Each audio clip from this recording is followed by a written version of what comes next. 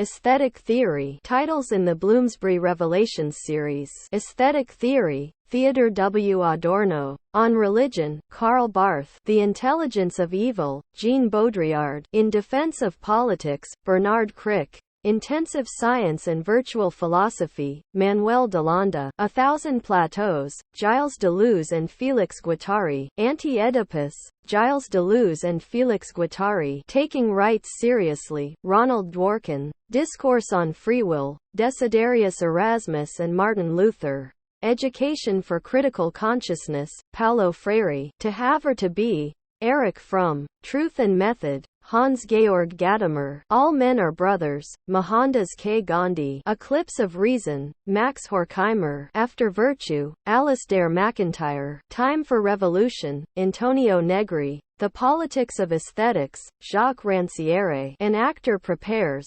Konstantin Stanislavski. Building a Character, Konstantin Stanislavski. Creating a Role, Konstantin Stanislavski. Some titles are not available in North America. Aesthetic Theory, Theodor W. Adorno. Gretel Adorno and Rolf Tiedemann, editors. Newly translated, edited and with a translator's introduction by Robert Hello Kenter. Contents: Translator's Acknowledgements, Translator's Introduction, 1 Art, Society, Aesthetics, 2 Situation, 3 On the Categories of the Ugly, the Beautiful and Technique, 4 Natural Beauty, 5 Art Beauty, Apparition, Spiritualization, Intuitability, 6 Semblance and Expression, 7 Enigmaticalness, Truth Content, Metaphysics, 8 Coherence and Meaning, 9 Subject-Object, 10 Toward a Theory of the Artwork, 11 Universal and Particular, 12 Society, 13 Paralipomena, 14 Theories on the Origin of Art Excursus, 15 Draft Introduction, 16 Editors Afterward, Index. Translator's Acknowledgements. It is not recorded that Job was working on a translation, but I wouldn't doubt it. Whatever could interfere in this project interfered. Illness, earthquake, and unemployment took turns with lesser scourges. The translation stretched years beyond the year planned.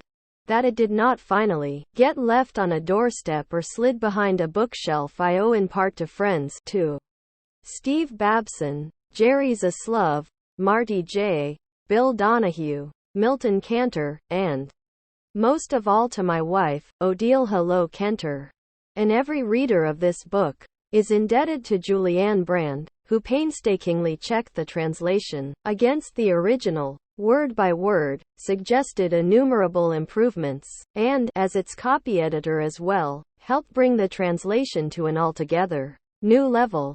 Her expertise, generosity, and calm goodwill made her a wonderful and indispensable ally. I also want to thank Sherry Nicholson, Mike Richardson, and Don Shoemaker for their various contributions. Translator's Introduction. Every translation must fit one world inside another, but not every work to be translated has been shaped by emphatic opposition to the world into which it must be fitted.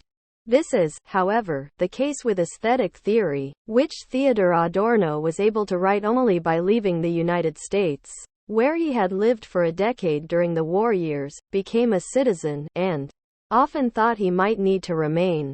Any review of the many American phrases that Adorno scornfully quotes throughout aesthetic theory, the tired businessman, the pin-up, the what do I get out of it, will confirm that not least of all the book was written in refusal of a country that it depicts as a completely commercial order. Even so unproblematically scannable a phrase as only what is useless can stand in for the stunted use value draws on the transformation of distinctly European experiences of aristocracy. In the United States, such an idea, if it gets as far as cognition, falls askance of the inheritances of a puritanical mind that has always suspected that art does not properly work for a living and might encourage others to do the same. And just opening to any page, without bothering to read a word, one sees that the book is visibly antagonistic.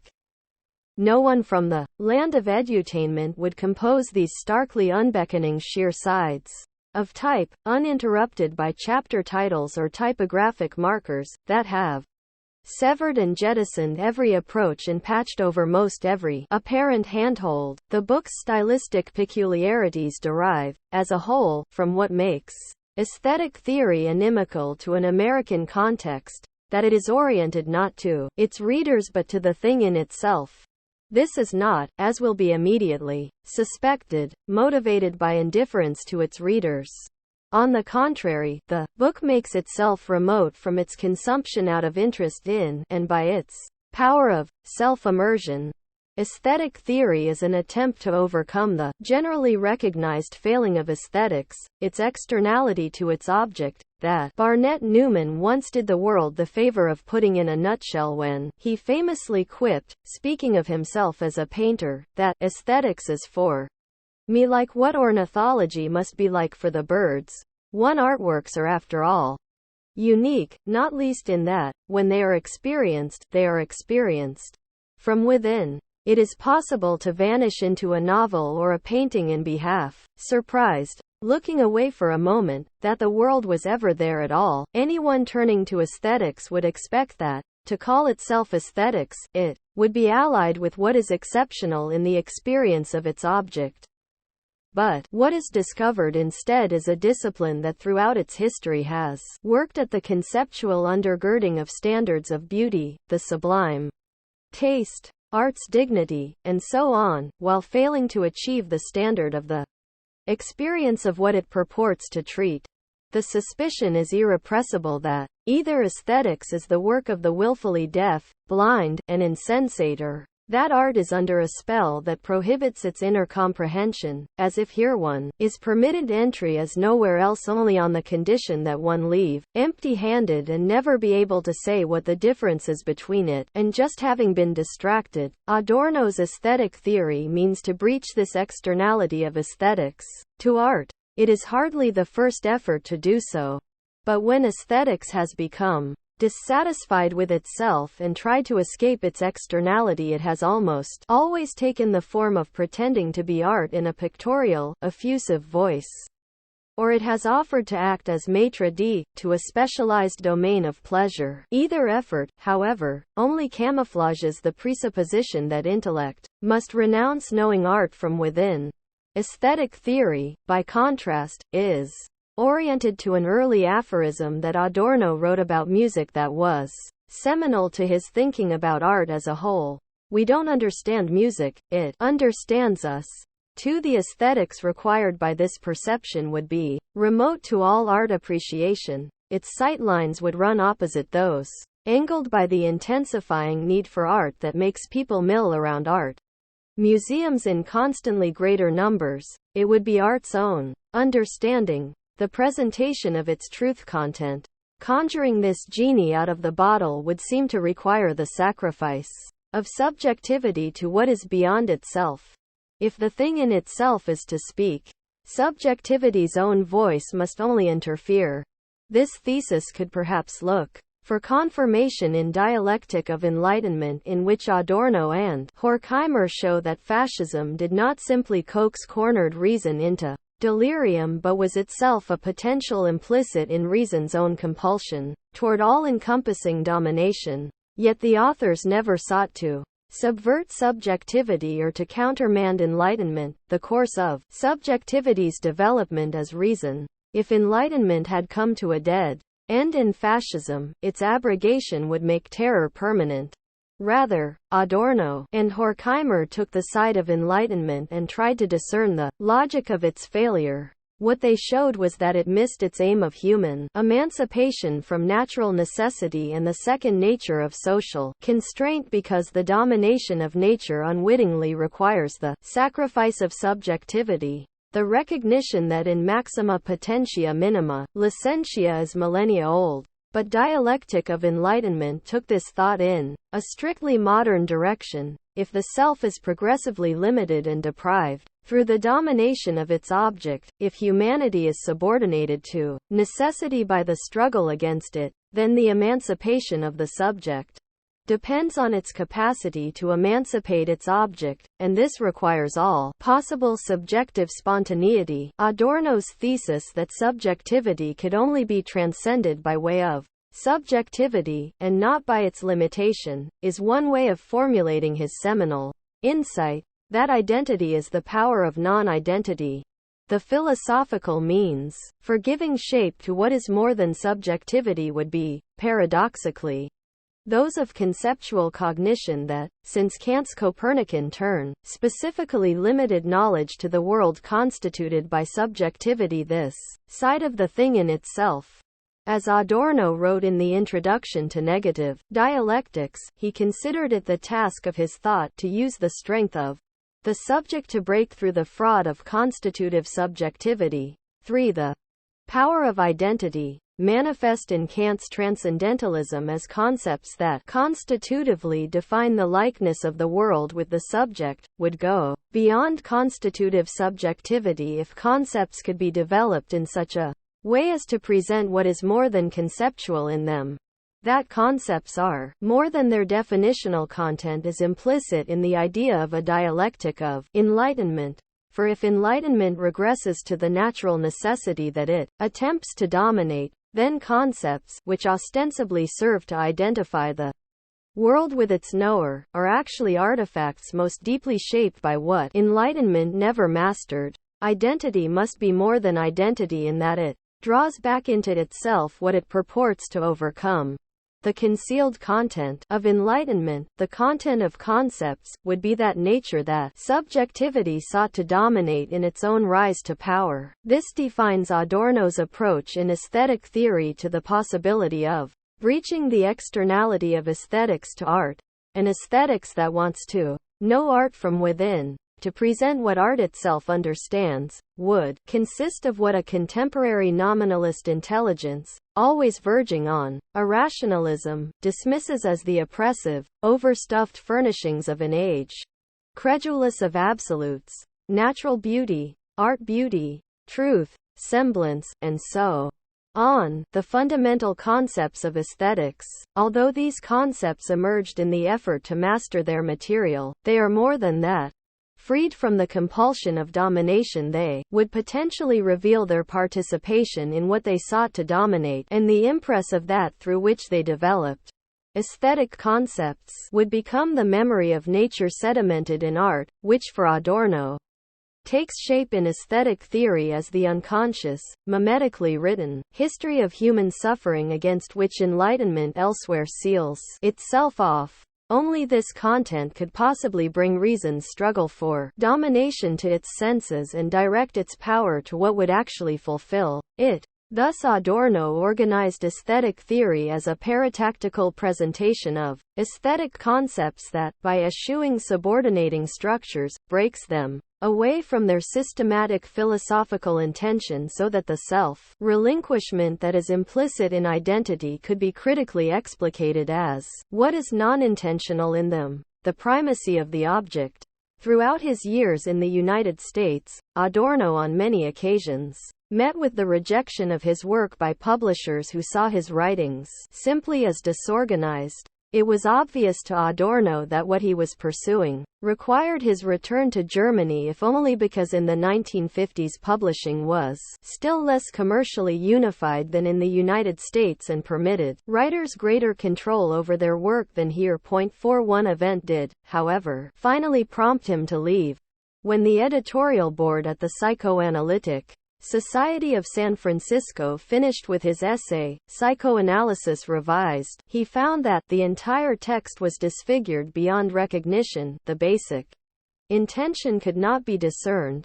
5. As Adorno recounted, the head editor explained that the standards to which the essay had been adjusted, which made it look like every other essay in the journal, were those of the profession. I would only be standing in my own way, Adorno was told, if I passed up its advantages. I passed them up nevertheless.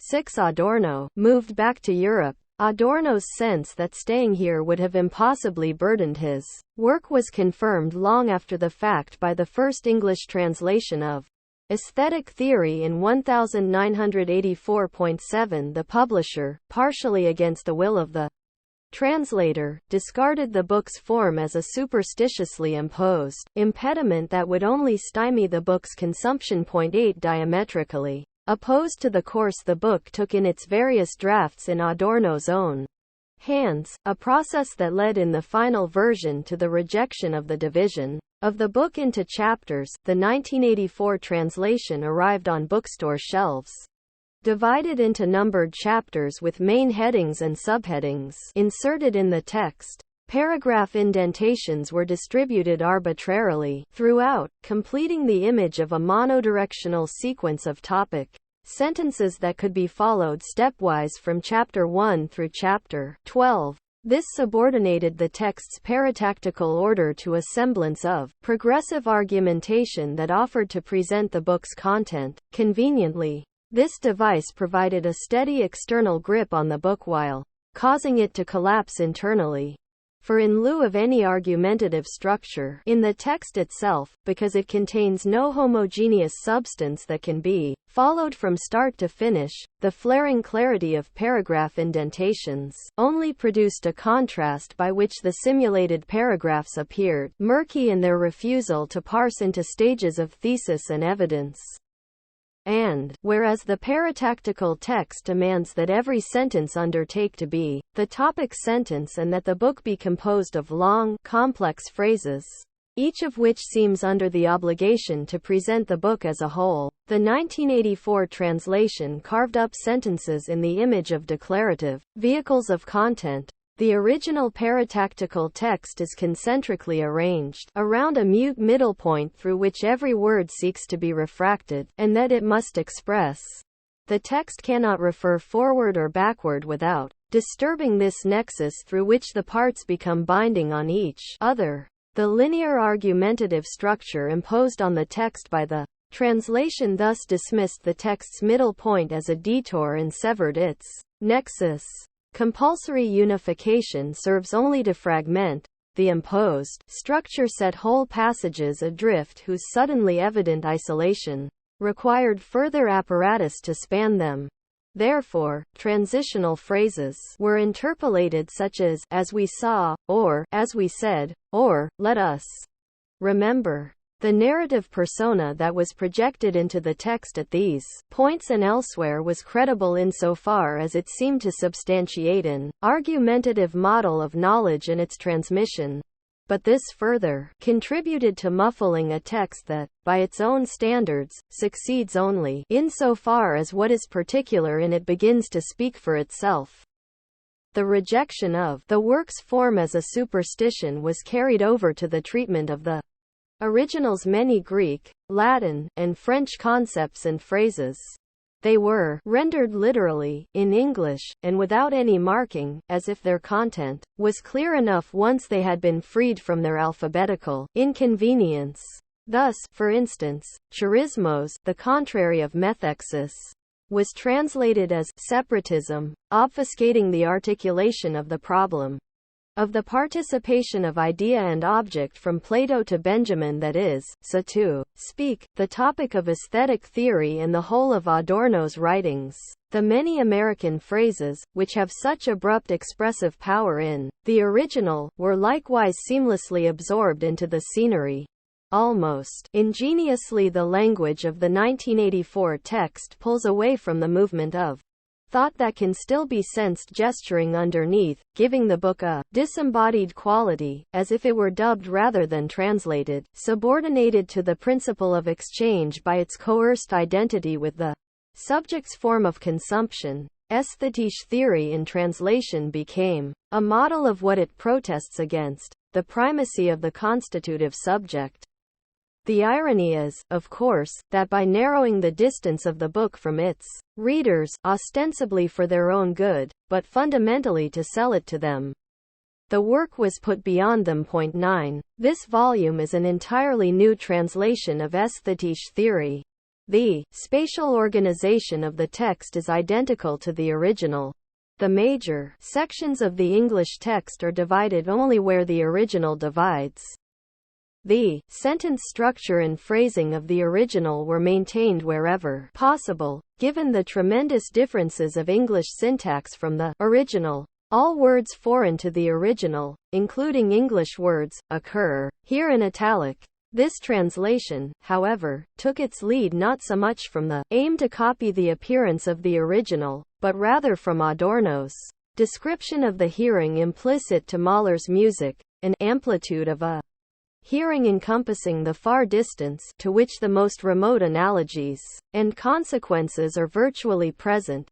10. In aesthetic theory, this amplitude occurs, however, not in the mimetic response of musical passages to each other but in the medium of concepts as their subterranean, dynamic relations. The coherence of these subterranean relations depends on the text's paratactical form and survives only by a density of insight, not by external structure. This defines the text's, and its translations, particular vulnerability. The slightest slackening of intensity threatens to dissolve the text into a miscellany. Nothing supports the text except the intensity with which it draws on and pushes against itself.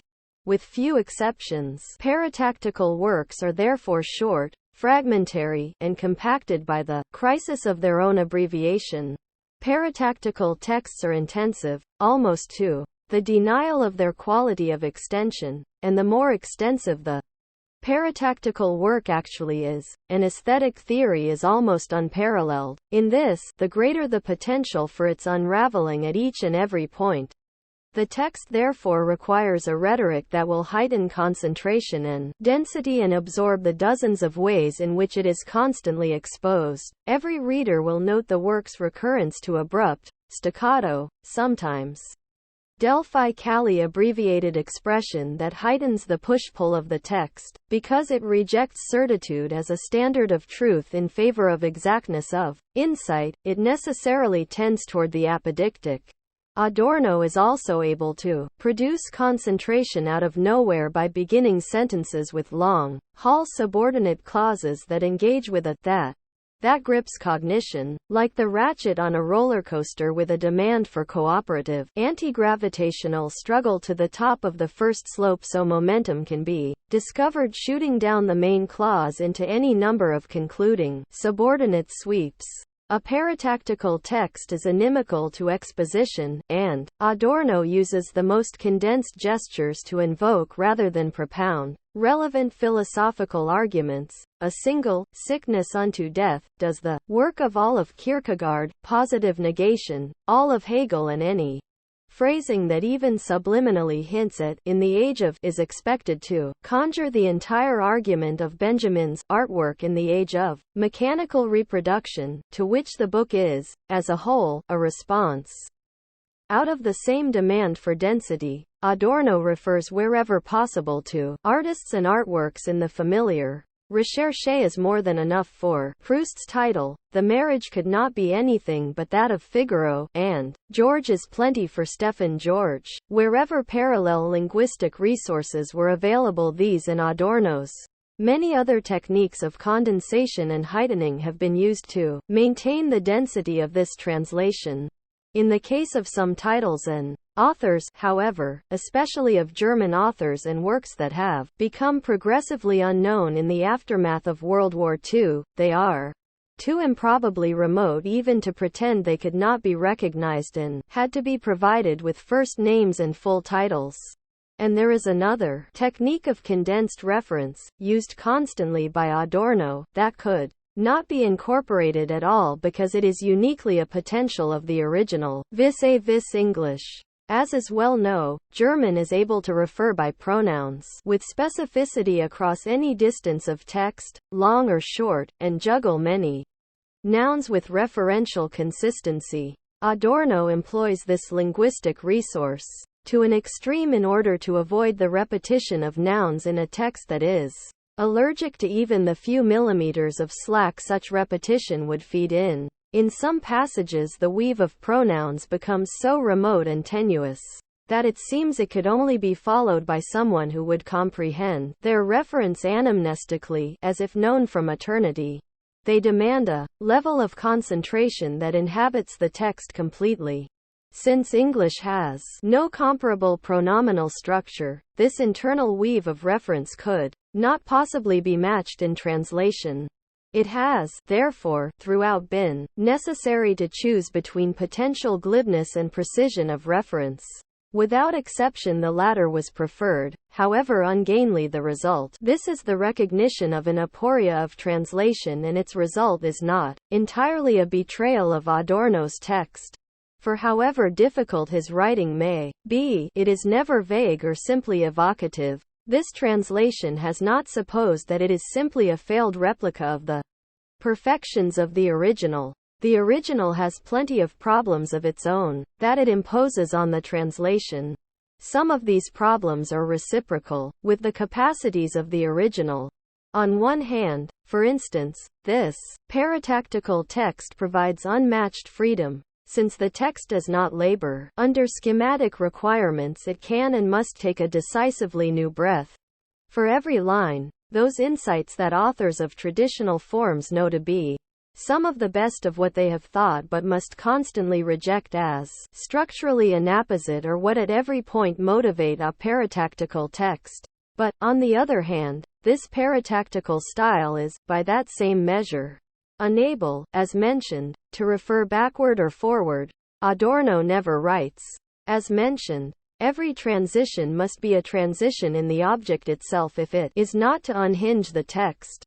Thus the text is deprived of a major technique for building on what has been, or of explicitly organizing itself toward what will be developed elsewhere, and it cannot take the sting out of repetition by acknowledging it. Instead, Adorno is constantly compelled to start anew, saying what has already been said.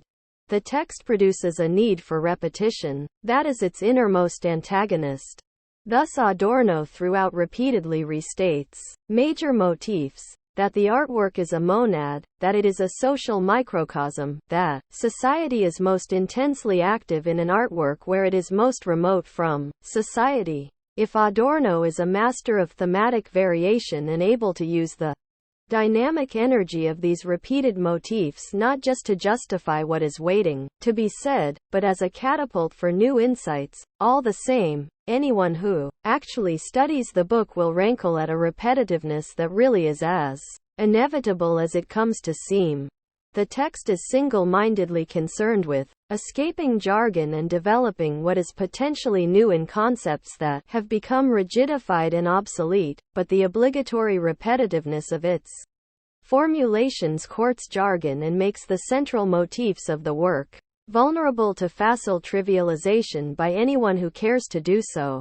The paratactical capacity that prompts the text's protean insights engenders repetition that becomes disorienting. All those markers that measure out space and time longitudinally in traditional forms are discarded, and there is a constantly looming sense of being caught in a vortex, as if there is no knowing whether one has been through a particular passage before, or if perhaps one has never left the spot. The virtual presence of the whole of the text at any one point is impeded by the form in which it is maintained. This level of repetitiveness is damaging to the original, and it takes its toll on the translation. More regrettable, however, because it does not derive from any capacity of the text, is the repetition that originates in the fact that it is an opus posthumous. Adorno completed aesthetic theory, but he did not finish it. Every section that he intended to write for the book was written. The main body of the text was for the most part complete and composed at the highest level that Adorno achieved in any of his work.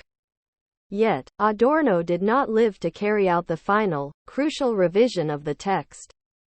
In this revision he would have rewritten a significant number of passages, inserted a group of passages that had accumulated in various ways external to the main text in the decade during which the book was written, and he would have written a new introduction to the book that would have replaced a draft with which he was dissatisfied. 11 After Adorno's death, this editing work could only partially be fulfilled by his longtime student and friend, Rolf Tiedemann, and by Adorno's widow, Gretel Adorno.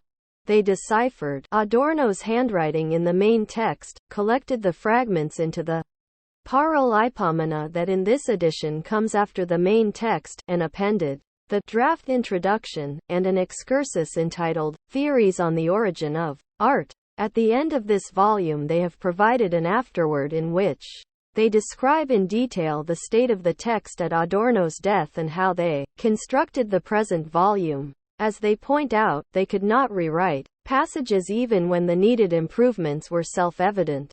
And the intense philological pressures in a country whose Protestantism invented the discipline and where there are, for instance, left-wing and right-wing editions of Hölderlin, prohibited the exclusion of even obviously contradictory formulations. What weighs most on this text, weighs on it. Literally, there is much more here than is needed, by about 1/5. In his final revision Adorno would have been able to discard a great deal.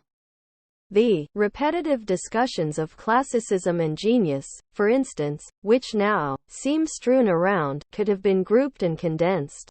And had Adorno had the chance to definitely position 3 extensive sections that were still external to the text at the time of his death, he would have been able to exclude duplicate passages that permit their integration at several different points. The editors combined and inserted these extensive sections in plausible ways, but there is no doubt that this has resulted in several overlong main parts that disturb the organization of the book. For instance, as Tiedemann and Gretel Adorno point out, various aspects of situation are needed in the book's development from art, society, aesthetics to on the categories of the ugly, the beautiful, and technique. But the sheer girth of situation combines so much material that it diffusely interferes with the tightly wrought organization of the first 5 main parts. It is, furthermore, questionable whether the excursus, Theories on the Origin of Art, could have been included in the final version, although it is obviously germane to the problems Adorno treats. Throughout aesthetic theory, it is a research essay and in majority stylistically at odds with the rest of the text, and it doesn't make sense to have an excursus in a text that is all paratactical divagation anyway. As a guess, however, it is easy to imagine how parts of the excursus could have been used in the new introduction that Adorno wanted to write. Nothing is to be done about these layers of repetitiveness in the text. They burden the book at every point. But it is worth knowing that however overlong the book is, there is nothing to skim. There is, for instance, much in the Paralipomena that is not to be found anywhere else in the text. And if Adorno found the draft introduction inadequate, it may take some years of research to figure out why. It is in any case probably the best place to begin reading aesthetic theory. The paratactical organization of the book does not mean that it can be read equally well in any direction. It is not argumentative, it does not seek to convince, but it does present a logic of insight that has a distinct forward direction that develops concentrically, and, as indicated, this is best perceived by initially reading situation, separate from the first 5 main parts. The less finished main parts, such as situation, were often more difficult to translate than the more finished parts, though this was only a slight difference of degree. No reader will imagine the linguistic mayhem out of which this translation is built, and the ditches, craters, and rubble over which each English sentence passes are more than crushed syntax. The historical breach on the other side of which German now stands makes even this translator involuntarily prefer to say the original, rather than the German, and made it necessary to say, page by page, that it is, or was, a Jewish language, too. This translation is allied with Adorno's return to Germany in that his need to return there to be able to write works such as aesthetic theory was inseparable from an impulse to pick up the severed threads of what was not fascist in Germany's past and the value of which, however alloyed, he never doubted. His enormous importance in the post-war decades was that he succeeded in helping to re-establish Germany's own relation to that past, not in the search of the primal or in alliance with any anti-humanism, but, as in aesthetic theory, in defense of a modernism that would not betray the hopes of the past. 12. This is not to say that Adorno returned to Germany to fit in and help restore the nation to what it once was. What he wrote was completely unpalatable to the former Nazi faculty, still in its prime, that controlled Frankfurt University after the war. They rejected writings such as Minima Moralia as unscholarly and the whole of Adorno's work as essayistic and fragmentary, and saw to it that he was not offered a professorship. Only under coercion did they grudgingly bestow on him what became known as a Wiedergutmachungsstuhl, a faculty position made not because he merited it as a philosopher, but in reparation to a Jew who had been deprived by the war of his property. His teaching post. 13 Barely 2 decades after his return, leftist students who had idolized him and embraced his works rioted in his seminars because he refused to lead them to the barricades. Adorno's freedom to teach was forcibly rescinded, as it had been in the 30s. In the summer recess following the student demonstrations of 1969, he died of a heart attack while trying to finish this book. After Adorno's death, interest in his writings soon dissipated, and today, when he is studied in Germany, he is regarded mainly as a historical curiosity and more likely to be diminished than admired. For over a decade, the most thorough, widely read, and esteemed history of his work, Rolf Wiggershause's The Frankfurt School, dismisses him as a bitter, hyper-emotional complainer, monotonously prejudiced in his views, irresponsibly protean in his thought, and unable to formulate testable hypotheses. 14 Wiggershause's book, in that it embodies a generation's rejection of Adorno echoed in dozens of similar works, points up the fact that aesthetic theory is currently as obliquely remote to Germany as it is to the United States. And this remoteness is requisite to any plausible value it may have. For as Adorno wrote in constantly varied formulations, only what does not fit in can be true. He would not have been interested in seeing this book received here. Like all those works whose strands Adorno returned to Germany to pick up, when aesthetic theory is seen for what it is, it stands outside and looks in. Although the book does in many ways appear obsolete to us, today no one would try a dialectical reversal. Now nothing seems precisely the opposite of anything else, and that shift of quantity into quality, such as when water cooling become ice, is no longer an inspiring mystery. This perspective that condescends from the vantage of being up to date as to the odd cut of an old coat or dress reveals its delusiveness when instead it is wondered how we look to it.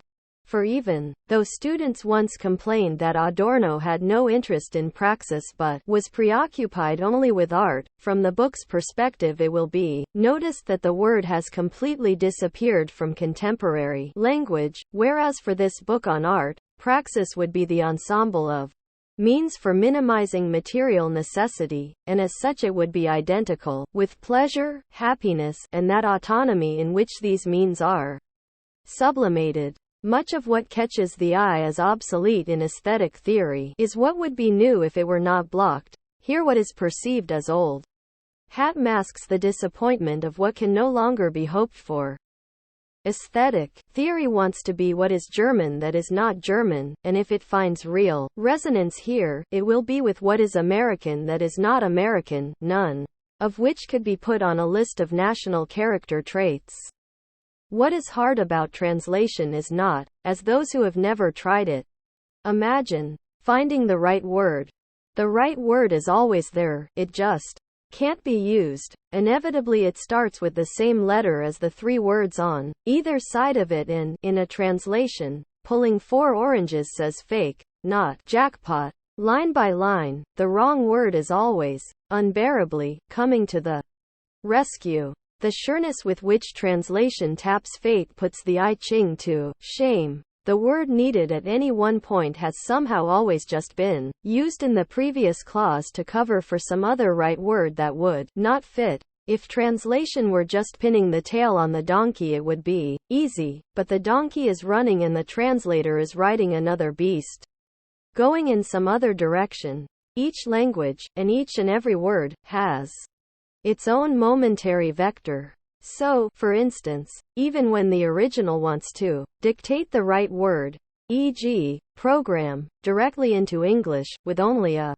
slight shift of spelling, it turns out that the English equivalent now instinctually summons up computers, not the self-understood political sense of the original, with barely containable textual implications.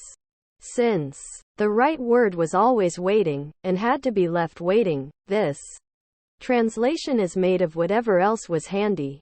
A carrot for the nose, light bulbs for eyes, some feathers for the mustache.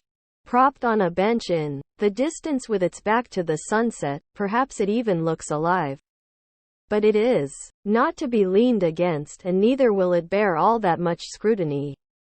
In German, this book is almost too interesting to read, for those many passages. In English, where this is no longer the case, where it was just not possible to find any better way to do it, for the many sentences that were each finally accepted as not really but sort of what it means, I can only say, it was not for lack of trying. Notes 1. Barnett Newman, in Painter's Painting, The New York Art Scene, 1940. 1970, directed by Emile de Antonio. 2. Adorno, Beethoven, ed. Rolf Tiedemann, Frankfurt, 1993, page 15. 3. Adorno, Negative Dialectics, trans. E. B. Ashton, New York, 1973, p. XX, translation amended. 4. Adorno, Auf die Frage, was East Deutsch, in Gesammelte Schriften 10.2. Frankfurt, 1977, page 693. 5. Ibid, page 698. 6. Ibid, 7. Aesthetic Theory, trans. C. Lenhart, New York, 1984. 8. C. Lenhart, responds to Hello Kenter, Telos, No. 65, Fall 1985. 153. 9. C. Hello Kenter, Aesthetic Theory, the translation, Telos, No. 65. Fall 1985, 147 to 152. 10. Adorno, Mahler, A Musical Physiognomy, trans. Edmund Jeffcott, Chicago, 1992, page 84. 11. See the afterword to this translation.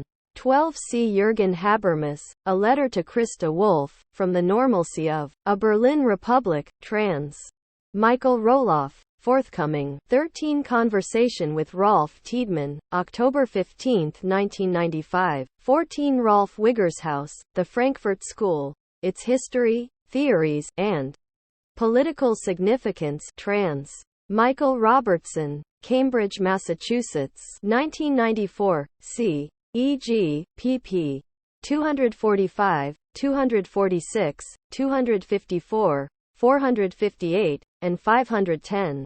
There are 3 levels of notes, Adorno's own, some of which were added by the German editors in accord with the author's sparse style of annotation. Those few additional comments contributed by the German editors, which are marked as such and are in square brackets, and those explanatory notes specific to this translation, also in square brackets, and identified by trans.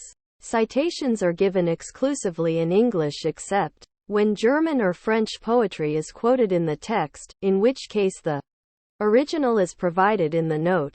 In the several instances in which no English citation is given for translations of poetry in the main text, the translations are my own. Chapter 1. Art, Society, Aesthetics. It is self-evident that nothing concerning art is self-evident anymore, not its inner life, not its relation to the world, not even its right to exist. The forfeiture of what could be done spontaneously or unproblematically has not been compensated for by the open infinitude of new possibilities that reflection confronts. In many regards, expansion appears as contraction. The sea of the formerly inconceivable, on which around 1910 revolutionary art movements set out, did not bestow the promised happiness of adventure. Instead, the process that was unleashed consumed the categories in the name of that for which it was undertaken.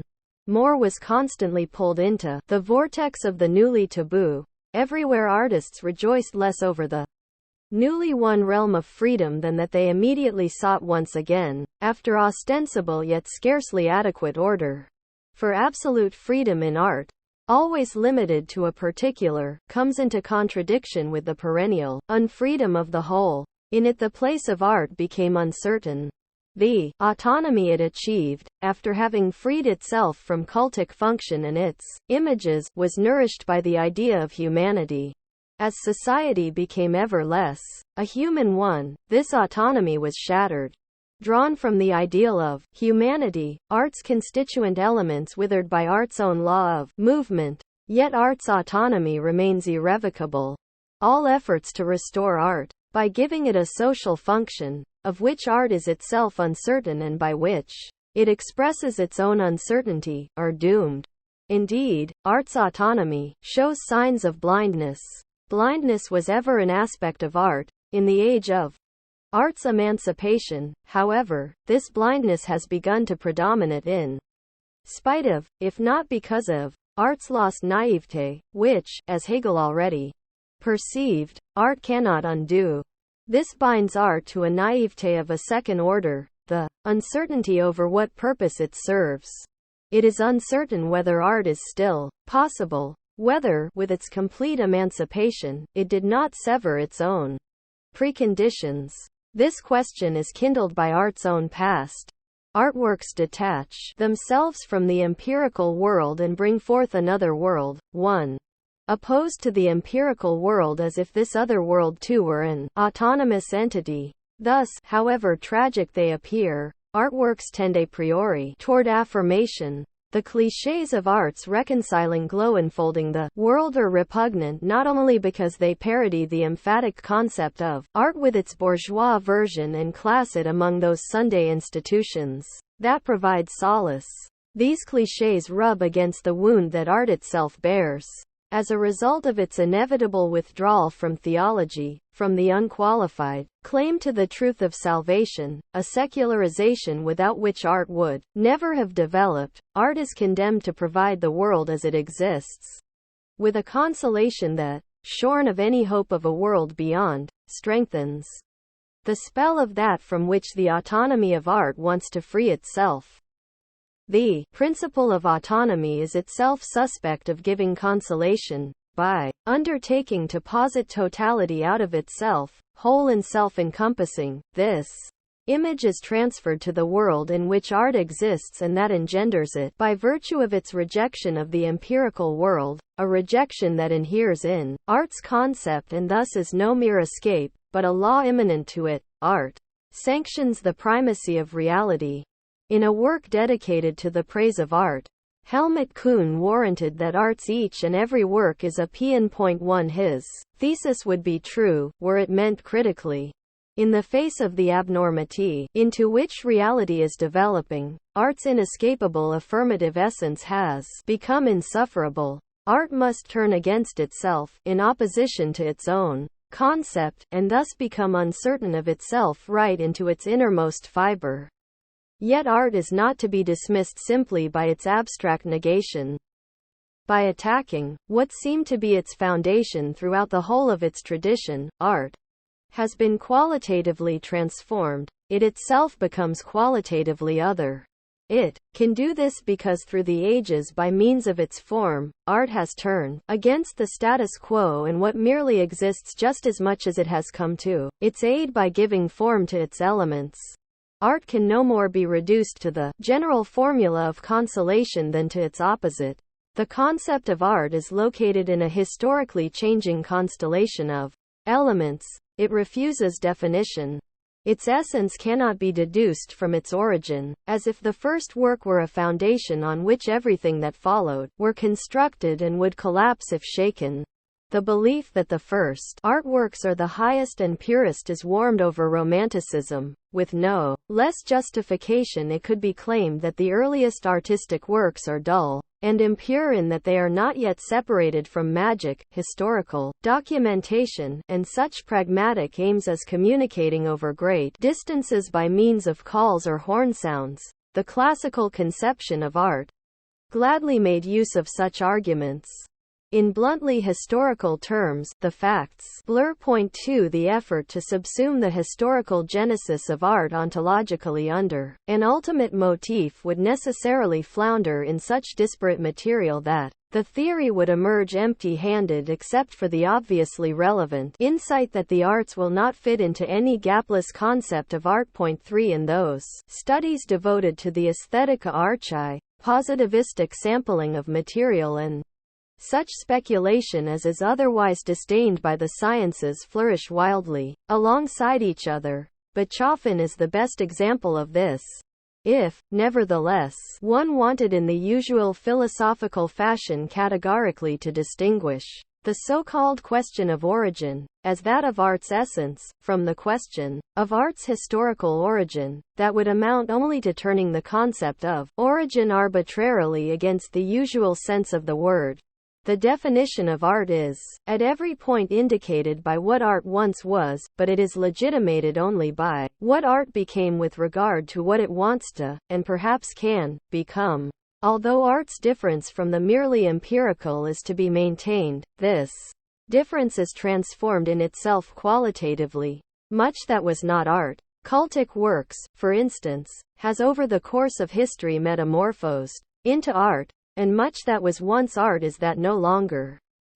Posed from on high, the question whether something such as film is or is no longer art leads nowhere. Because art is what it has become, its concept refers to what it does not contain. The tension between what motivates art and art's past circumscribes the so-called questions of aesthetic constitution.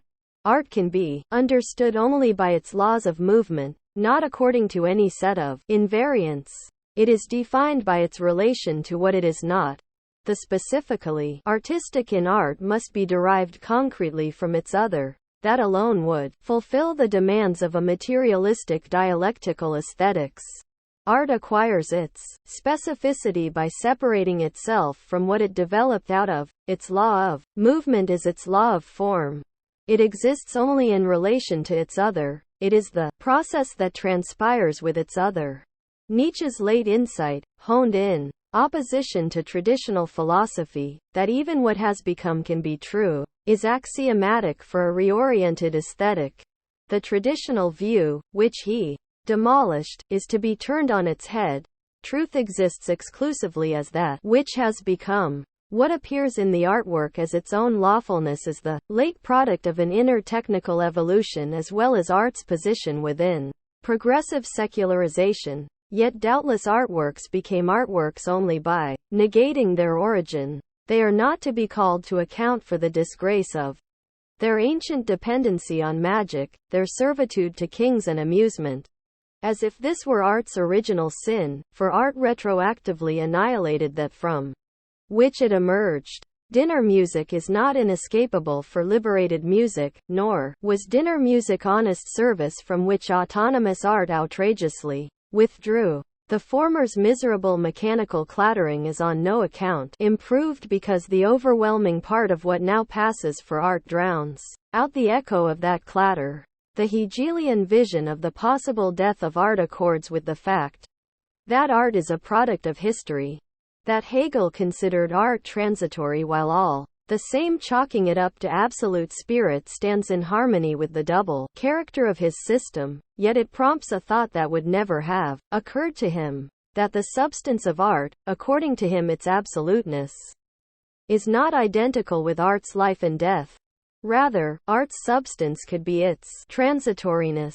It is thinkable, and not merely an abstract possibility, that great music, a late development, was possible only during a limited phase of humanity. The revolt of art, teleologically posited in its attitude to objectivity, toward the historical world, has become a revolt against art. It is futile to prophesy whether art will survive it. What reactionary cultural pessimism once vociferated against cannot be suppressed by the critique of culture, that, as Hegel ruminated 150 years ago, art may have entered the age of its demise. 5 Just as Rimbaud's stunning dictum 100 years ago divined definitively the history of new art, his later silence, his stepping into line as an employee, anticipated art's decline. It is outside the purview of aesthetics today whether it is to become art's necrology. Yet it must not play at delivering graveside sermons, certifying the end, savoring the past, and abdicating in favor of one sort of barbarism that is no better than the culture that has earned barbarism as recompense for its own monstrosity. Whether art is abolished, perishes, or despairingly hangs on, it is not mandated that the content, Gehalt, 7 of past art perish. It could survive art in a society that had freed itself of the barbarism of its culture. Not just aesthetic forms but innumerable themes have already become extinct, adultery being one of them. Although adultery filled Victorian and early 20th century novels, it is scarcely possible to empathize directly with this literature now, given the dissolution of the high bourgeois nuclear family and the loosening of monogamy. Distorted and impoverished, this literature lives on only in illustrated magazines. At the same time, however, what is authentic in Madame Bovary and was once embedded in its thematic content has long since outstripped this content and its deterioration. Obviously, this is not grounds for historico-philosophical optimism over the invincibility of spirit. It is equally possible for the thematic material in its own demise to take with it that which is more than merely thematic. Art and artworks are perishable, not simply because by their heteronomy they are dependent, but because right into the smallest detail of their autonomy, which sanctions the socially determined splitting off of spirit by the division of labor, they are not only art but something foreign and opposed to it. Admixed with art's own concept is the ferment of its own abolition. There is no aesthetic refraction without something being refracted, no imagination without something imagined. This holds true particularly in the case of art's immanent purposiveness. Point 8 in its relation to empirical reality, art sublimates the latter's governing principle of ceci conservare as the ideal of the self-identity of its works. As Schoenberg said, one paints a painting, not what it represents. Inherently every artwork desires identity with itself, an identity that in empirical reality is violently forced on all objects as identity with the subject and thus travestied. Aesthetic identity seeks to aid the non-identical, which in reality is repressed by reality's compulsion to identity. Only by virtue of separation from empirical reality, which sanctions art to model the relation of the whole and the part according to the work's own need, does the artwork achieve a heightened order of existence. Artworks are afterimages of empirical life insofar as they help the latter to what is denied them outside their own sphere and thereby free it from that to which they are condemned by reified external experience. Although the demarcation line between art and the empirical must not be effaced, and, least of all by the glorification of the artist, artworks nevertheless have a life sui generis. This life is not just their external fate. Important artworks constantly divulge new layers. They age, grow cold, and die. It is a tautology to point out that as humanly manufactured artifacts they do not live as do people. But the emphasis on the artifactual element in art concerns less the fact that it is manufactured than its own inner constitution, regardless of how it came to be. Artworks are alive in that they speak in a fashion that is denied to natural objects and the subjects who make them. They speak by virtue of the communication of everything particular in them. Thus they come into contrast with the arbitrariness of what simply exists. Yet it is precisely as artifacts, as products of social labor, that they also communicate with the empirical experience that they reject and from which they draw their content. Inhalt. Art negates the categorical determinations stamped on the empirical world and yet harbors what is empirically existing in its own substance. If art opposes the empirical through the element of form, and the mediation of form and content is not to be grasped without their differentiation, the mediation is to be sought in the recognition of aesthetic form as sedimented content. what are taken to be the purest forms, e.g., traditional musical forms, can be traced back even in the smallest idiomatic detail to content such as dance. In many instances, ornaments in the visual arts were once primarily cultic symbols.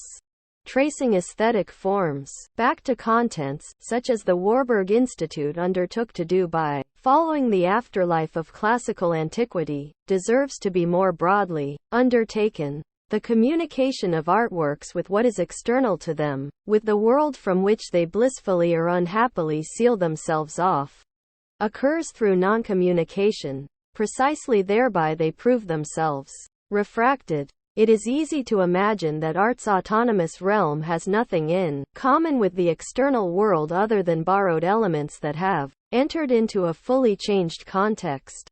Nevertheless, there is no contesting the cliché of which cultural history is so fond, that the development of artistic processes, usually classed under the heading of style, corresponds to social development. Even the most sublime artwork takes up a determinate attitude to empirical reality by stepping outside of the constraining spell it casts, not once and for all, but rather ever and again, concretely, unconsciously polemical toward this spell at each historical moment.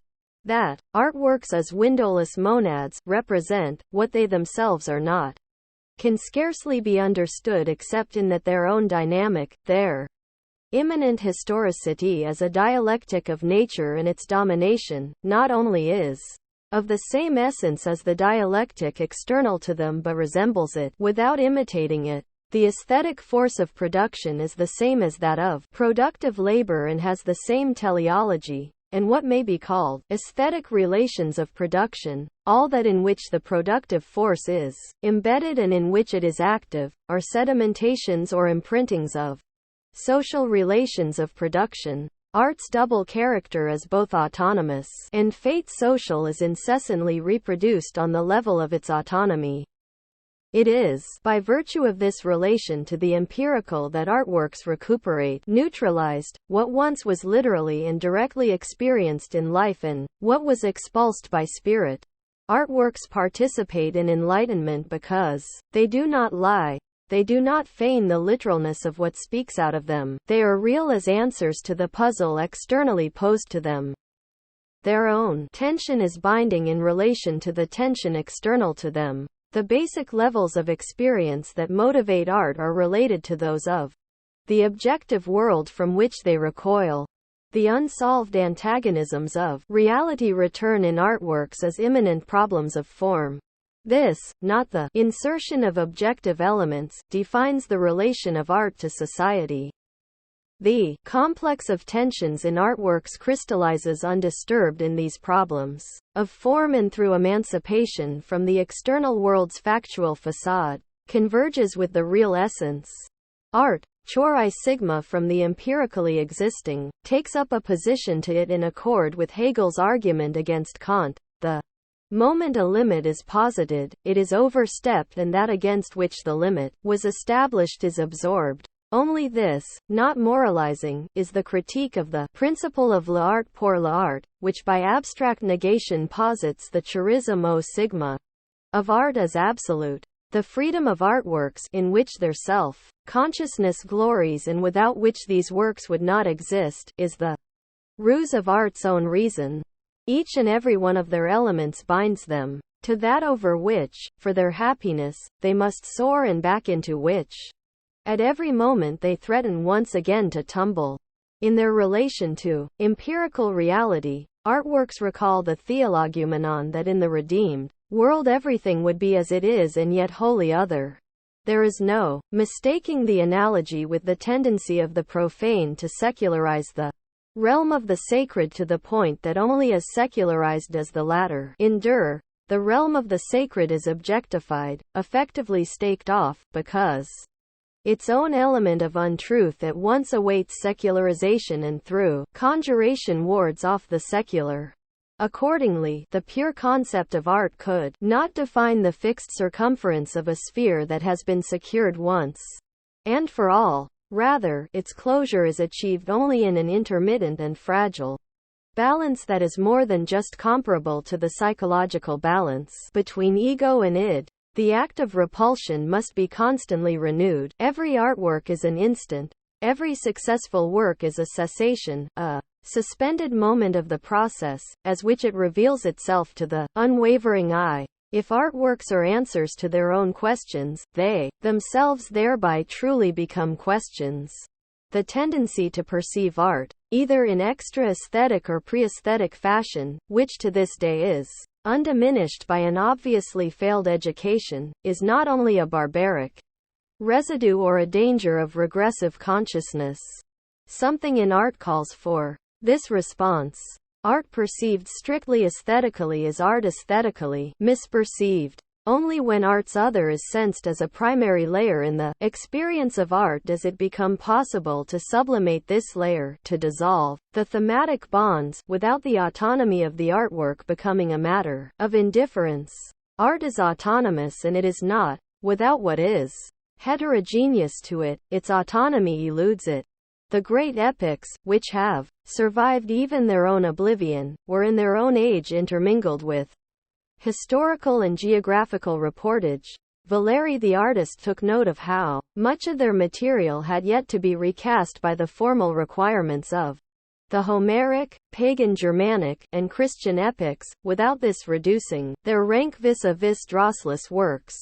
Likewise tragedy, which may have been the origin of the idea of aesthetic autonomy, was an afterimage of cultic acts that were intended to have real effects. The history of art is that of its progressive autonomy never succeeded in extirpating this element, and not just because the bonds were too strong. At the height of its form, in the 19th century, the realistic novel had something of what the theory of so-called socialist realism rationally plotted for its debasement.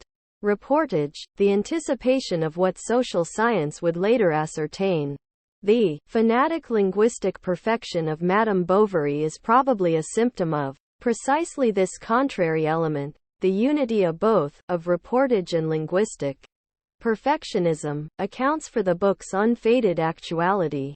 In artworks, the criterion of success is twofold: whether they succeed in integrating thematic strata and details into their immanent law of form, and in this integration at the same time maintain what resists it and the fissures that occur in the process of integration. Integration as such does not assure quality. In the history of art, integration and quality have often diverged. For no single, select category, not even the aesthetically central concept of the law of form, names the essence of art and suffices to judge its products. Essential to art are defining characteristics that contradict its fixed art philosophical concept. Hegel's content aesthetics, Inhalts aesthetic, recognized that element of otherness immanent to art and thus superseded formal aesthetics, which apparently operates with a so much purer concept of art and of course liberated historical developments such as non-representational painting that are blocked by Hegel's and Kierkegaard's content aesthetics. At the same time, however, Hegel's idealist dialectic, which conceives form as content, regresses to a crude, pre-aesthetic level. It confuses the representational or discursive treatment of thematic material with the otherness that is constitutive of art. Hegel transgresses against his own dialectical conception of aesthetics, with consequences he did not foresee. He in effect helped transform art into an ideology of domination. Conversely, what is unreal and non-existent in art is not independent of reality. It is not arbitrarily posited, not invented, as is commonly thought. Rather, it is structured by proportions between what exists, proportions that are themselves defined by what exists, its deficiency, distress, and contradictoriness as well as its potentialities. Even in these proportions real contexts resonate. Art is related to its other as is a magnet to a field of iron filings. Not only art's elements, but their constellation as well, that which is specifically aesthetic and to which its spirit is usually chalked up, refer back to its other. The identity of the artwork with existing reality is also that of the work's gravitational force, which gathers around itself its membra, disjecta, traces of the existing. The artwork is related to the world by the principle that contrasts it with the world, and that is the same principle by which spirit organized the world. The synthesis achieved by means of the artwork is not simply forced on its elements, rather, it recapitulates that in which these elements communicate with one another. Thus the synthesis is itself a product of otherness. Indeed, synthesis has its foundation in the spirit-distant material dimension of works, in that in which synthesis is active. This unites the aesthetic element of form with non-coercion.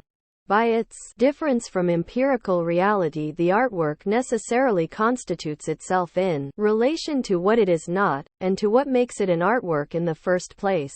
The insistence on the non-intentional in art, which is apparent in art's sympathy with its lower manifestations beginning at a specific historical point with Wedekind's derision of the art artist, with Apollinaire, and, indeed with the beginnings of Cubism, points up art's unconscious self. Consciousness in its participation in what is contrary to it.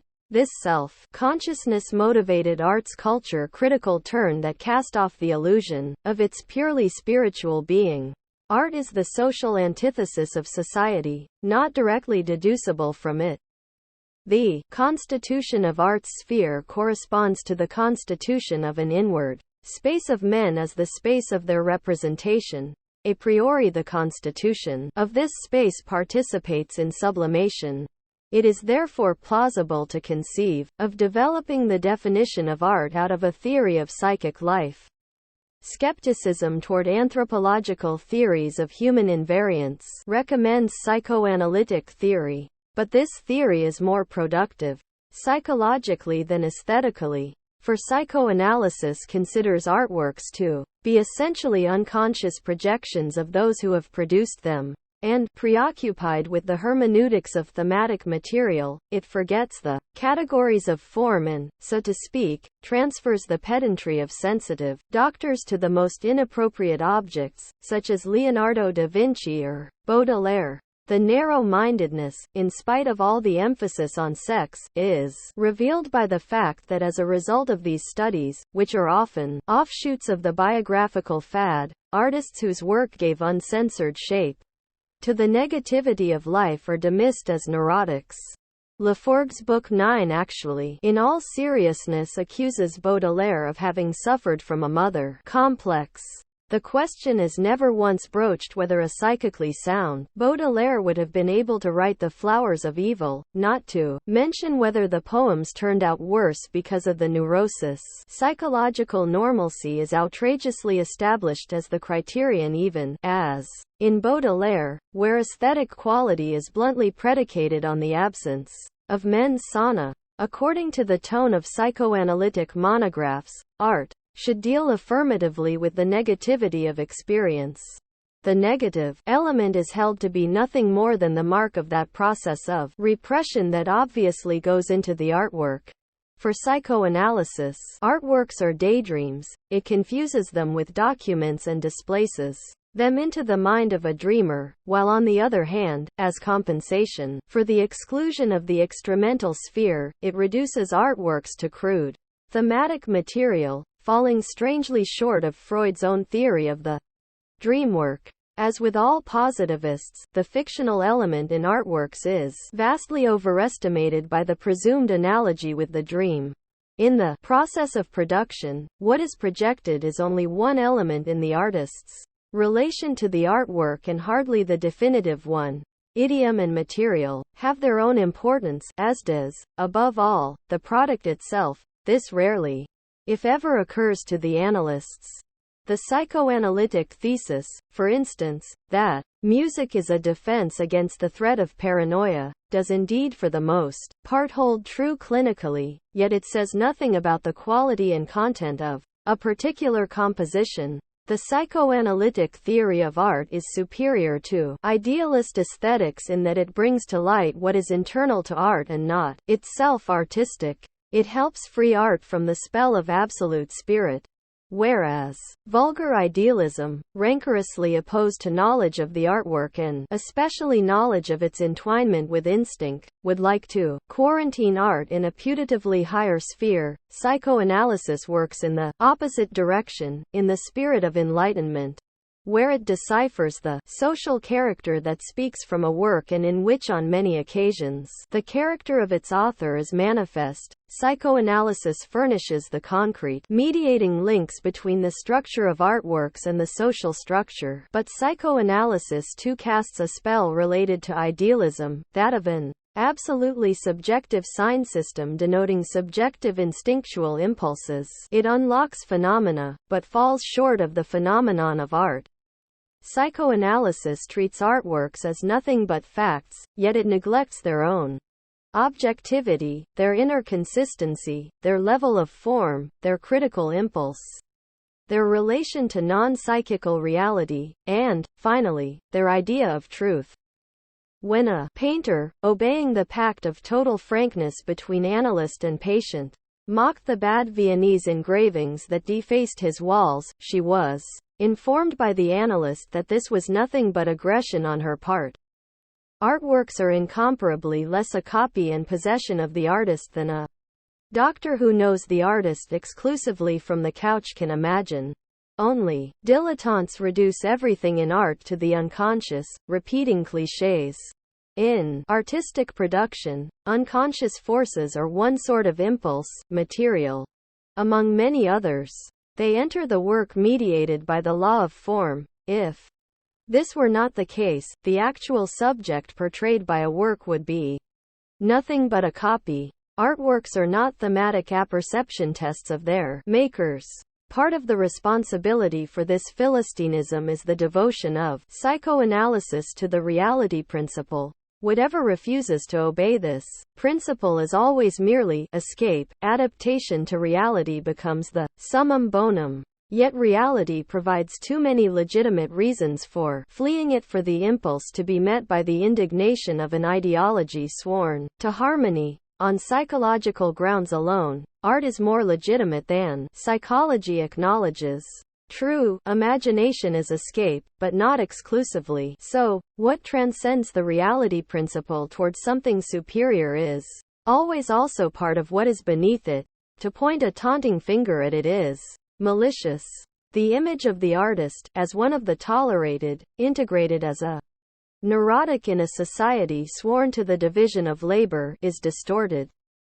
Among artists of the highest rank, such as Beethoven or Rembrandt, the sharpest sense of reality was joined with estrangement from reality. This, truly, would be a worthwhile object for the psychology of art.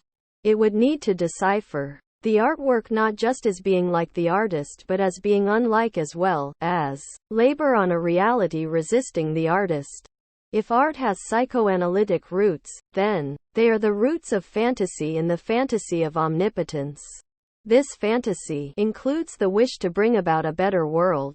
This frees the total dialectic, whereas the view of art as a merely subjective language of the unconscious does not even touch it. Kant's aesthetics is the antithesis of Freud's theory of art as wish fulfillment. Disinterested liking is the first element of the judgment of taste. In the Analytic of the Beautiful, 10 their interest is termed the liking that we combine with the representation of the existence of an object. 11 It is not clear, however, if what is meant by the representation of the existence of an object is its content, the thematic material in the sense of the object treated in the work, or the artwork itself. The pretty nude model or the sweet resonance of a musical tone can be kitsch or it can be an integral element of artistic quality. The accent on representation is a consequence of Kant's subjectivistic approach, which in accord with the rationalistic tradition, notably that of Moses Mendelssohn, tacitly seeks aesthetic quality in the effect the artwork has on the observer.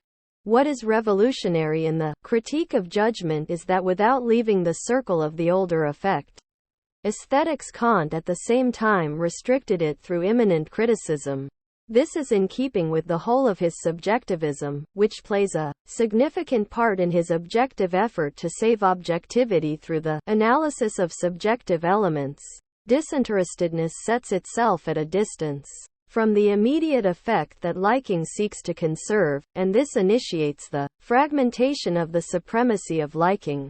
For, once shorn of what Kant calls interest, satisfaction becomes so indeterminate that it no longer serves to define beauty. The doctrine of disinterested satisfaction is impoverished vis the aesthetic. It reduces the phenomenon either to formal beauty, which when isolated is highly dubious, or to the so-called sublime natural object. The sublimation of the work to absolute form neglects the spirit of the work in the interest of which sublimation was undertaken in the first place.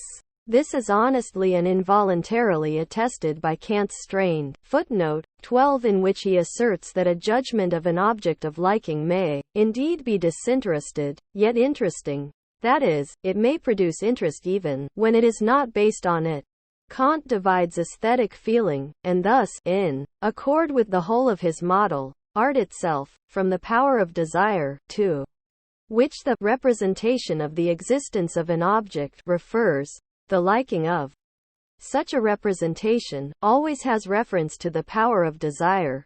13 Kant was the first to achieve the insight, never since forgotten, that aesthetic comportment is free from immediate desire. He snatched art away from that avaricious Philistinism that always wants to touch it and taste it. Nevertheless, the Kantian motif is not altogether alien to psychoanalytic art theory. Even for Freud, artworks are not immediate wish fulfillments but transform unsatisfied libido into a socially productive achievement, whereby the social value of art is simply assumed, within critical respect for art's public reputation. Although Kant emphasizes the difference between art and the power of desire, and thereby between art and empirical reality, much more energetically than does Freud, he does not simply idealize art. The separation of the aesthetic sphere from the empirical constitutes art. Yet Kant transcendentally arrested this constitution, which is a historical process, and simplistically equated it with the essence of the artistic, unconcerned that the subjective, instinctual components of art return metamorphosed even in art's maturest form, which negates them. The dynamic character of the artistic is much more fully grasped by Freud's theory of sublimation. But for this Freud clearly had to pay no smaller a price than did Kant. If in the latter's case, in spite of his preference for sensual intuition, the spiritual essence of the artwork originates in the distinction between aesthetic and practical, appetitive behavior, Freud's adaptation of the aesthetic to the theory of the instincts seems to seal itself off from art's spiritual essence. For Freud, artworks are, indeed, even though sublimated, little more than plenipotentiaries of sensual impulses, which they at best make unrecognizable through a sort of dreamwork. The confrontation of these two heterogeneous thinkers, Kant not only rejected philosophical psychologism but in his old age increasingly rejected all psychology, is nevertheless permitted by a commonality that outweighs the apparently absolute difference between the Kantian construction of the transcendental subject, on the one hand, and the Freudian recourse to the empirically psychological on the other. Both are in principle subjectively oriented by the power of desire, whether it is interpreted negatively or positively. For both, the artwork exists only in relation to its observer or maker, by a mechanism to which his moral philosophy is subordinate. Even Kant is compelled to consider the existing individual, the ontic element, more than is compatible with the idea of the transcendental subject. There is no liking without a living person who would enjoy it. Though it is never made explicit, the critique of judgment is as a whole devoted to the analysis of constituta. Thus what was planned as a bridge between theoretical and practical pure reason is vis-a-vis both an all objet vaut sigma. Indeed, the taboo on art, and so far as art is defined it obeys a Taboo, for definitions or rational taboos, forbids that one take an animalistic stance toward the object, that is, that one dominate it by physically devouring it. But the power of the taboo corresponds to the power that it prohibits. There is no art that does not contain in itself as an element, negated, what it repulses. If it is more than mere indifference, the Kantian without interest must be shadowed by the wildest interest, and there is much to be said for the idea that the dignity of artworks depends on the intensity of the interest from which they are arrested. Kant denies this in favor of a concept of freedom that castigates as heteronomous whatever is not born exclusively of the subject. His theory of art is distorted by the insufficiency of the doctrine of practical reason. The idea of something beautiful, which possesses or has acquired some degree of autonomy in the face of the sovereign eye, would, given the tenor of his philosophy, be disparaged as wandering off into intelligible realms.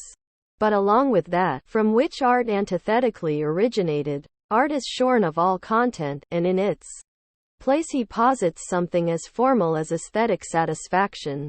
For Kant, aesthetics becomes paradoxically a castrated hedonism, desire without desire. An equal injustice is done both to artistic experience, in which liking is by no means the whole of it but plays a subordinate role, and to sensual interest, the suppressed and unsatisfied needs that resonate in their aesthetic negation and make artworks more than empty patterns.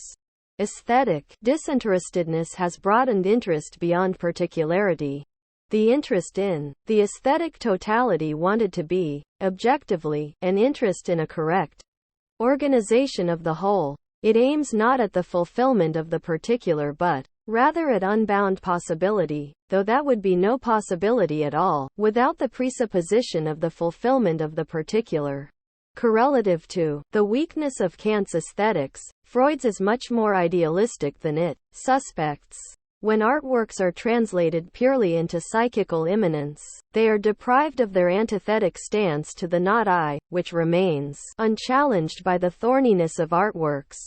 They are exhausted in the psychical performance of gaining mastery over instinctual renunciation and, ultimately, in the achievement of conformity. The psychologism of aesthetic interpretation easily agrees with the Philistine view of the artwork as harmoniously quieting antagonisms, a dream image of a better life, unconcerned with the misery from which this image is wrested. The conformist psychoanalytic endorsement of the prevailing view of the artwork as a well-meaning cultural commodity corresponds to an aesthetic hedonism that banishes art's negativity to the instinctual conflicts of its genesis and suppresses any negativity in the finished work. If successful, sublimation and integration are made the end-all and be-all of the artwork. It loses the force by which it exceeds the given, which it renounces by its mere existence. The moment, however, the artwork comports itself by retaining the negativity of reality and taking a position to it, the concept of disinterestedness is also modified. Contrary to the Kantian and Freudian interpretation of art, artworks imply in themselves a relation between interest and its renunciation. Even the contemplative attitude to artworks, wrested from objects of action, is felt as the announcement of an immediate praxis and, to this extent itself practical, as a refusal to play along.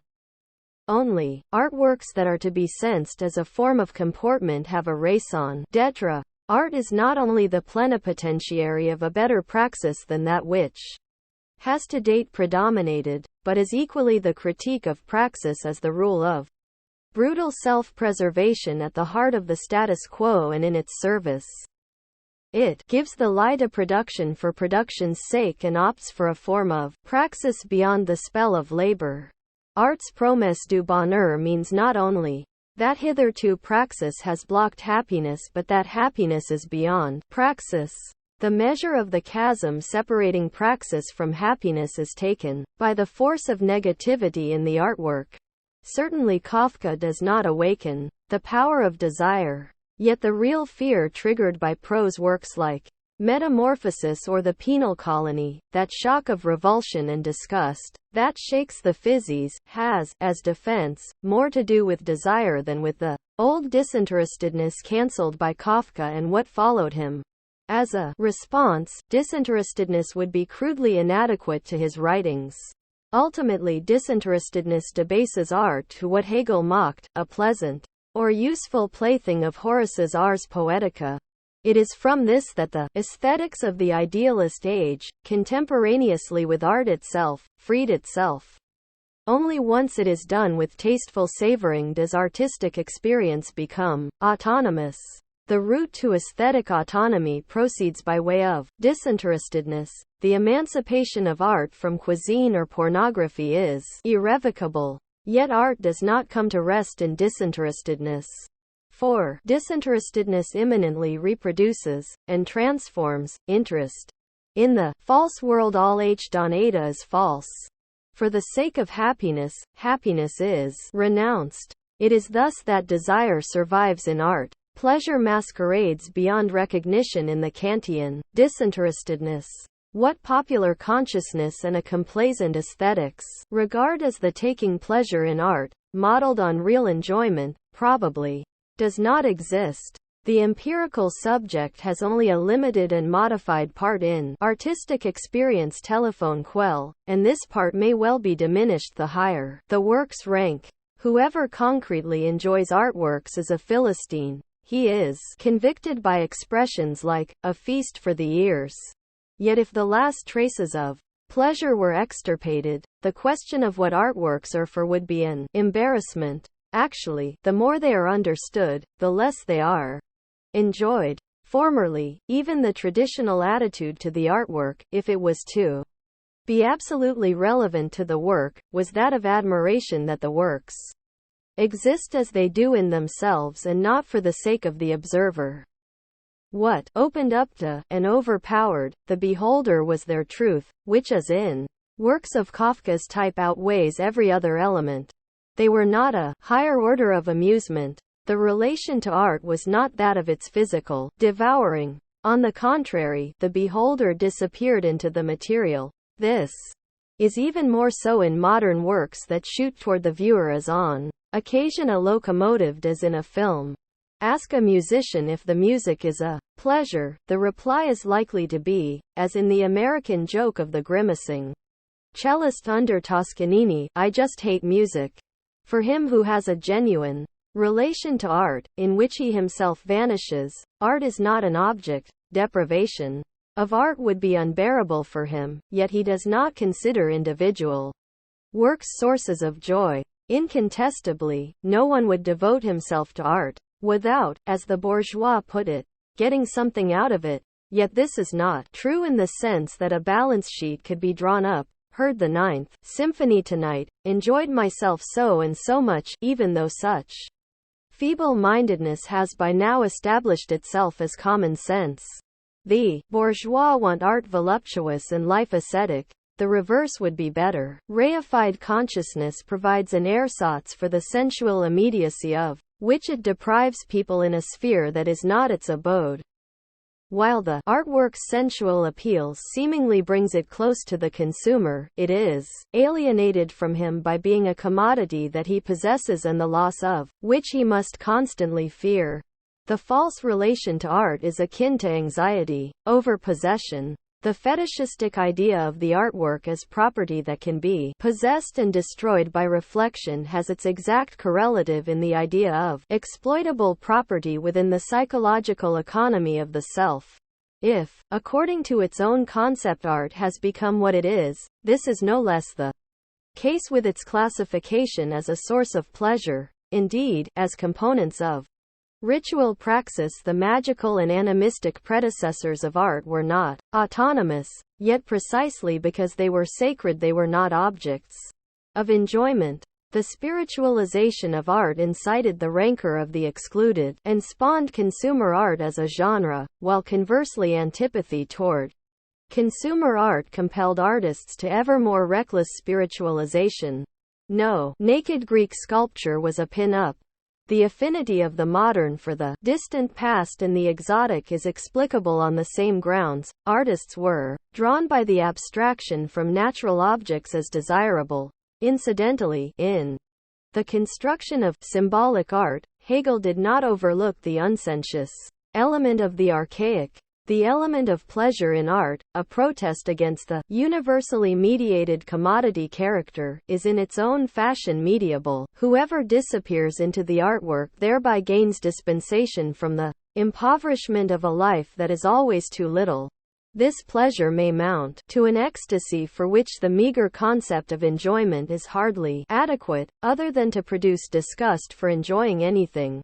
It is striking, incidentally, that an aesthetic that constantly insists on subjective feeling as the basis of all beauty never seriously analyzed this feeling.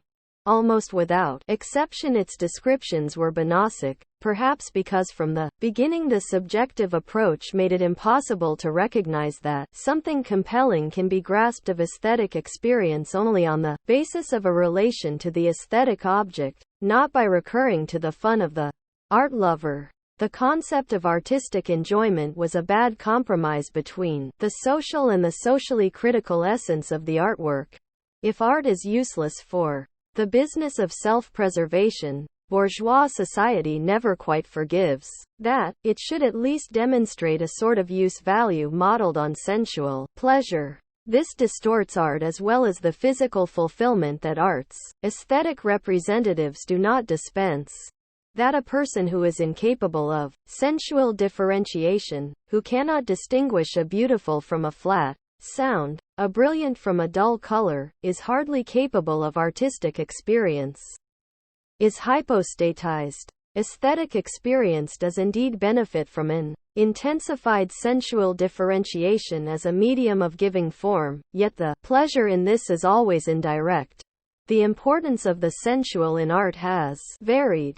After an age of asceticism, pleasure becomes an organ of liberation and vivaciousness, as it did in the Renaissance and then again in the ante-Victorian impulse of Impressionism. At other moments creatural sadness has borne witness to a metaphysical content by erotic excitement permeating the forms. Yet however powerful, historically, the force of pleasure to return may be, whenever it appears in art literally, undiffracted, it has an infantile quality. Only in memory and longing, not as a copy or as an immediate effect, is pleasure absorbed by art. Ultimately, aversion to the crudely sensual alienates even those periods in which pleasure and form could still communicate in a more direct fashion. This not least of all may have motivated the rejection of Impressionism. Underlying the element of truth in aesthetic hedonism is the fact that in art the means and the ends are not identical. In their dialectic, the former constantly asserts a certain, and indeed mediated, independence. Through the element of sensuous satisfaction the work's sine qua non, its appearance, is constituted. As Alban Berg said, it is a prosaic matter to make sure that the work shows no nails sticking out and that the glue does not stink, and in many of Mozart's compositions the delicacy of expression evokes the sweetness of the human voice. In important artworks the senses, illuminated by its art, shines forth as spiritual just as the abstract detail, however indifferent to appearance it may be, gains sensuous luster from the spirit of the work. Sometimes by virtue of their differentiated formal language, artworks that are developed and articulated in themselves play over, secondarily, into the sensuously pleasing. Even in its equivalence in the visual arts, dissonance, the seal of everything modern, gives access to the alluringly sensuous by transfiguring it into its antithesis, pain, an aesthetic archetype of ambivalence. The source of the immense importance of all dissonance for new art since Baudelaire and Tristan, veritably an invariant of the modern, is that the immanent play of forces in the artwork converges with external reality. Its power over the subject intensifies in parallel with the increasing autonomy of the work. Dissonance elicits from within the work that which vulgar sociology calls its social alienation. In the meantime, of course, artworks have set a taboo even on spiritually mediated suavity as being too similar to its vulgar form. This development may well lead to a sharpening of the taboo on the sensual, although it is sometimes hard to distinguish to what extent this taboo is grounded in the law of form and to what extent simply in the failure of craft, a question, incidentally, that like many of its ilk becomes a fruitless topic of aesthetic debate. The taboo on the sensual ultimately encroaches on the opposite of pleasure because, even as the remotest echo, pleasure is sensed in its specific negation. For this aesthetic sensorium dissonance bears all too closely on its contrary, reconciliation. It rebuffs the semblance of the human as an ideology of the inhuman and prefers to join forces with reified consciousness. Dissonance congeals into an indifferent material. Indeed, it becomes a new form of immediacy, without any memory trace of what it developed out of, and therefore gutted and anonymous. For a society in which art no longer has a place and which is pathological in all its reactions to it, art fragments on one hand into a reified, hardened cultural possession, and on the other into a source of pleasure that the customer pockets and that, for the most part, has little to do with the object itself. Subjective pleasure in the artwork would approximate a state of release from the empirical as from the totality of heteronomous. Schopenhauer may have been the first to realize this.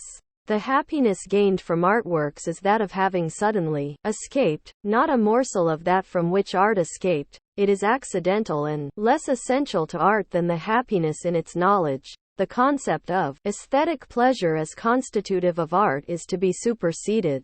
If in keeping with Hegel's insight all feeling related to an aesthetic object has an accidental aspect, usually that of psychological projection, then what the work demands from its beholder is knowledge, and indeed, knowledge that does justice to it. The work wants its truth and untruth to be grasped. Aesthetic hedonism is to be confronted with the passage from Kant's doctrine of the sublime, which he timidly excluded from art. Happiness in artworks would be the feeling they instill of standing firm. This holds true for the aesthetic sphere as a whole more than for any particular work. Notes 1. Helmut Kuhn, Schriften zur Ästhetik, Munich, 1966, pp. 236 ff. 2. C. Excursus, Theories on the Origin of Art. 3. C. Adorno, Die Kunst und die Künste, in ohne Litbild, Gesammelt. Schriften, Volume 10.1, Frankfurt, 1977, page 432 ff. 4. Stellung zur Objektivität. The phrase is from Georg Wilhelm Friedrich Hegel's Science of Logic, trans. William Wallace, Oxford, 1975, pp. 47-112, in which three attitudes of thought to objectivity are elucidated. Trans. 5. Although the direct reference is to Hegel, the phraseology at the same time quotes the title of Walter Benjamin's essay, Das Kunstwerk im Zeitalter seiner technischen Reproduzierbarkeit, the work of art in the age of its mechanical reproduction, a title on which Adorno works repeated variations, often in ways that cannot be matched with adequate compactness in translation. Trans. 6. Il faut être absolument moderne. Trans. 7. For the English content, German has both Inhalt and Gehalt, which, in aesthetic contexts, serve to distinguish the idea of thematic content or subject matter from that of content in the sense of import, essence, or substance of a work. This distinction, however, is not terminologically fixed in German or in Adorno's writings. One concept may well be used in place of the other. In some sections of aesthetic theory it is relatively easy to recognize which concept is at stake, as for instance in the lengthy development of the relation of form and content, where content is obviously Inhalt. In these passages, the German is given when the concept is first introduced. At other points in the text, however, differentiation becomes more difficult. Where it has been necessary to emphasize the distinction between the terms, the much less frequently used term inhalt accompanies the English concept. At points, however, where there is an ongoing, explicit, contrasting discussion of the two concepts, or where confusion seemed likely, the German concepts accompany the single English concept. At one point it has been necessary to translate Gehalt as substance. In all other instances, substance is the translation of substans. There are, furthermore, various circumstances in which other German concepts than those just mentioned are also best translated as content. Trans. 8. Zweckmäßigkeit. For Kantian terms I generally follow Werner S. Plurer's translation of Critique of Judgment, Indianapolis, 1987. Trans. 9. René Laforgue, The Defeat of Baudelaire, Foldcroft, 1977. Trans. 10. See Immanuel Kant, Critique of Judgment, Section 2, pp. 45 ff. 11 Ibid. Page 45, 12 Ibid. Page 46, 13 Ibid. Page 45, Chapter 2, Situation. Along with the categories, the materials too have lost their a priori self-evidence, and this is apparent in the case of poetic language. The disintegration of the materials is the triumph of their being for other. Hoffmannsthal's The Lord Chandos Letter 1 became famous as the first striking evidence of this. Neo-Romantic poetry as a whole can be considered as an effort to oppose this disintegration and to win back for language and other materials a degree of substantiality. The aversion felt toward Jugendstil, however, is a response to the failure of this effort. Retrospectively, in Kafka's words, it appears as a light-hearted journey, going nowhere. In the opening poem to a cycle from the Seventh Ring, an invocation of a forest, George needed only to juxtapose gold and carnelian, to be able to hope that, in keeping with his principle of stylization, the choice of words would glimmer poetically. 26 decades later, the word choice can be recognized as a decorative arrangement, no longer superior to the crude accumulation of all possible precious materials. In Wilde's Dorian Gray, where the interiors of a chic aestheticism resemble smart antique shops and auction halls, and thus the commercial world Wilde ostensibly disdained. Analogously, Schoenberg remarked that Chopin was fortunate. He needed only to compose in F-sharp major, a still unexploited key, for his music to be beautiful. This, however, requires the historico-philosophical caveat that the materials of early musical romanticism, such as Chopin's rare tonalities, did indeed radiate the force of the untrodden, whereas these same materials were by 1900 already debased to the condition of being select. The fate suffered by this generation's works, their juxtapositions and keys, inexorably befell the traditional concept of the poetic as something categorically higher and sacred. Poetry retreated into what abandons itself unreservedly to the process of disillusionment. It is this that constitutes the irresistibility of Beckett's work. Art responds to the loss of its self-evidence not simply by concrete transformations of its procedures and comportments, but by trying to pull itself free from its own concept as from a shackle, the fact that it is art. This is most strikingly confirmed by what were once the lower arts and entertainment, which are today administered, integrated, and qualitatively reshaped by the culture industry. For this lower sphere never obeyed the concept of pure art, which itself developed late.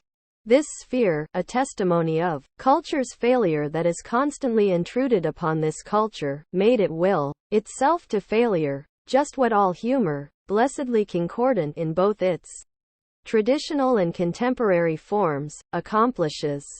Those who have been duped by the culture industry and are eager for its commodities were never familiar with art. They are therefore able to perceive art's inadequacy to the present life process of society, though not society's own untruth. more unobstructed ly than do those who still remember what an artwork once was. They push for the de-aestheticization 3 of art. 4. Its unmistakable symptom is the passion to touch everything, to allow no work to be what it is, to dress it up, to narrow its distance from its viewer. The humiliating difference between art and the life people lead, and in which they do not want to be bothered because they could not bear it otherwise, must be made to disappear. This is the subjective basis for classifying art among the consumer goods under the control of vested interests.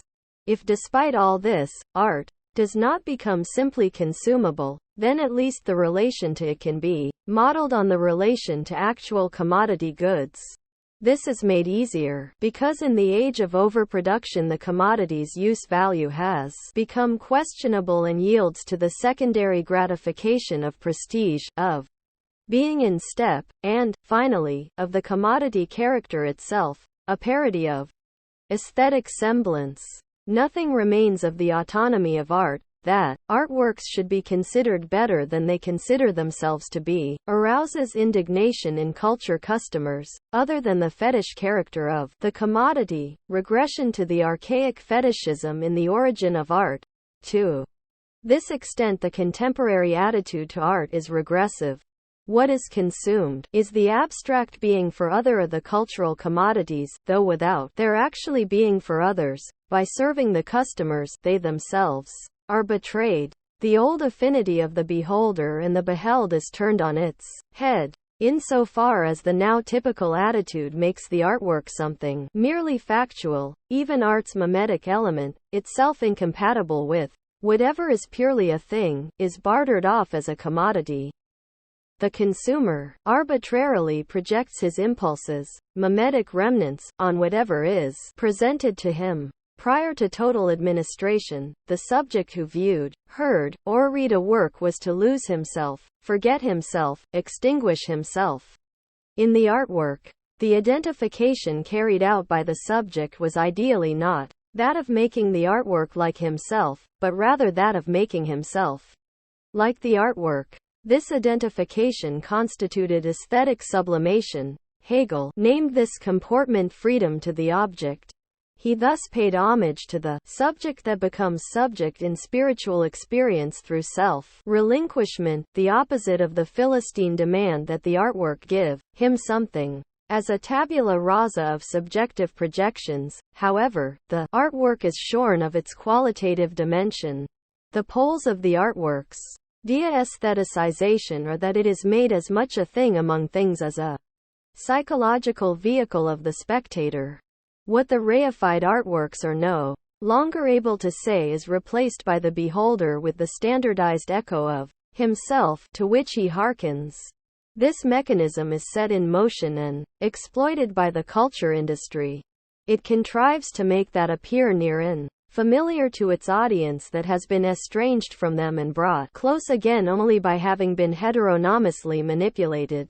Even the social argumentation against the culture industry, however, has its ideological component. Autonomous art was not completely free of the culture industry's authoritarian ignominy. The artwork's autonomy is, indeed, not a priori but the sedimentation of a historical process that constitutes its concept. In the most authentic works the authority that cultic objects were once meant to exercise over the gentes became the immanent law of form.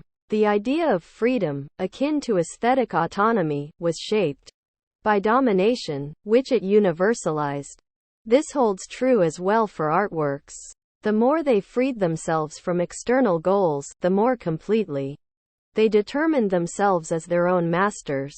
Because, however, artworks always turn one side toward society, the domination they internalized also radiated externally. Once conscious of this nexus, it is impossible to insist on a critique of the culture industry that draws the line at art. Yet whoever, rightly, senses unfreedom in all art is tempted to capitulate, to resign in the face of the gathering forces of administration, with the dismissive assertion that nothing ever changes, whereas instead, in the semblance of what is other, its possibility also unfolds.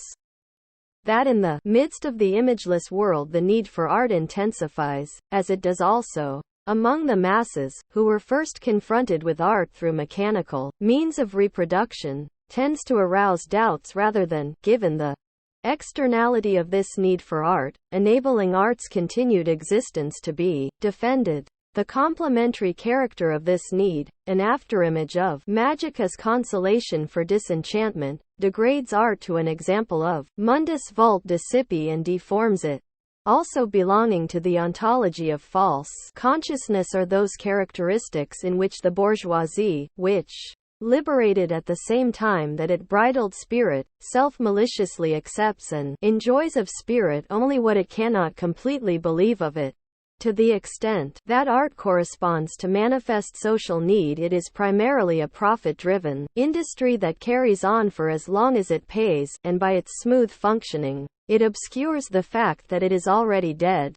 There are flourishing genres and sub-genres of art, traditional opera for one, that are totally eviscerated, without this being in the slightest apparent in official culture. In the difficulties, however, of just approximating its own standard of perfection, opera's spiritual insufficiency presents insurmountable practical problems. Its actual demise is imminent.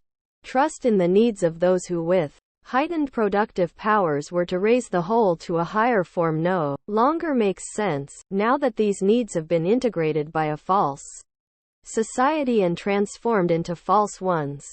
Those needs do, just as was prognosticated, find satisfaction, but this satisfaction is itself false and robs humans of their human rights. Today it would be fitting to approach art, in Kantian fashion, as a given.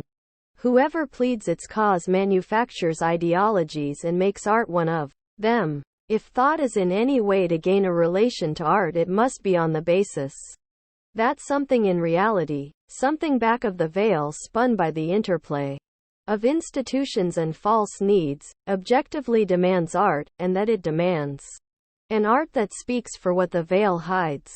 Though discursive knowledge is adequate to reality, and even to its irrationalities, which originate in its laws of motion, something in reality rebuffs rational knowledge.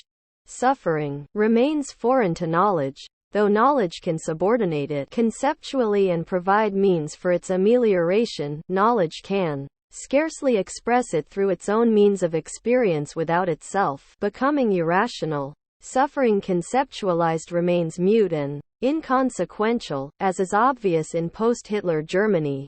In an age of incomprehensible horror, Hegel's principle, which Brecht adopted as his motto, that truth is concrete, can perhaps suffice only for art.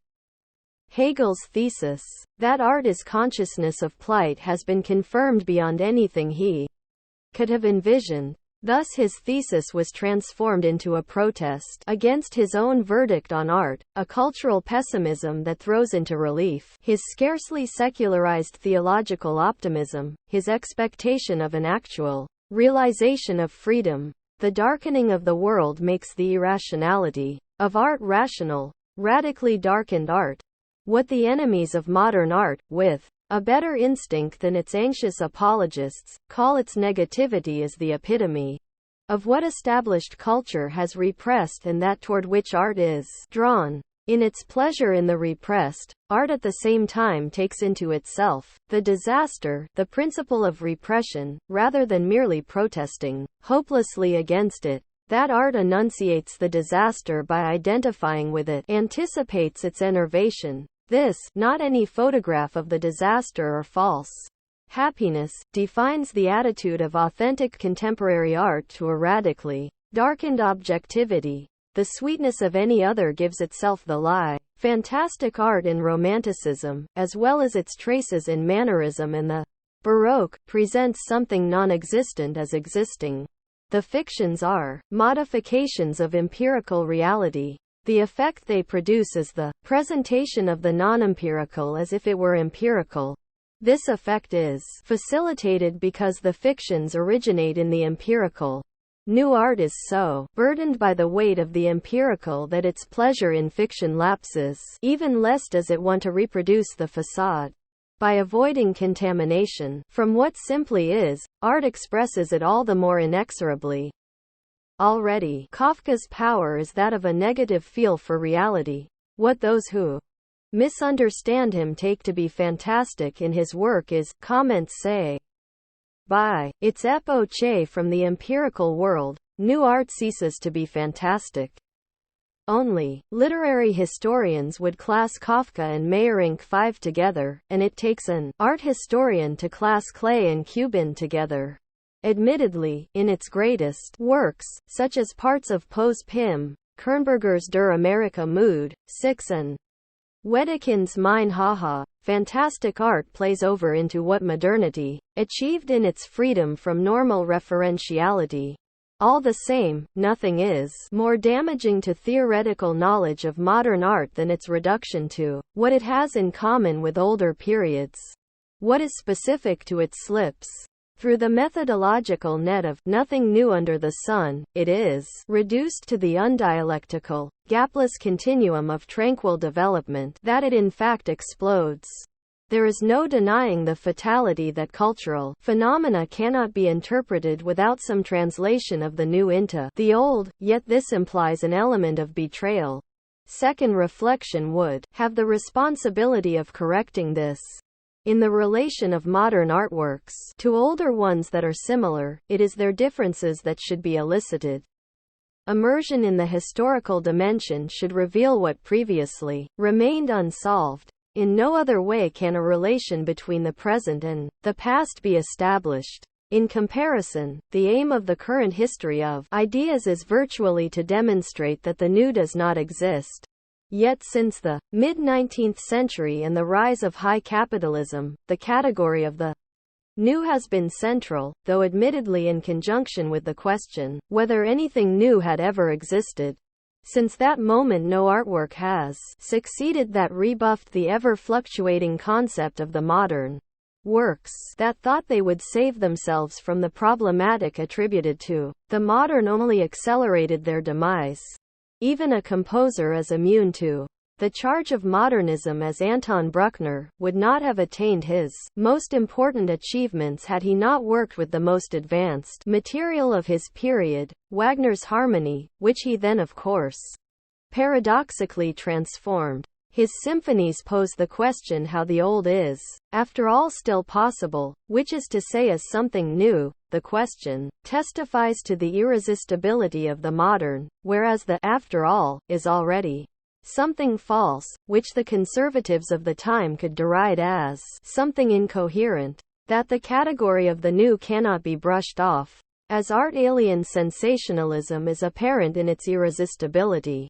When, prior to World War I, the conservative yet eminently sensitive English music critic Ernest Newman heard Schoenberg's pieces for orchestra, Op.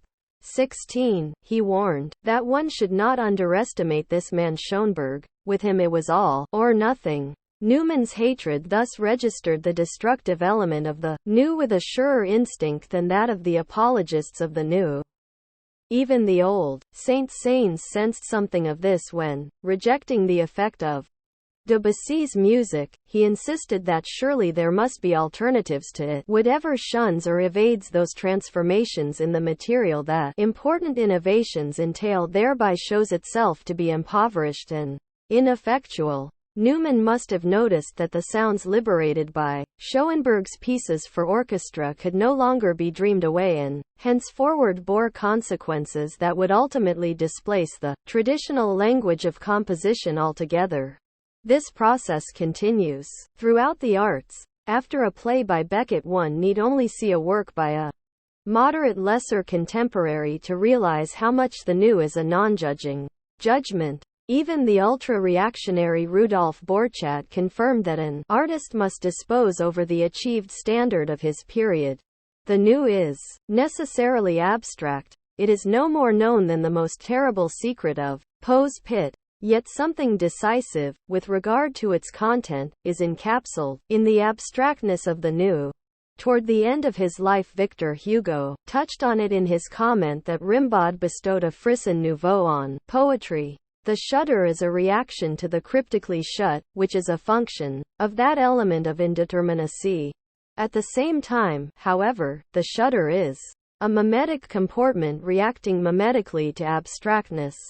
Only in the new does mimesis unite with rationality without regression. Ratio itself becomes mimetic in the shudder of the new, and it does so with incomparable power in Edgar Allan Poe, truly a beacon for Baudelaire and all modernity. The new is a blind spot, as empty as the purely indexical gesture, look here. Like every historico-philosophical category, tradition is not to be understood as if, in an eternal relay race, the art of one generation, one style, one maestro, were passed on to the succeeding one, sociologically and economically. Since Max Weber and Sombart, the distinction is made between traditional and non-traditional periods. Tradition, itself, as a medium of historical movement, depends essentially on economic and social structures and is qualitatively transformed along with them. The attitude of contemporary art toward tradition, usually reviled as a loss of tradition, is predicated on the inner transformation of the category of tradition itself. In an essentially non-traditional society, aesthetic tradition a priori is dubious. The authority of the new is that of the historically inevitable. To this extent it implies objective criticism of the individual, the vehicle of the new. In the new the knot is tied aesthetically between individual and society. The experience of the modern says more even, though its concept, however qualitative it may be, labors under its own abstractness.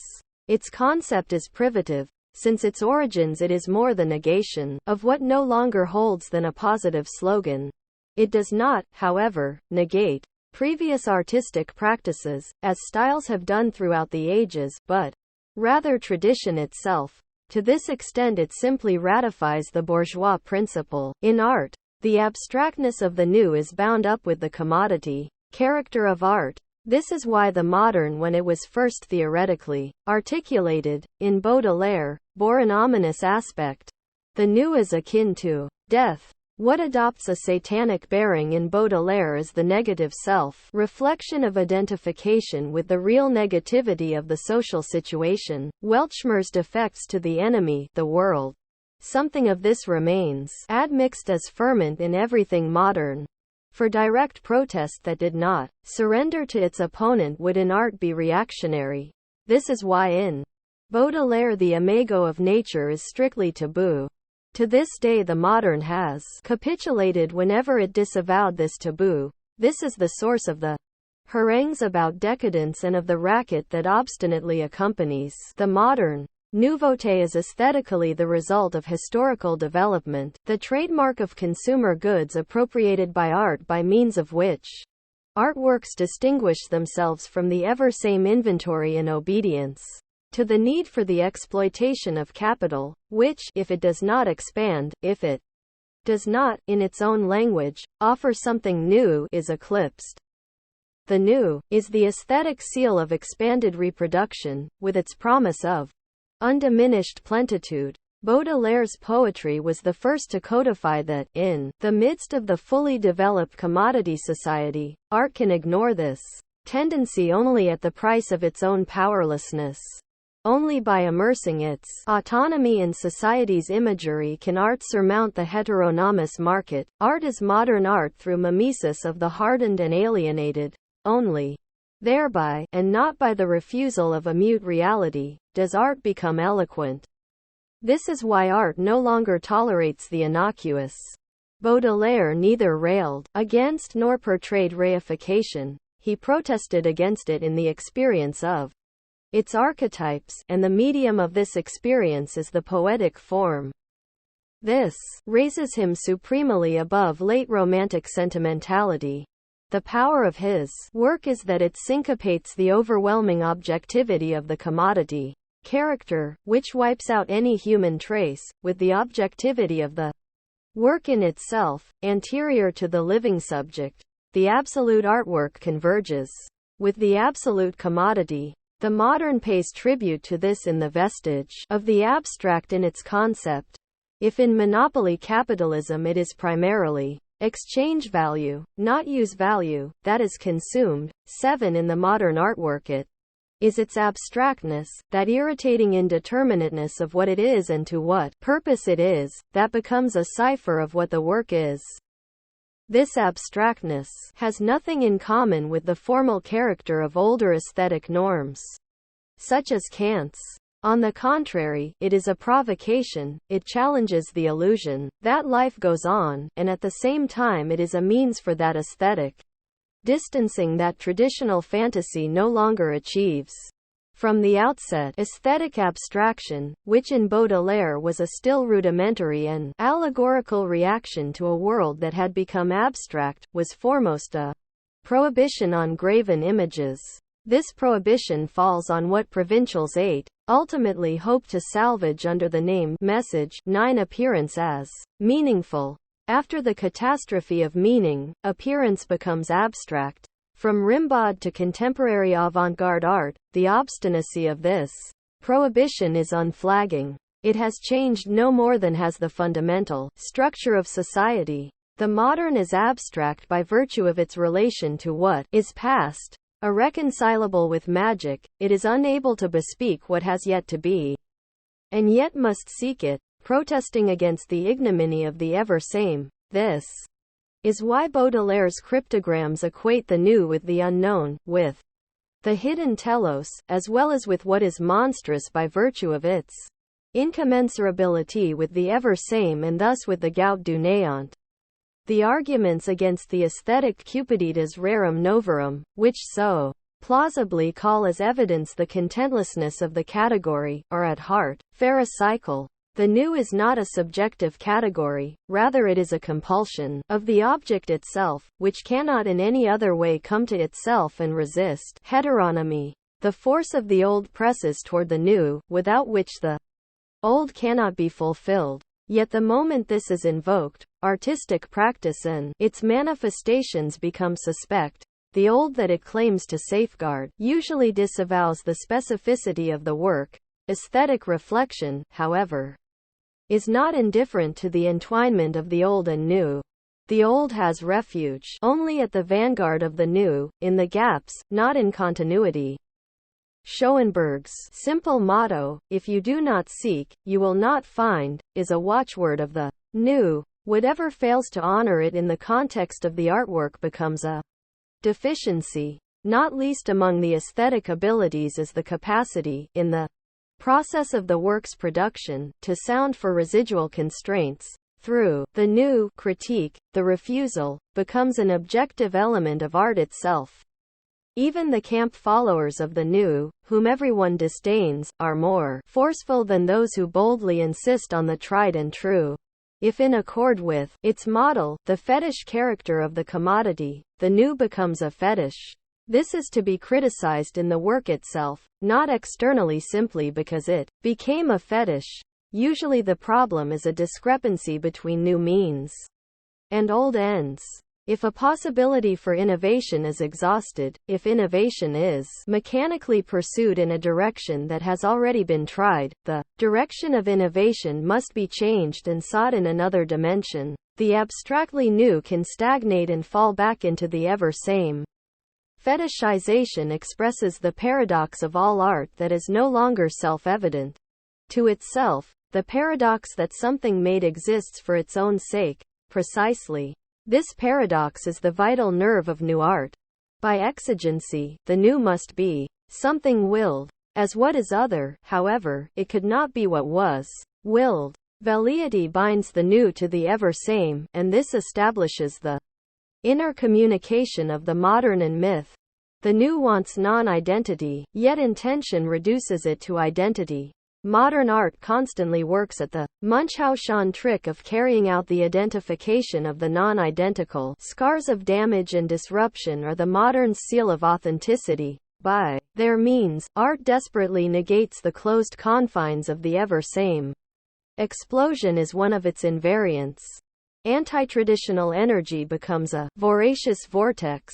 To this extent, the modern is myth turned against itself. The timelessness of myth becomes the catastrophic instant that destroys Temporal continuity.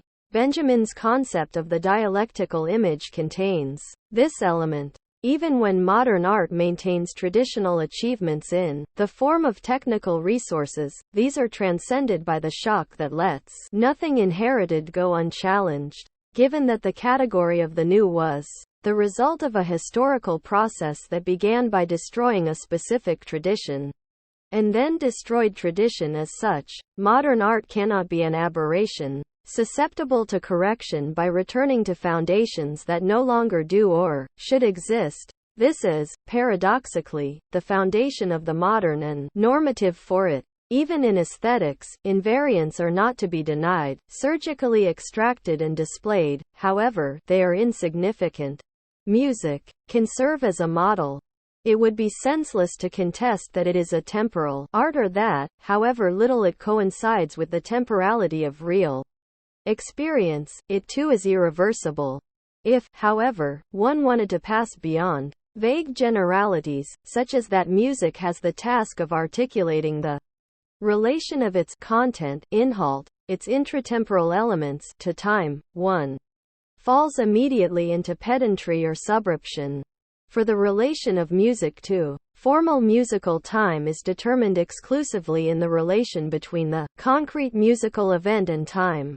Certainly it was long held that music must organize the intratemporal succession of events meaningfully. Each event should ensue from the previous one in a fashion that no more permits reversal than does time itself. However, the necessity of this temporal sequence was never literal. It participated in art's semblance character. Today music rebels against conventional temporal order. In any case, the treatment of musical time allows for widely diverging solutions. As questionable as it is that music can ever wrest itself from the invariant of time, it is just as certain that once this invariant is an object of reflection, it becomes an element of composition and no longer an a priori. The violence of the new, for which the name experimental was adopted, is not to be attributed to subjective convictions or the psychological character of the artist. When impulse can no longer find pre-established security in forms or content, productive artists are objectively compelled to experiment. This concept of experiment has, however, transformed itself in a fashion that is exemplary for the categories of the modern.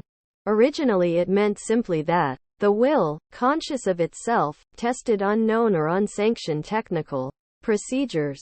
Fundamental to this idea of experimentation was the latently traditionalistic belief that it would automatically become clear whether the results were a match for what had already been established and could thus legitimate themselves. This conception of artistic experimentation became accepted as obvious at the same time that it became problematic in its trust in continuity. The gesture of experimentation, the name for artistic comportments that are obligatorily new, has endured, but now, in keeping with the transition of aesthetic interest from the communicating subject to the coherence of the object, it means something qualitatively different, that the artistic subject employs methods whose objective results cannot be foreseen. Even this turn is not absolutely new. The concept of construction, which is fundamental to modern art, always implied the primacy of constructive methods over subjective imagination. Construction necessitates solutions that the imagining ear or eye does not immediately encompass or know in full detail. Not only is the unforeseen an effect, it also has an objective dimension, which was transformed into a new quality. The subject, conscious of the loss of power that it has suffered as a result of the technology unleashed by himself, raised this powerlessness to the level of a program and did so perhaps in response to an unconscious impulse to tame the threatening heteronomy by integrating it into subjectivity's own undertaking as an element of the process of production. What helped make this possible is the fact that imagination, the course taken by the object through the subject, does not, as Stockhausen pointed out, have a fixed focus but can adjust to degrees of acuity. What is hazily imagined can be imagined in its vagueness. This is a veritable balancing act for the experimental comportment. Whether this dates back to Mallarmé and was formulated by Valéry as the subject proving its aesthetic power by remaining in self-control even while abandoning itself to heteronomy, or if by this balancing act the subject ratifies its self-abdication, is yet to be decided. In any case, it is clear that insofar as experimental procedures, in the most recent sense, are in spite of everything undertaken subjectively, the belief is chimerical that through them art will divest itself of its subjectivity, and become the illusionless thing in itself which to date art has only feigned. The painfulness of experimentation finds response in the animosity toward the so-called isms, programmatic, self-conscious, and often collective art movements.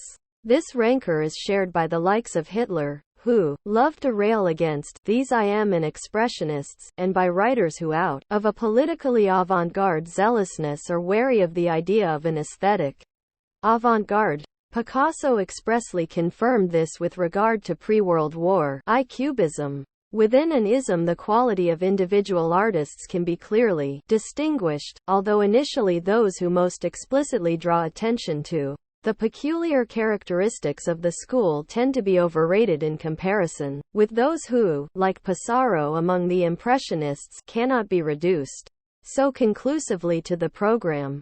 Certainly a faint contradiction is inherent in the linguistic use of ism insofar as in emphasizing conviction and intention, it seems to expel the element of involuntariness from art. Yet this criticism is formalistic with regard to movements maligned as isms, just as expressionism and surrealism specifically made involuntary production their willful program. Further, the concept of the avant-garde, reserved for many decades for whatever movement declared itself the most advanced, now has some of the comic quality of aged youth. The difficulties in which isms are entangled express the problematics of an art emancipated from its self-evidence. The very consciousness to which all questions of what is genuinely binding in art must be submitted has at the same time demolished all standards of aesthetic bindingness. This is the source of the shadow of mere velleity that hangs over the hated isms. The fact that no important art practice has ever existed without conscious will merely comes to self-consciousness in the much beleaguered isms. This compels artworks to become organized in themselves and requires as well an external organization for the artworks to the extent that they want to survive in a monopolistically fully organized society. Whatever may be true in the comparison of art with an organism must be mediated by way of the subject and his reason. The truth of this comparison has long since been taken into the service of an irrationalistic ideology of a rationalized society. This is why the isms that deny that truth are truer. The isms by no means shackled the individual productive forces but rather heightened them, and they did so, in part through mutual collaboration. One aspect of isms has only recently become relevant. The truth content of many artistic movements does not necessarily culminate in great artworks. Benjamin demonstrated this in his study of German Baroque drama. 10 Presumably the same holds true for German Expressionism and French Surrealism. Not by accident the latter challenged the concept of art itself, a defiance that has ever since remained admixed with all authentic new art. Since art all the same remained art, the essence of the provocation may be sought in the preponderance of art over the artwork. This preponderance is embodied in the isms. What in terms of the work seems failed or no more than a citation, also testifies to impulses that can scarcely be objectivated in the particular work any longer. Impulses of an art that transcends itself, its idea awaits rescue. It is worth noting that the uneasiness with isms seldom includes their historical equivalent, the schools. Isms are, so to speak, the secularization of these schools in an age that destroyed them as traditionalistic. Isms are scandalous because they do not fit into the schema of absolute individuation but remain as an island of a tradition that was shattered by the principle of individuation. The disdained should at the very least be completely alone, as surety for its powerlessness, its historical inefficacy, and its early, traceless demise. The schools entered into opposition to the modern in a way that was expressed eccentrically in the measures taken by the academies against students suspected of sympathy for modern directions. Isms are potentially schools that replace traditional and institutional authority with an objective authority. Solidarity with them is better than to disavow them, even if this were on the basis of the antithesis of the modern and modernism. The critique of what is up to date, yet without structural legitimation, is not without its justification. The functionless, for instance, that imitates function is regressive. Still, the separation of modernism as the opinions and convictions of the hangers-on of the authentically modern is invalid because without the subjective opinions that are stimulated by the new, no objectively modern art would crystallize. In truth, the distinction is demagogical. Whoever complains about modernism means the modern, just as hangers-on are always attacked in order to strike at the protagonists whom one fears to challenge and whose prestige inspires deference among conformists. The standard of honesty by which the modernists are pharisically measured implies acquiescence with being who one is, no more nor less, and a refusal to change, a fundamental habitus of the aesthetic reactionary. Its false nature is dissolved by the reflection that has now become the essence of artistic education. The critique of modernism in favor of the putatively truly modern functions as a pretext for judging the moderate, whose thinking fronts for the dross of a trivial intellectualism, as being better than the radical. Actually, it is the other way around. What lagged behind also fails to master the older means that it employs. History rules even those works that disavow it. In sharp contrast to traditional art, new art accents the once hidden element of being something made, something produced. The portion of it that is tesse grew to such an extent that all efforts to secret away the process of production in the work could not but fail. The previous generation had already limited the pure immanence of artworks, which at the same time they drove to its extreme, by employing the author as commentator, by the use of irony, and by the quantity of detail artfully protected from the intervention of art. From this arose the pleasure of substituting for the artworks the process of their own production. Today, every work is virtually what Joyce declared Finnegan's Wake to be before he published the whole work in progress. But a work that in its own terms, in its own texture and complexion, is only possible as emergent and developing, cannot without lying at the same time lay claim to being complete and finished. Art is unable to extricate itself from this aporia by an act of will. Decades ago Adolf Loos wrote that ornaments cannot be invented. 11 The point he was making has a broader range than he signaled. In art, the more that must be made, sought, invented, the more uncertain it becomes if it can be made or invented. Art that is radically and explicitly something made must ultimately confront its own feasibility. What provokes protest in works of the past is precisely what was arranged and calculated. What did not, as one would have said in the years around 1800, in turn become nature. Progress in art is the process of making in doubts about just that run in counterpoint to each other. In fact, such progress has been accompanied by a tendency toward absolute involuntariness, from the automatic writing of 50 years ago to today's tachism and aleatoric music. The observation is correct that the technically integral, completely made artwork converges with the absolutely accidental work. The work that is ostensibly not the result of making is of course all the more fabricated. The truth of the new, as the truth of what is not already used up, is situated in the intentionless. This sets truth in opposition to reflection, which is the motor of the new, and raises reflection to a second order, to second reflection. It is the opposite of its usual philosophical concept, as it is used, for instance, in Schiller's doctrine of sentimental poetry, where Reflection means burdening artworks down with intentions. Second, reflection lays hold of the technical procedures, the language of the artwork, in the broadest sense, but it aims at blindness. The absurd, however, inadequate as a slogan, testifies to this. Beckett's refusal to interpret his works, combined with the most extreme consciousness of techniques and of the implications of the theatrical and linguistic material, is not merely a subjective aversion. As reflection increases in scope and power, content itself becomes ever more opaque. Certainly this does not mean that interpretation can be dispensed with as if there were nothing to interpret.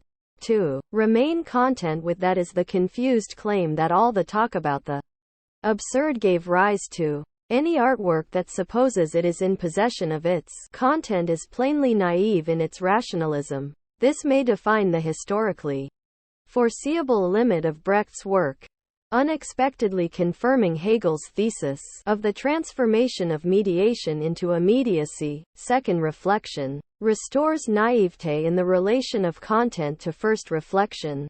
What is today called a message is no more to be squeezed out of Shakespeare's great dramas than out of Beckett's works.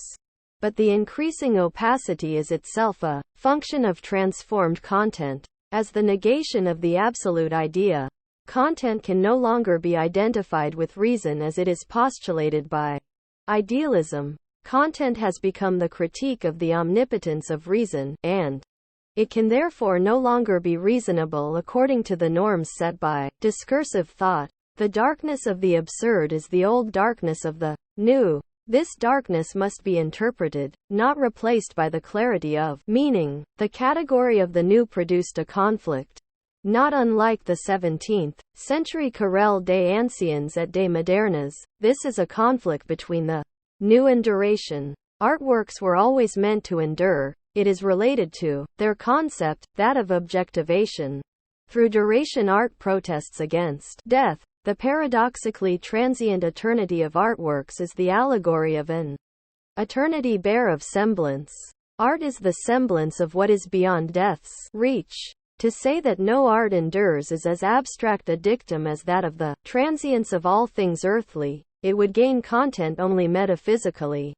In relation to the idea of resurrection, it is not only reactionary rancor that provokes horror over the fact that the longing for the new represses duration. The effort to create enduring masterpieces has been undermined. What has terminated tradition can hardly count on one in which it would be given a place. There is all the less reason to call on tradition, in that, retroactively countless works once endowed with the qualities of endurance, qualities the concept of classicism strove to encompass, no longer open their eyes. The enduring perished and drew the category of duration into its vortex. The concept of the archaic defines not so much a phase of art history as the condition of works that have gone dead. Artworks have no power over whether they endure. It is least of all guaranteed when the putatively time-bound is eliminated in favor of the timeless. For that can only take place at the cost of the work's relation to those contexts in which permanence is exclusively constituted. It was out of Cervantes' ephemeral intention to parody the medieval romances that Don Quixote originated. The concept of duration has an implicitly Egyptian, archaic quality of mythical helplessness. The thought of duration seems to have been remote during productive periods. Probably it becomes an acute concern only when duration becomes problematic and artworks, sensing their latent powerlessness, cling to it. Confusion occurs between what a detestable nationalist exhortation once called the permanent value of artworks, everything dead, formal, and neutralized in them, and the hidden seed of their survival. Ever since the praise Horace bestowed on himself for a monument more durable than bronze, the category of the lasting resonates with an apologetic quality that is foreign to artworks not erected by grace of an Augustan exercise of mercy for the sake of an idea of authenticity that bears more than the trace of the authoritarian. Beauty itself must die. 12. This is more true than Schiller imagined. It holds not only for those who are beautiful, not simply for works that are destroyed or forgotten or that have sunk back into the hieroglyphic, but for everything composed of beauty and of what according to its traditional idea was meant to be unchangeable, the constituents of form. In this regard, the category of tragedy should be considered. It seems to be the aesthetic imprint of evil and death, and as enduring as they are. Nevertheless, it is no longer possible. All that by which aesthetic pedants once zealously distinguished the tragic from the mournful, the affirmation of death, the idea that the infinite glimmers through the demise of the finite, the meaning of suffering, all this now returns to pass judgment on tragedy. Wholly negative artworks now parody the tragic.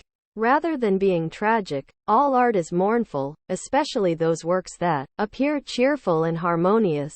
What lives on in the concept of aesthetic duration, as in much else, is prima philosophia, which takes refuge in isolated and absolutized derivatives after having been compelled to abdicate, as totality. Obviously, the duration to which artworks aspire is modeled on fixed, inheritable possession. The spiritual should, like material, become property, an outrage ineluctably committed by spirit against itself. As soon as artworks make a fetish of their hope of duration, they begin to suffer from their sickness unto death. The veneer of inalienability that they draw over themselves at the same time suffocates them.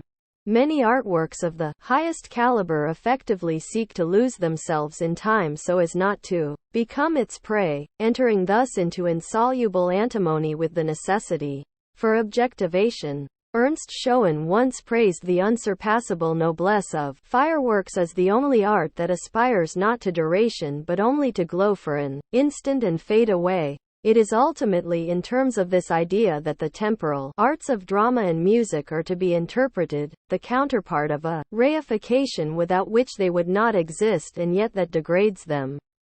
In the face of the means of mechanical reproduction, these considerations appear obsolete, yet the discontent with these means may nevertheless also be a discontent with the emerging omnipotence of the permanence of art, that runs parallel with the collapse of duration. If art were to free itself from the once perceived illusion of duration, were to internalize its own transience in sympathy with the ephemeral life, it would approximate an idea of truth conceived not as something abstractly enduring but in consciousness of its temporal essence. If all art is the secularization of transcendence, it participates in the dialectic of enlightenment. Art has confronted this dialectic with the aesthetic conception of anti-art. Indeed, without this element art is no longer thinkable. This implies nothing less than that art must go beyond its own concept in order to remain faithful to that concept. The idea of its abolition does it homage by honoring its claim to truth. Nevertheless, the survival of undermined art is not only an expression of cultural lag, that ever-sluggish revolution of the superstructure. The source of art's power of resistance is that a realized materialism would at the same time be the abolition of materialism, the abolition of the domination of material interests. In its powerlessness, art anticipates a spirit that would only then step forth. To this corresponds an objective need, the neediness of the world, which is contrary to the subjective and now no more than ideological individual need for art. Art can find its continuation nowhere else than in this objective need. In art, what once took care of itself became a specific undertaking, and as a result, integration increasingly binds the centrifugal counterforces. Like a whirlpool, integration absorbs the manifold that once defined art. What is left is an abstract unity shorn of the antithetical element by virtue of which art becomes a unity in the first place. The more successful the integration, the more it becomes an empty spinning of gears. Teleologically, it tends toward infantile tinkering. The power of the aesthetic subject to integrate whatever it takes hold of is at the same time its weakness. It capitulates to a unity that is alienated by virtue of its abstractness and resignedly casts its lot with blind necessity. If the whole of modern art can be understood as the perpetual intervention of the subject, one that is at no point disposed to allow the unreflected governance of the traditional play of forces within the artwork, the permanent interventions of the ego are matched by a tendency of the ego to abdicate out of weakness. True to the age-old mechanical principle of the bourgeois spirit, this abdication takes the form of the reification of subjective achievements, effectively locating them exterior to the subject and mistaking the abdication of the subject for a guarantee of ironclad objectivity. Technique, the extended arm of the subject, also, always leads away from that subject. The shadow of art's auteur chic. Radicalism is its harmlessness. Absolute color compositions verge on wallpaper patterns. Now that American hotels are decorated with abstract paintings à la manière de, an aesthetic radicalism has shown itself to be socially affordable. Radicalism itself must pay the price that it is no longer radical. Among the dangers faced by new art, the worst is the absence of danger. The more art expels the pre-established, the more it is thrown back on what purports to get by, as it were, without borrowing from what has become distant and foreign. Art is thrown back on the dimensionless point of pure subjectivity, strictly on its particular and thus abstract subjectivity. This tendency was passionately anticipated by the radical wing of Expressionism up to and including Dada. The absence of social resonance, however, was not alone to blame for the collapse of Expressionism. It was not possible to persevere within the bounds of a dimensionless point. The contraction of the accessible, the totality of the refusal, terminates in complete impoverishment. The scream or the destitute, powerless gesture, literally the syllables, Dada. This became an amusement for all concerned, the Dadaists as well as the conformists they challenged, because it confessed the impossibility of artistic objectivation that is postulated by each and every artistic manifestation, whether intentionally or not. What, after all, is left to do but scream? The Dadaists consistently tried to abrogate this postulate. The program of their surrealist successors rejected art, yet, without being able to shake itself free of it. Their truth was that it would be better not to have art than to have a false one. But they fell to the mercy of the semblance of an absolute subjectivity existing purely for itself and objectively mediated, yet without the ability to go beyond the position of being for itself. Surrealism expresses the foreignness of the alienated only by seeking recourse in itself. Mimesis ties art to individual human experience, which is now exclusively that of being for itself. That there is no persevering at this subjective point is by no means only because the artwork forfeits that otherness in which the aesthetic subject is exclusively able to objectivate itself. Clearly the concept of duration, as ineluctable as it is problematic, cannot be unified with the idea that the subjective point is also a temporal one. Not only did the Expressionists make concessions as they became older and had to earn a living, not only did Dadaists convert to Catholicism or enroll in the Communist Party, artists with the integrity of Picasso and Schoenberg went beyond the subjective point. Their difficulties in this could be sensed and feared right from their first efforts to achieve a so-called new order. Since then these difficulties developed into the difficulties of art as such. To date, all requisite progress beyond the subjective point has been bought at the price of regression through assimilation to the past and by the arbitrariness of a self-posited order. In recent years it has been fashionable to accuse Samuel Beckett of simply repeating his basic idea. He exposed himself to this accusation in a provocative fashion. In this his consciousness was correct that the need for progress is inextricable from its impossibility. The gesture of walking in place at the end of Godot, which is the fundamental motif of the whole of his work, reacts precisely to this situation. Without exception his response is violent. His work is the extrapolation of a negative kairos. The fulfilled moment reverses into perpetual repetition that converges with desolation. His narratives, which he sardonically calls novels, no more offer objective descriptions of social reality than, as the widespread misunderstanding supposes, they present the reduction of life to basic human relationships, that minimum of existence that subsists in extremis. These novels do, however, touch on fundamental layers of experience hic et nunc, which are brought together into a paradoxical dynamic at a standstill. The narratives are marked as much by an objectively motivated loss of the object as by its correlative, the impoverishment of the subject. Beckett draws the lesson from montage and documentation, from all the attempts to free oneself from the illusion of a subjectivity that bestows meaning, even where reality finds entry into the narrative, precisely at those points at which reality threatens to suppress what the literary subject once performed. It is evident that there is something uncanny about this reality. Its disproportion to the powerless subject, which makes it incommensurable with experience, renders reality unreal with a vengeance.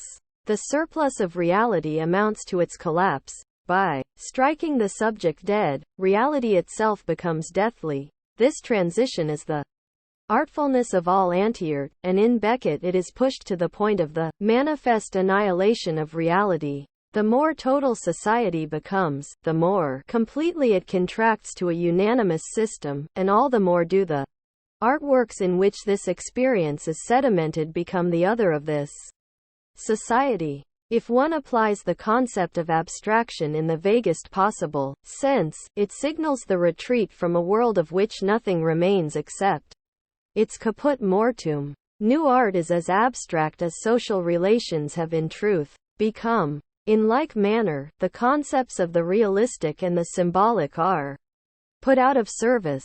Because the spell of external reality over its subjects and their reactions has become absolute, the artwork can only oppose this spell by assimilating itself to it.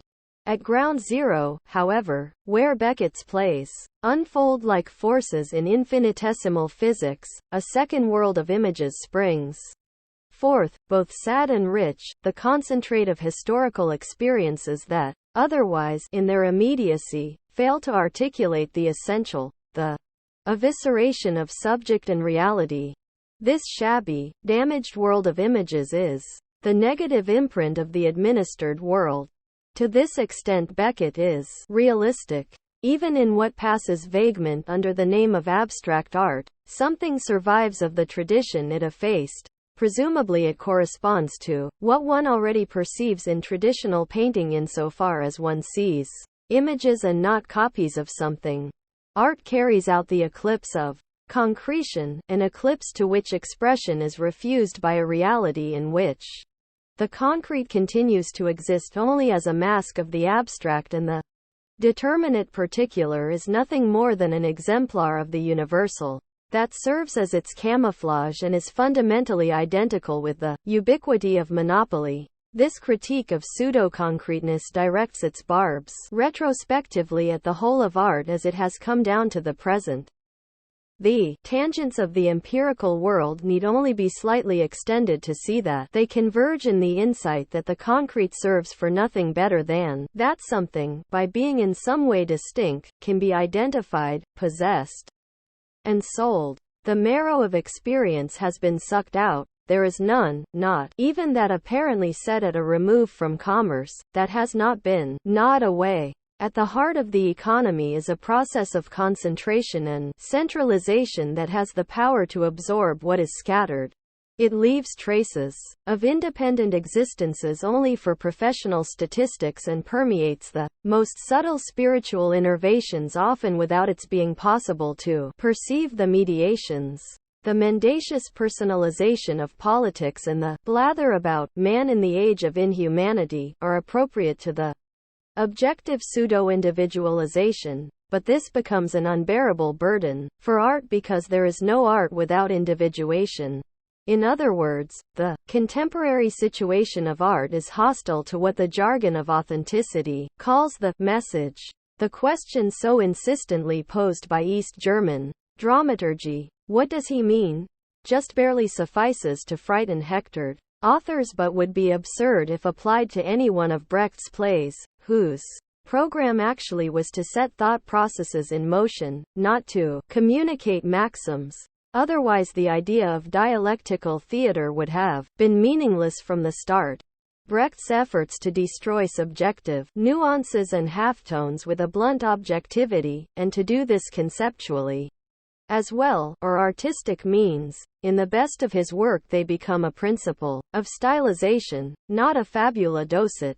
It is hard to determine just what the author of Galileo or the Good Woman of Sichuan himself meant, let alone broach the question of the objectivity of these works, which does not coincide with the subjective intention. The allergy to nuanced expression, Brecht's preference for a linguistic quality that may have been the result of his misunderstanding of positivist protocol sentences, is itself a form of expression that is eloquent only as determinate negation of that expression.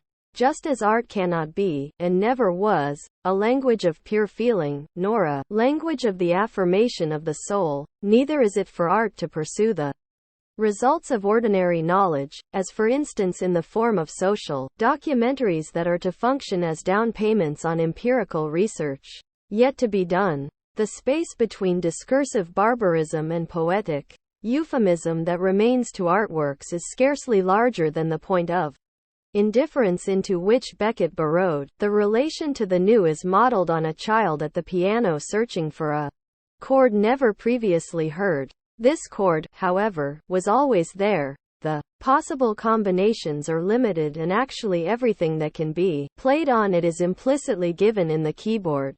The new is the longing for the new, not the new itself. That is what everything new suffers from. What takes itself to be utopia remains the negation of what exists and is obedient to it. At the center of contemporary antinomies is that art must be and wants to be utopia, and the more utopia is blocked by the real functional order, the more this is true. Yet at the same time art may not be utopia in order not to betray it by providing semblance and consolation. If the utopia of art were fulfilled, it would be art's temporal end. Hegel was the first to realize that the end of art is implicit in its concept. That his prophecy was not fulfilled is based, paradoxically, on his historical optimism. He betrayed utopia by construing the existing as if it were the utopia of the absolute idea. Hegel's theory that the world spirit has sublated art as a form is contradicted by another theory of art to be found in his work, which subordinates art to an antagonistic existence that prevails against all affirmative philosophy. This is compelling in architecture. If out of disgust with functional forms and their inherent conformism it wanted to give free rein to fantasy, it would fall immediately into kitsch. Art is no more able than theory to concretize utopia, not even negatively. A cryptogram of the new is the image of collapse. Only by virtue of the absolute negativity of collapse does art enunciate the unspeakable, utopia. In this image of collapse all the stigmata of the repulsive and loathsome in modern art gather. Through the irreconcilable renunciation of the semblance of reconciliation, art holds fast to the promise of reconciliation in the midst of the unreconciled. This is the true consciousness of an age in which the real possibility of utopia, that, given the level of productive forces the earth could here and now be, paradise, converges with the possibility of total catastrophe. In the image of catastrophe, an image that is not a copy of the event but the cipher of its potential, the magical trace of art's most distant prehistory reappears under the total spell, as if art wanted to prevent the catastrophe by conjuring up its image. The taboo set on the historical telos is the single legitimation of that, whereby the new compromises itself politically and practically, its claim to being an end in itself. The shaft that art directs at society is itself social. It is counterpressure to the force exerted by the body social. Like inner aesthetic progress, which is progress in productive and, above all, technical forces, this counterpressure is bound up with progress of extra-aesthetic productive forces. There are historical moments in which forces of production emancipated in art represent a real emancipation that is impeded by the relations of production. Artworks organized by the subject are capable tant bien que mal of what a society not organized by a subject does not allow. City planning necessarily lags far behind the planning of a major, purposeless, artwork. The antagonism in the concept of technique as something determined aesthetically and as something developed externally to artworks, should not be conceived as absolute. It originated historically and can pass. In electronics, it is already possible to produce artistically by manipulating means that originated extra-aesthetically. There is an obvious qualitative leap between the hand that draws an animal on the wall of a cave and the camera that makes it possible for the same image to appear simultaneously at innumerable places. But the objectivation of the cave drawing vis-a-vis what is unmediatedly seen already contains the potential of the technical procedure that affects the separation of what is seen from the subjective act of seeing. Each work, insofar as it is intended for many, is already its own reproduction. That in his dichotomization of the auratic and the technological artwork, Benjamin suppressed this element common to both, in favor of their difference, would be the dialectical critique of his theory.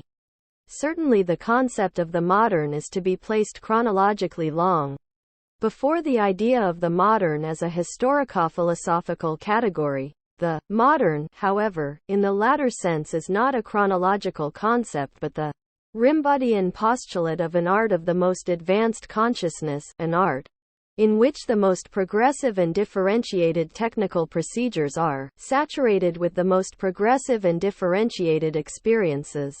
But these experiences, being social, are critical. Modern works in this sense must show themselves to be the equal of high industrialism, not simply make it a topic. Their own comportment and formal language must react spontaneously to the objective situation. The idea of a spontaneous reaction that is a norm defines a perennial paradox of art. Because there is nothing that can avoid the experience of the situation, nothing counts that purports to have escaped it. In many authentic modern works, industrial thematic material is strictly avoided out of mistrust of machine art as a pseudomorphism, but in that this material is negated by heightened construction and the reduction of the material tolerated, the industrial returns with a vengeance, as in the work of Paul Klee. This aspect of the modern has changed as little as has the fact of industrialization for the life process of human beings. For the time being, this grants the aesthetic concept of the modern its peculiar invariance. The recognition of this invariance, however, admits no less breadth to the historical dynamic than does the industrial mode of production itself, which during the last 100 years has been transformed from the 19th-century factory to mass production and automation. The substantive element of artistic modernism draws its power from the fact that the most advanced procedures of material production and organization are not limited to the sphere in which they originate. In a manner scarcely analyzed yet by sociology, they radiate out into areas of life far removed from them, deep into the zones of subjective experience, which does not notice this and guards the sanctity of its reserves. Art is modern when, by its mode of experience and as the expression of the crisis of experience, it absorbs what industrialization has developed under the given relations of production. This involves a negative canon, a set of prohibitions against what the modern has disavowed in experience and technique, and such determinate negation is virtually the canon of what is to be done. That this modernity is more than a vague zeitgeist or being cleverly up to date depends on the liberation of the forces of production. Modern art is equally determined socially by the conflict with the conditions of production and inner aesthetically by the exclusion of exhausted and obsolete procedures. Modernity tends rather to oppose the ruling zeitgeist, and today it must do so, to confirmed culture consumers. Radical modern art seems marked by an old-fashioned seriousness and, for that reason, among others, crazy.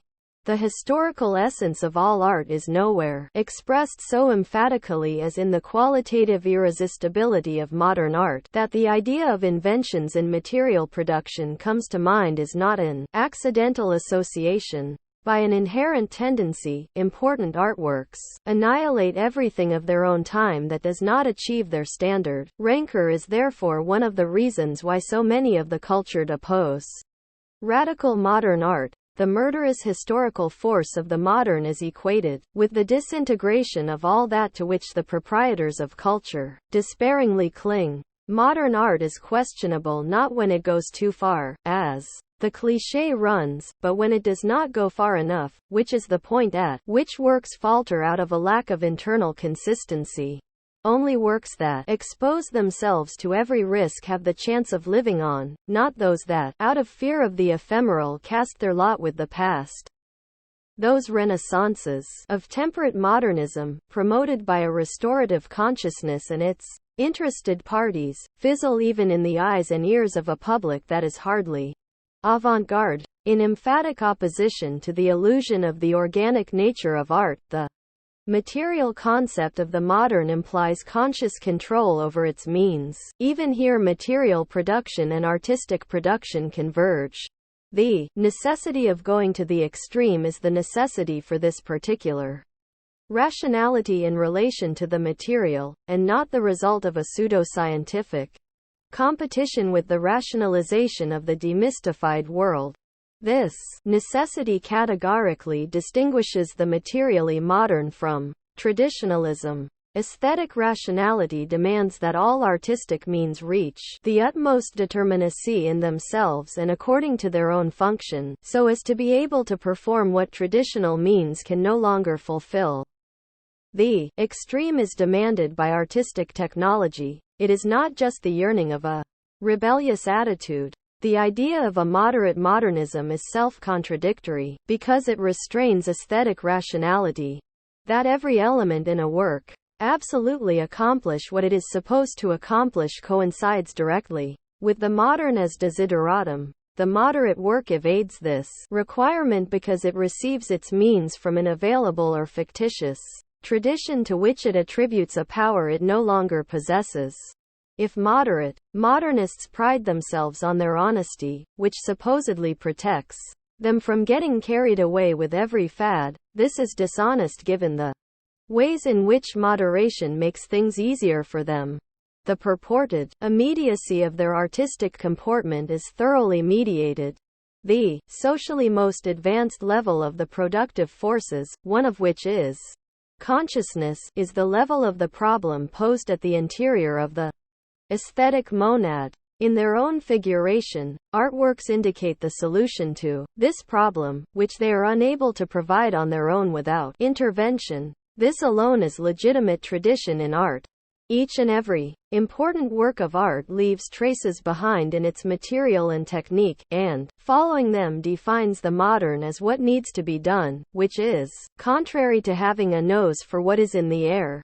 Critique makes this definition concrete. The traces to be found in the material and the technical procedures, from which every qualitatively new work takes its lead, are scars. They are the loci at which the preceding works misfired. By laboring on them, the new work turns against those that left these traces behind. This not shifts in subjective feelings for life or in established styles, is the actual object of what historicism treated as the generational problem in art. The agon of Greek tragedy still gave evidence of this.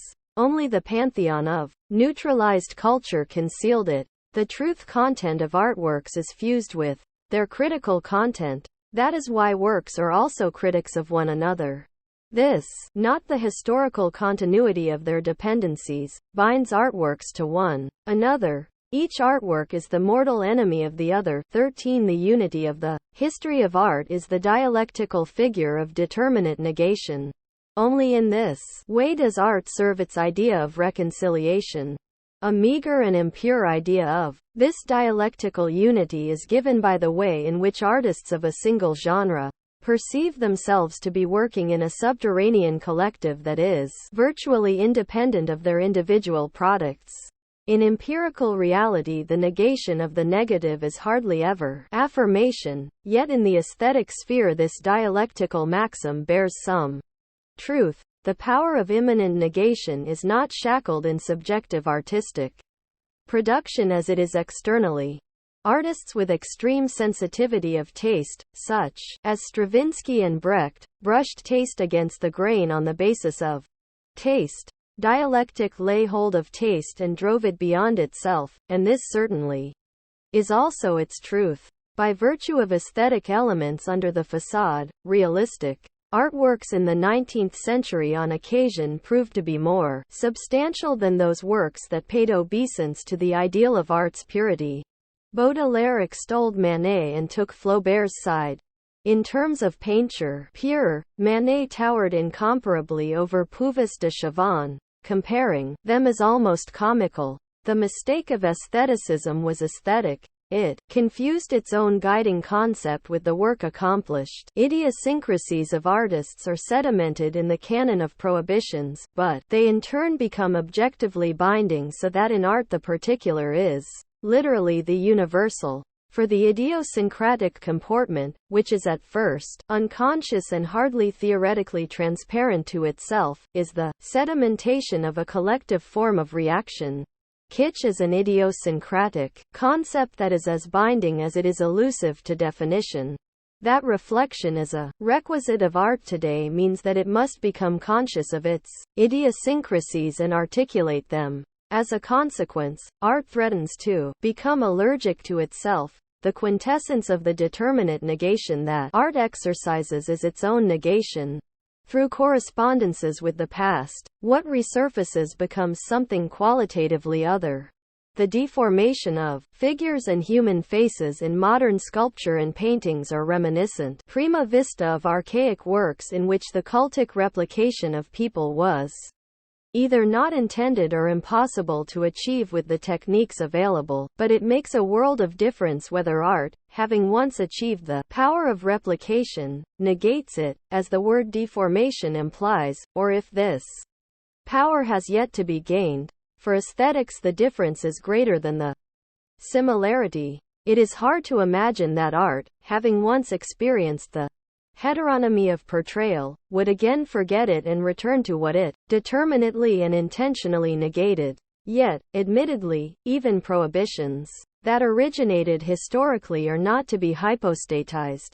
Otherwise they call up that favorite sleight of hand of modernists of Cocteau's variety that consists of suddenly conjuring up what has been temporarily prohibited and presenting it as if it were altogether fresh, and of relishing the violation of the modern taboo as itself something modern. In this fashion modernity has frequently been shunted into reaction.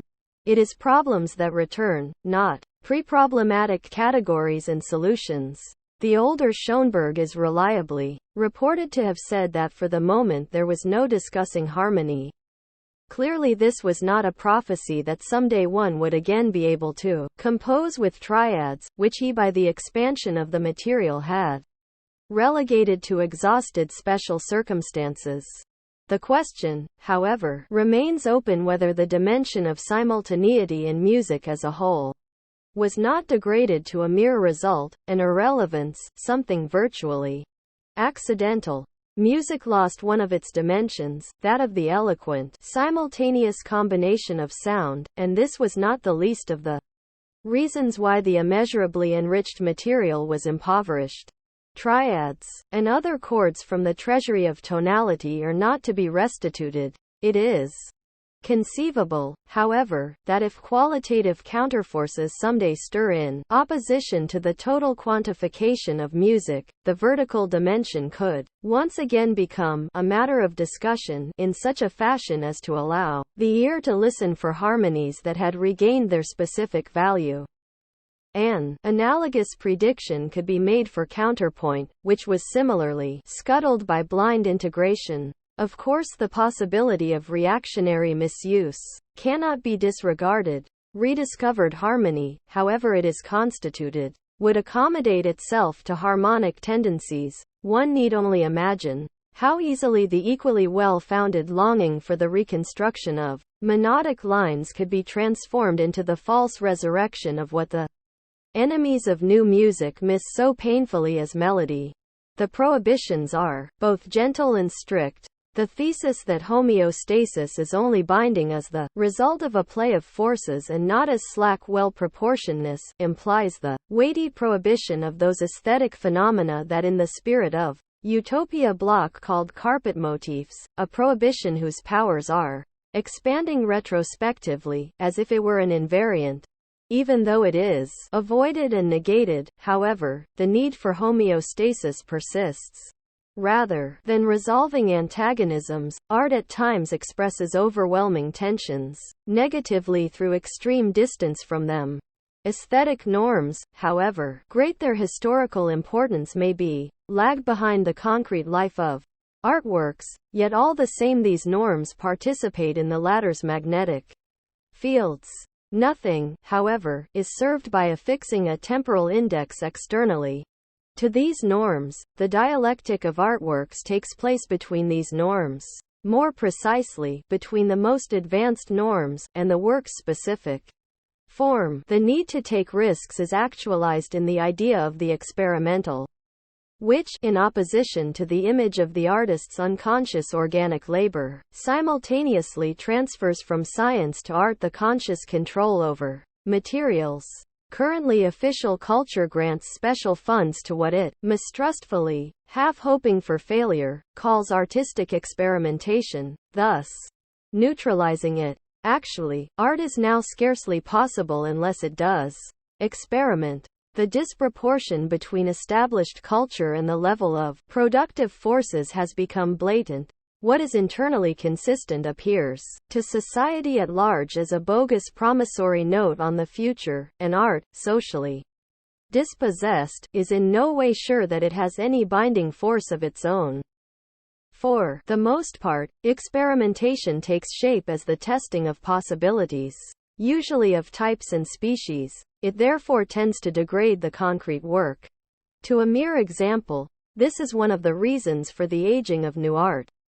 Certainly aesthetic means and ends cannot be separated, yet almost by its concept experimentation is primarily concerned with means and content to leave the world waiting in vain for the ends.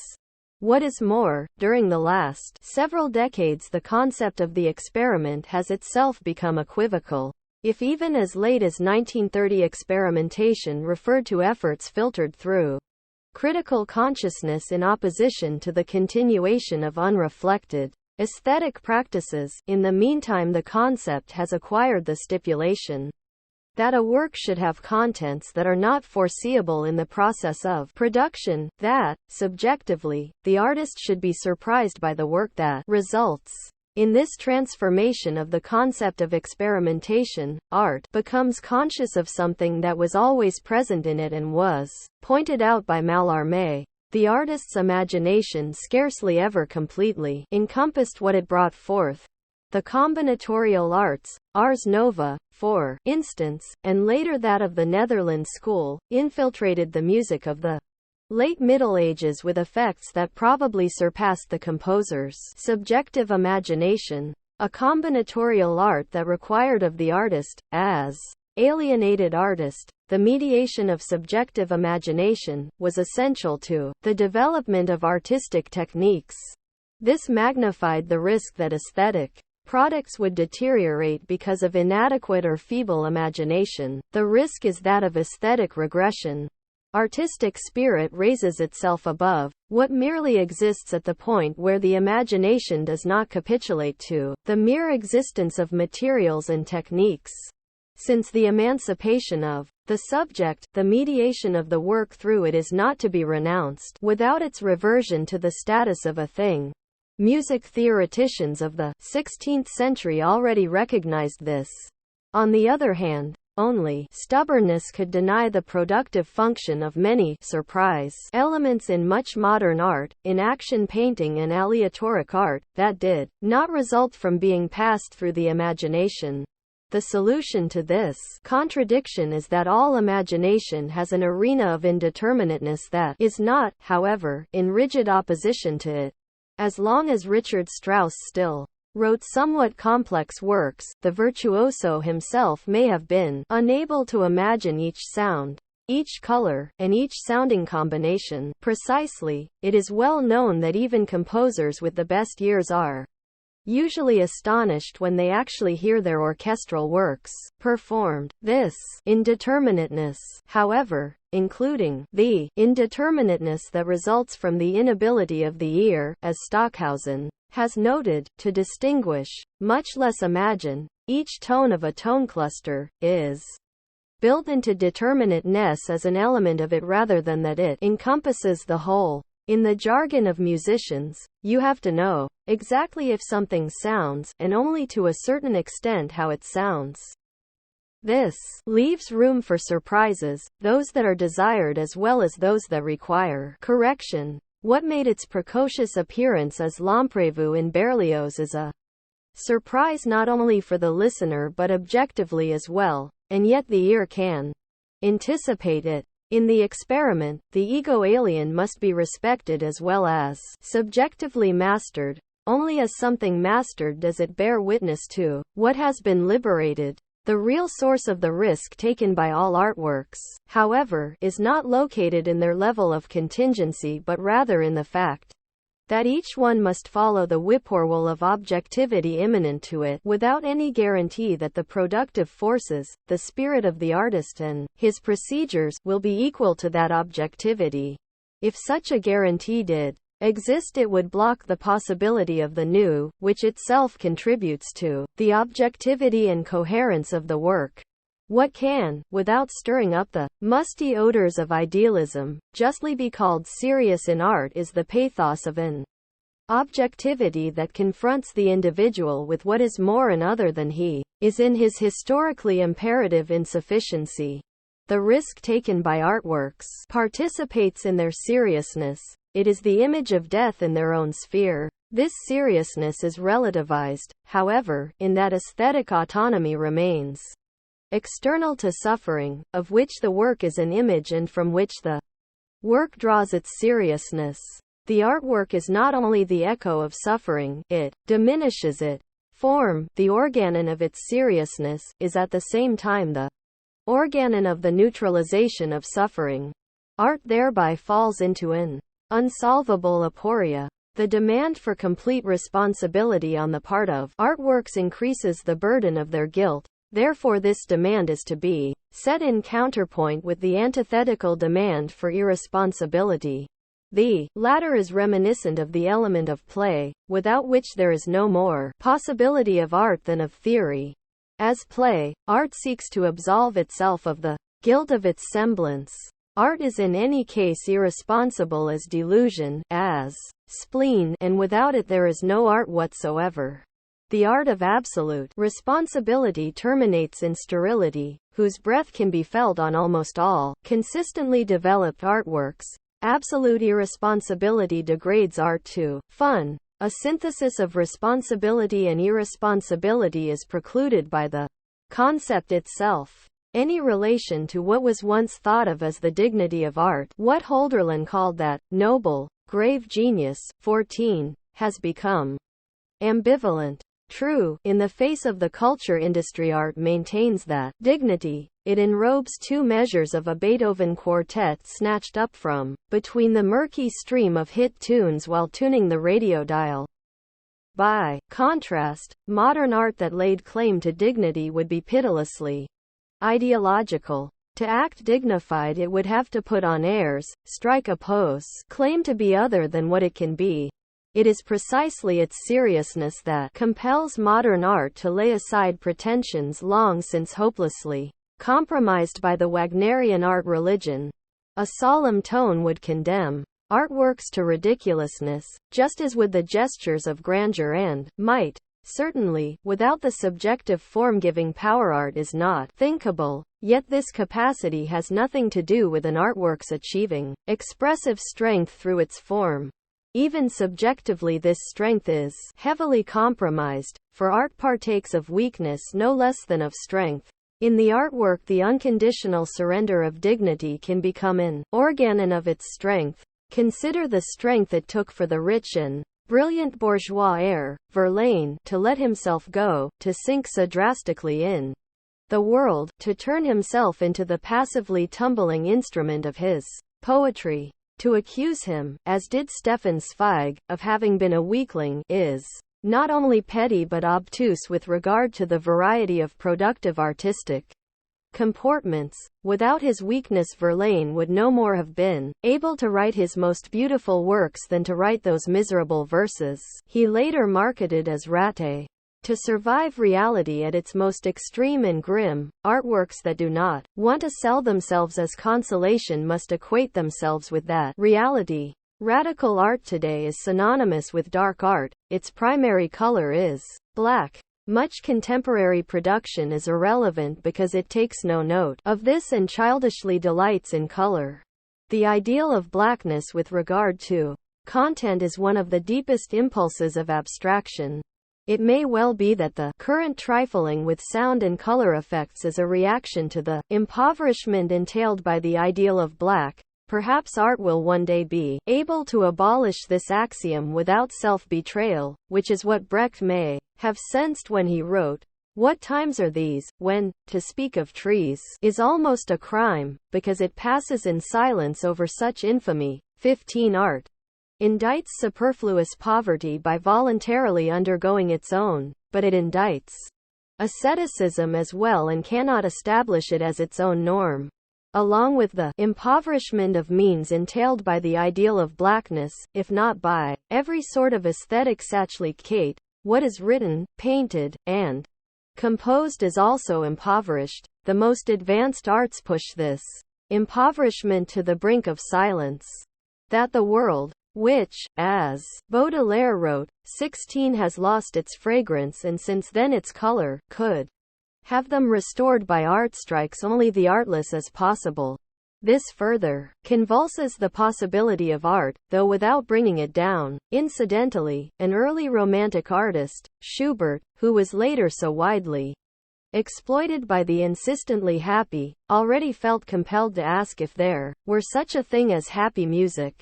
The injustice committed by all cheerful art, especially by entertainment, is probably an injustice to the dead, to accumulated, speechless pain. Still, black art bears features that would, if they were definitive, set their seal on historical despair. To the extent that change is always still possible, they too may be ephemeral. The radically darkened art, established by the Surrealists as black humor, which the aesthetic hedonism that survived the catastrophes defamed for the perversity of expecting that the dark should give something like pleasure, is, in essence, nothing but the postulate that art and a true consciousness of it can today find happiness only in the capacity of standing firm. This happiness illuminates the artwork's sensuous appearance from within. Just as in internally consistent artwork's spirit is communicated even to the most recalcitrant phenomenon, effectively rescuing it sensuously. Ever since Baudelaire, the dark has also offered sensuous enticement as the antithesis of the fraudulent sensuality of culture's facade. There is more joy in dissonance than in consonance. This metes out justice, eye for eye, to hedonism. The caustic discordant moment, dynamically honed, is differentiated in itself as well as from the affirmative and becomes alluring. And this allure, scarcely less than revulsion for the imbecility of positive thinking, draws modern art into a no-man's land that is the plenipotentiary of a livable world. Schoenberg's Pierrot Lunaire, that crystalline unity of imaginary essence and a totality of dissonance, was the first to achieve this aspect of the modern negation may reverse into pleasure, not into affirmation. Authentic art of the past that for the time being must remain veiled is not thereby sentenced. Great works wait. while their metaphysical meaning dissolves, something of their truth content, however little it can be pinned down, does not. It is that whereby they remain eloquent. A liberated humanity would be able to inherit its historical legacy free of guilt. What was once true in an artwork and then disclaimed by history is only able to disclose itself again when the conditions have changed on whose account that truth was invalidated. Aesthetic truth content and history are that deeply meshed. A reconciled reality and the restituted truth of the past could converge. What can still be experienced in the art of the past and is still attainable by interpretation is a directive toward this state.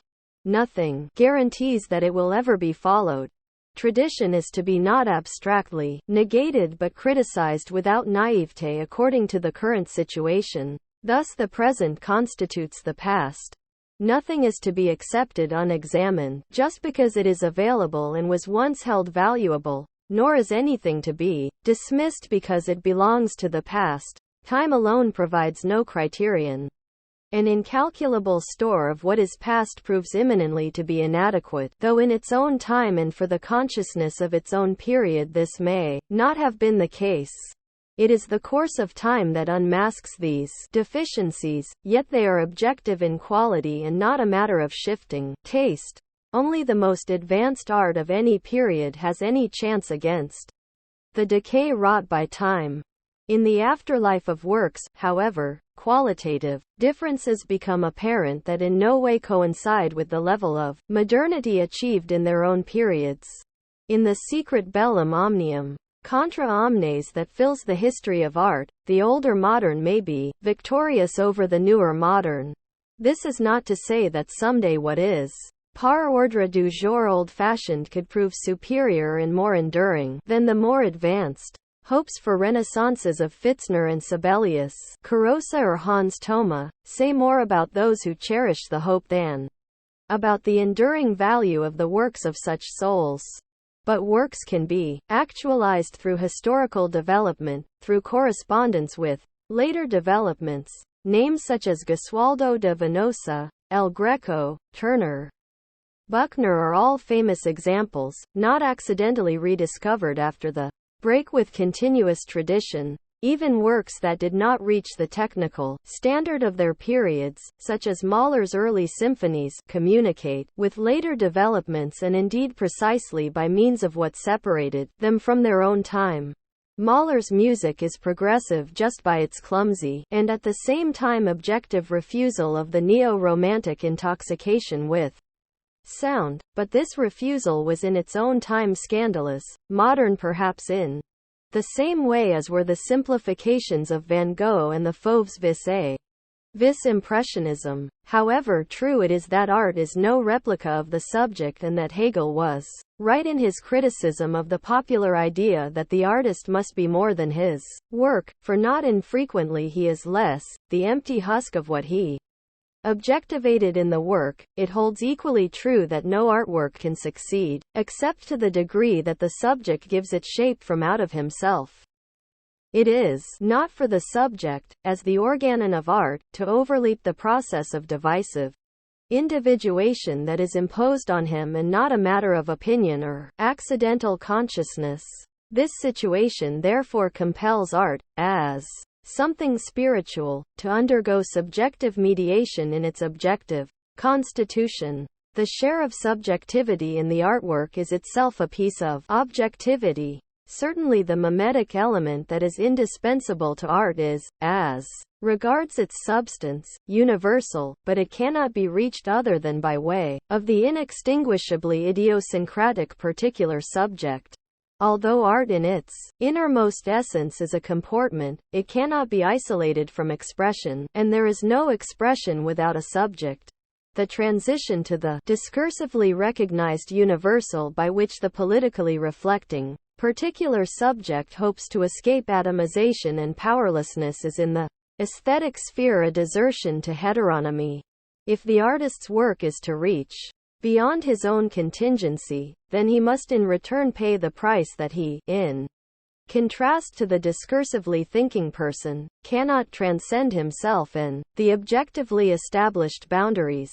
Even if one day the atomistic structure of society itself were changed, art would not have to sacrifice its social idea, in essence whether a particular is even possible, to the socially universal. As long as the particular and the universal diverge, there is no freedom. Rather, freedom would secure for the subject the right that today manifests itself exclusively in the idiosyncratic compulsions that artists must obey. Whoever resists the overwhelming collective force in order to insist on the passage of art through the subject, need on no account at the same time think underneath the veil of subjectivism. Aesthetic autonomy encompasses what is collectively most advanced, what has escaped the spell. By virtue of its mimetic pre-individual elements, every idiosyncrasy lives from collective forces of which it is unconscious. The critical reflection of the subject, however isolated that subject, stands watch that these forces do not provoke regression. Social reflection on aesthetics habitually neglects the concept of productive force. Yet deeply embedded in the technological processes this force is the subject congealed, as technology. Productions that avoid it, that effectively want to make themselves technically autonomous, are obliged to correct themselves by way of the subject. The rebellion of art against its false, intentional, spiritualization, Wedekind's for example in his program of a corporeal art, is itself a rebellion of spirit that, though it is not perpetually negative, does indeed negate itself. 17 Indeed, in the contemporary social situation spirit is present only by virtue of the principium individuationis. Collective labor is conceivable in art. The extinguishing of its immanent subjectivity is not. Any change in this would depend on the total social consciousness having reached a level where it no longer conflicts with the most progressive consciousness, which today is exclusively that of the individual. In spite of the most subtle modifications, bourgeois idealist philosophy has been unable epistemologically to break through solipsism. For normal bourgeois consciousness, the epistemology modeled on it was of no consequence. For this consciousness art appears necessary and directly intersubjective. This relation of epistemology and art should be reversed. The former has the ability through critical self-reflection to destroy the spell of solipsism, whereas the subjective point of reference in art remains that which solipsism has merely feigned in reality. Art is the historico-philosophical truth of a solipsism that is untrue in itself. In art there is no possible willful overcoming of the situation that philosophy has unjustly hypostatized. Aesthetic semblance is what solipsism extra-aesthetically confuses with truth. By participating in this confusion, Lukács's attack on radical modern art totally misses the point. He contaminates art with real or alleged solipsistic currents in philosophy. What appears identical, however, can now and again be fundamentally opposite. A critical element of the mimetic taboo is directed against a tepid warmth that is increasingly supposed to pass for expression. Expressive impulses produce a type of contact in which conformism rejoices. This is the mentality that has absorbed Berg's Wozik and reactionarily played it off against the Schoenberg school, which not a single measure of the opera disavows. The paradox of the situation is concentrated in Schoenberg's preface to Webern's 6 Bagatelles for String Quartet, a work at the extreme limit of expressivity. Schoenberg praises it because, in his own words, it spurns animal warmth. All the same, the warmth has by now also been attributed to those works that rejected it for the sake of authentic expression. Valid art today is polarized into, on the one hand, an unassuaged and inconsolable expressivity that rejects every last trace of conciliation and becomes autonomous construction, and, on the other, the expressionlessness of construction that expresses the dawning powerlessness of expression. The discussion of the taboo that weighs on subject and expression touches on a dialectic of maturity. Its Kantian postulate, that of emancipation from the spell of the infantile, holds not only for reason but equally for art. The history of modern art is that of a straining toward maturity as the organized and heightened aversion toward the childish in art, which becomes childish, in the first place by the measure of a pragmatically narrow rationality. No less, however, does art rebel against precisely this form of rationality, which, in the relation of means and ends, forgets the ends and fetishizes the means as an end in itself. This irrationality in the principle of reason is unmasked by the avowedly rational irrationality of art, evident in its technical procedures. Art brings to light what is infantile in the ideal of being grown up. Immaturity via maturity is the prototype of play. In modern art, métier is fundamentally different from traditional artisanal methods. Its concept indicates the totem of capacities through which the artist does justice to the conception of the work and precisely thereby severs the umbilical cord of tradition. All the same, the artist's métier never originates wholly out of a single work. No artist approaches his work with nothing but the eyes, ears, or linguistic capacity for just it. The realization of a specific work always presupposes qualities gained beyond the spell of the work's specification. Only dilettantes confuse originality with tabula rasa. Although it appears to be merely subjective, the totem of forces invested in the work is the potential presence of the collective according to the level of the available productive forces. Windowless, it contains the monad. This is most strikingly evident in the critical corrections made by artists. In every improvement to which he is compelled, often enough in conflict with what he considers his primary impulse, the artist works as social agent, indifferent to society's own consciousness. He embodies the social forces of production without necessarily being bound by the censorship dictated by the relations of production, which he continually criticizes by following the rigors of his métier. In the many particular situations with which the work confronts its author, there are always many available solutions, but the multiplicity of solutions is finite and surveyable as a whole. Métier sets boundaries against the bad infinity in works. It makes concrete what, in the language of Hegel's logic, might be called the abstract possibility of artworks. Therefore, every authentic artist is obsessed with technical procedures. The fetishism of means also has a legitimate aspect. Art is not to be reduced to the unquestionable polarity of the mimetic and the constructive, as if this were an invariant formula, for otherwise, works of high quality would be obliged to strike a balance between the two principles. But what was fruitful in modern art was what gravitated toward one of the extremes, not what sought to mediate between them. Those works that strove after both, in search of synthesis, were rewarded with a dubious consensus. The dialectic of these elements is similar to dialectical logic, in that each pole realizes itself only in the other, and not in some middle ground. Construction is not the corrective of expression, nor does it serve as its guarantor by fulfilling the need for objectivation. Rather, construction must conform to the mimetic impulses without planning, as it were. In this lies the superiority of Schoenberg's Erwartung over a great many compositions that made that work into a principle that had for its part been one of construction. What survives of expressionism as something objective are those works that abstained from constructive organization. Similarly, construction cannot, as a form empty of human content, wait to be filled with expression. Rather, construction gains expression through coldness. Picasso's Cubist works and their later transformations are, by virtue of asceticism against expression, far more expressive than those works that were inspired by Cubism but feared to lose expression and became supplicant. This may lead the way beyond the debate over functionalism.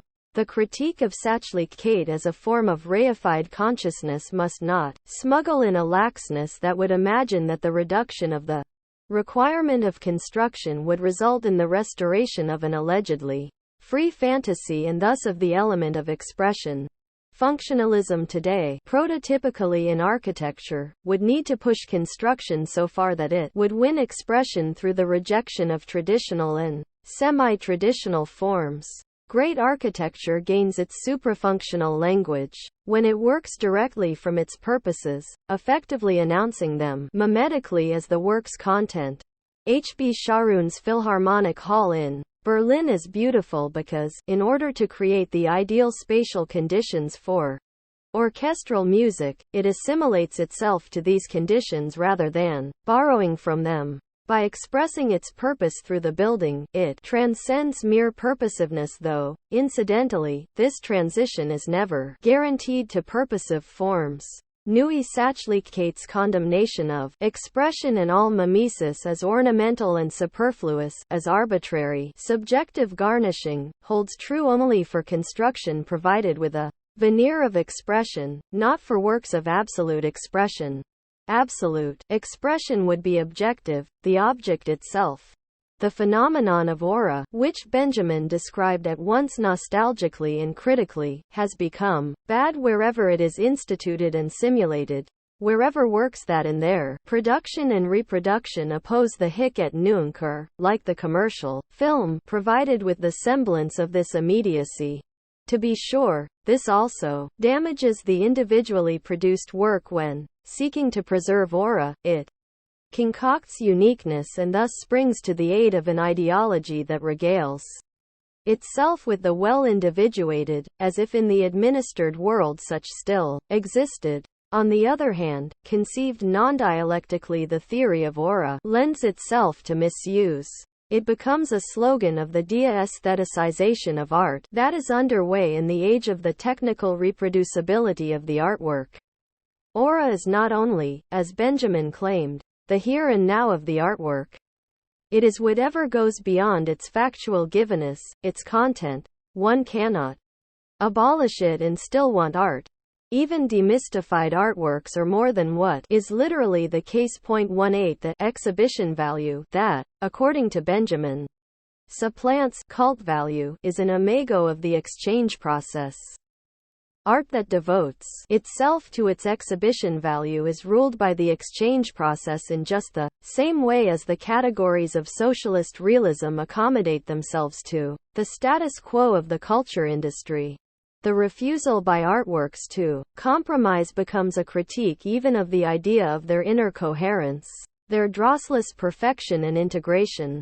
Inner coherence shatters on what is superior to it, the truth of the content, which no longer finds satisfaction in expression, for expression recompenses helpless individuality with a deceptive importance, or in construction, for coherence is more than a mere analogy of the administered world. The utmost integration is utmost semblance, and this causes the former's reversal. Ever since Beethoven's last works, those artists who pushed integration to an extreme have mobilized disintegration. The truth content of art, whose organon was integration, turns against art, and in this turn art has its emphatic moments. Artists discover the compulsion toward disintegration in their own works. In the surplus of organization and regimen, it moves them to set aside the magic wand, as does Shakespeare's Prospero, who is the poet's own voice. However, the truth of such disintegration is achieved by way of nothing less than the triumphant guilt of integration. The category of the fragmentary, which has its locus here, is not to be confused with the category of contingent particularity. The fragment is that part of the totality of the work that opposes totality. Notes 1. Hugo von Hofmannsthal, The Lord Chandos Letter, Marlborough, 1986. Trans. 2. C. Stephen George, Darkness of Dream, Foliage and Fruit of Carnelian and Gold, in the works of Stephen George, trans. Marx and Merwitz, Chapel Hill, 1974, page 270. 3. Entkustung, literally, the destruction of art's quality as art, trans. 4. C. Adorno, Cultural Criticism and Society, in Prisms, trans. Samuel Weber and Shieri Weber, Cambridge, 1981, pp. 17 ff. 5. Gustav Meyrink, 1868–1932, the Austrian novelist of eerie and grotesque novels, most famously The Golem. Trans. 6. Ferdinand Kernberger, 1821–1879, the Austrian dramatist and novelist. Trans. 7. C. Adorno, Dissonanzen. Musik in der Verwalteten Welt, 4th ed., Göttingen, 1969, pp. 19 ff. 8. A reference especially to Martin Heidegger. Trans. 9. Aussage, C. Adorno, The Jargon of Authenticity. Trans. Knut Tarnowski and Frederick Will, Evanston, 1976, page 14. Trans. 10. Walter Benjamin, The Origin of German Tragic Drama. Trans. John Osborne, London, 1977. 11. C. Adolf Loos, Samtliche Schriften, ed. F. Gluck, Volume 1, Vienna and Munich, 1962, pp.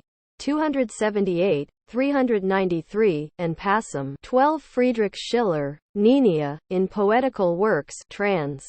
Percy E. Pinkerton, Boston, 1902, page 253. 13. Adorno is quoting from his own Ohne Litbid, Gesammelte Schriften. Volume 10. 1. Frankfurt, 1977, trans. 14. Friedrich Hölderlin, German Song, in Friedrich Hölderlin, Poems and Fragments, trans. Michael Hamburger, Cambridge, 1966, page 505. 15. Bertolt Brecht, and Die Nachgeborenen, in Gesammelte Werk, Volume 9. Frankfurt, 1967, page 723. Was sind das für Zeiten, wo ein Gespräch über Baum fast ein Verbrechen ist, weil es ein Schweigen über so viele Untaten einschließt. To Posterity, in German Poetry, 1910. 1975, trans. And ed. Michael Hamburger, New York, 1976. Page 168, trans. 16. C. Charles Baudelaire, The Taste for Nothingness, From Flowers of Evil, trans. S. McGowan, Oxford, 1993, page 153. The spring, once wonderful, has lost its scent. Page 72. 17. A reference to the Mephistopheles of Johann Wolfgang von Goethe's Faust, described there as the spirit that negates itself. Trans. 18. A critical reference to Ludwig Wittgenstein's maxim in the Tractatus Logico-Philosophicus that Die Welt ist alles was der Fall ist, the world is all that is the case. Throughout aesthetic theory and many of his other writings, Adorno similarly recasts Wittgenstein's expression. Trans. Chapter 3. On the categories of the ugly, the beautiful and technique, to say that art is not identical with the concept of beauty, but requires for its realization the concept of the ugly as its negation, is a platitude. Yet this does not amount to the annulment of the category of the ugly as a canon of prohibitions. This canon no longer forbids offenses against universal rules, but it debars violations of the work's immanent consistency. The universality of this canon is nothing other than the primacy of the particular. There should no longer be anything that is not specific. The prohibition of the ugly has become an interdiction of whatever is not formed hic et nunc, of the incompletely formed, the raw. Dissonance is the technical term for the reception through art of what aesthetics as well as naivete calls ugly. Whatever it may be, the ugly must constitute, or be able to constitute, an element of art. A work by the Hegelian Karl Rosenkranz bears the title The Aesthetics of the Ugly. 1. Archaic art and then traditional art, especially since the fons and seleni of Hellenism, abound in the portrayal of subjects that were considered ugly. In modern art, the weight of this element increased to such a degree that a new quality emerged. According to traditional aesthetics, the ugly is that element that opposes the work's ruling law of form. It is integrated by that formal law and thereby confirms it. along with the power of subjective freedom in the artwork vis the subject matter. This subject matter would indeed become beautiful, in a higher sense through its function in the pictorial composition, for instance, or by its participation in the production of a dynamic equilibrium. For, according to a Hegelian topos, beauty is the result not of a simple equilibrium per se, but rather of the tension that results. Harmony that, as a mere result, denies the tensions that have entered into it, becomes something disturbing, false, and effectively dissonant. The harmonistic view of the ugly was voided in modern art, and something qualitatively new emerged. The anatomical horror in Rimbaud and Ben, the physically revolting and repellent in Beckett, the scatological traits of many contemporary dramas, have nothing in common with the rustic uncouthness of 17th-century Dutch paintings. Anal pleasure, and the pride of art, at facilely being able to integrate it, abdicate powerlessly the law of form, capitulates to ugliness. That is how completely dynamic the category of the ugly is, and necessarily its counterimage, the category of the beautiful, is no less so. Both mock definitional fixation such as is imagined by that aesthetic whose norms are, however indirectly, oriented by these categories. The statement that a devastated industrial landscape or a face deformed by a painting is just plain ugly may answer spontaneously to the phenomenon, but lacks the self-evidence it assumes. The impression of the ugliness of technology and industrial landscapes cannot be adequately explained in formal terms and aesthetically well-integrated functional forms. In Adolf Loos's sense, would probably leave the impression of ugliness unchanged. The impression of ugliness stems from the principle of violence and destruction. The aims posited are unreconciled with what nature, however mediated it may be, wants to say on its own. In technique, violence toward nature is not reflected through artistic portrayal, but it is immediately apparent. It could be transformed only by a reorientation of technical forces of production that would direct these forces not only according to desired aims but equally according to the nature that is to be technically formed. After the abolition of scarcity, the liberation of the forces of production could extend into other dimensions than exclusively that of the quantitative growth of production. There are intimations of this when functional buildings are adapted to the forms and contours of the landscape, as well as when building materials have originated from and been integrated into the surrounding landscape, as for instance with chateaux and castles. What is called a cultural landscape, Kulturlandschaft, is a beautiful model of this possibility. A rationality that embraced these motifs would be able to help heal the wounds that rationality inflicted. Even as bourgeois consciousness naively condemns the ugliness of a torn-up industrial landscape, a relation is established that reveals a glimpse of the domination of nature, where nature shows humans its facade of having yet to be mastered. This bourgeois indignation therefore is part of the ideology of domination. Ugliness would vanish if the relation of man to nature renounced its repressive character, which perpetuates, rather than being perpetuated by, the repression of man. The potential for this in a world laid waste by technique resides in a pacified technique, not in planned enclaves. There is nothing putatively ugly that would not be able through a transformation of its position in the work, freed from the culinary, to discard its ugliness.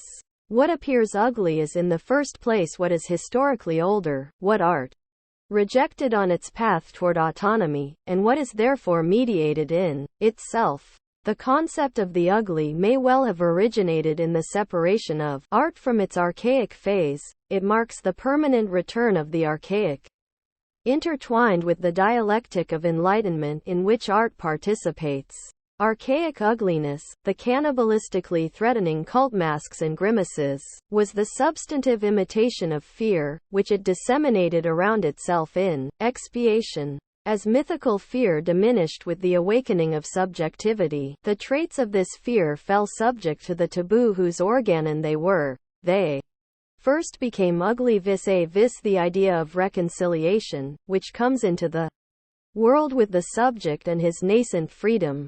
But the old images of terror persist in history, which has yet to redeem the promise of freedom, and in which the subject, as the agent of unfreedom, perpetuates the mythical spell against which he rebels and to which he is subordinate. Nietzsche's dictum that all good things were once dreadful things, like Schellings's insight into the terror of the beginning, may well have had their origins in the experience of art. The overthrown and recurrent content, Inhalt, is sublimated in imagination and form. Beauty is not the platonically pure beginning but rather something that originated in the renunciation of what was once feared, which only as a result of this renunciation, retrospectively, so to speak, according to its own telos, became the ugly. Beauty is the spell over the spell, which devolves upon it.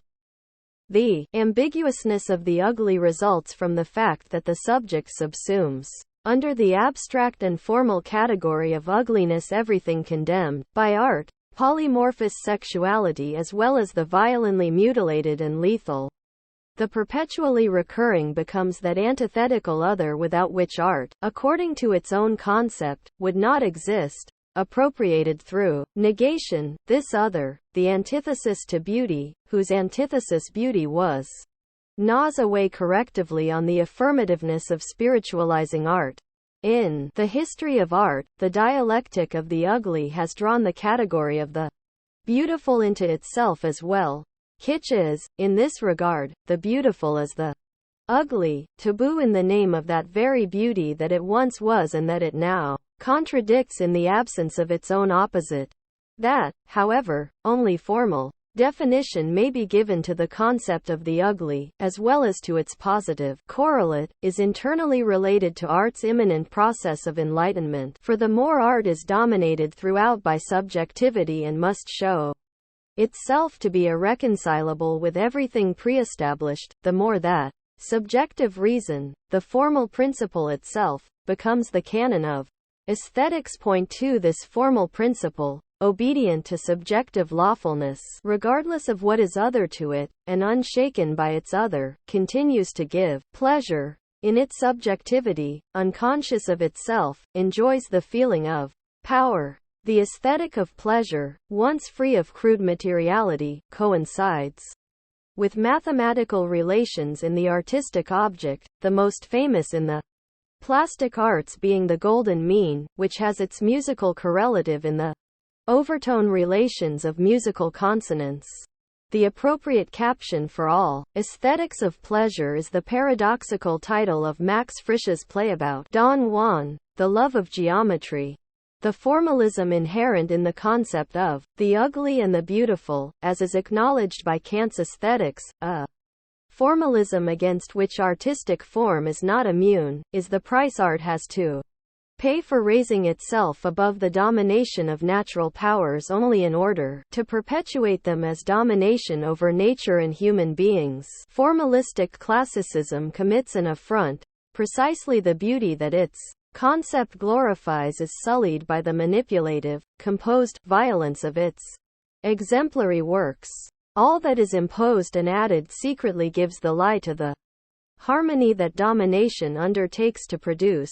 Bindingness that is decreed remains arbitrary. Although the formal character of the ugly and the beautiful cannot be retroactively annulled by any content aesthetics, its own content, Inhalt, can be determined.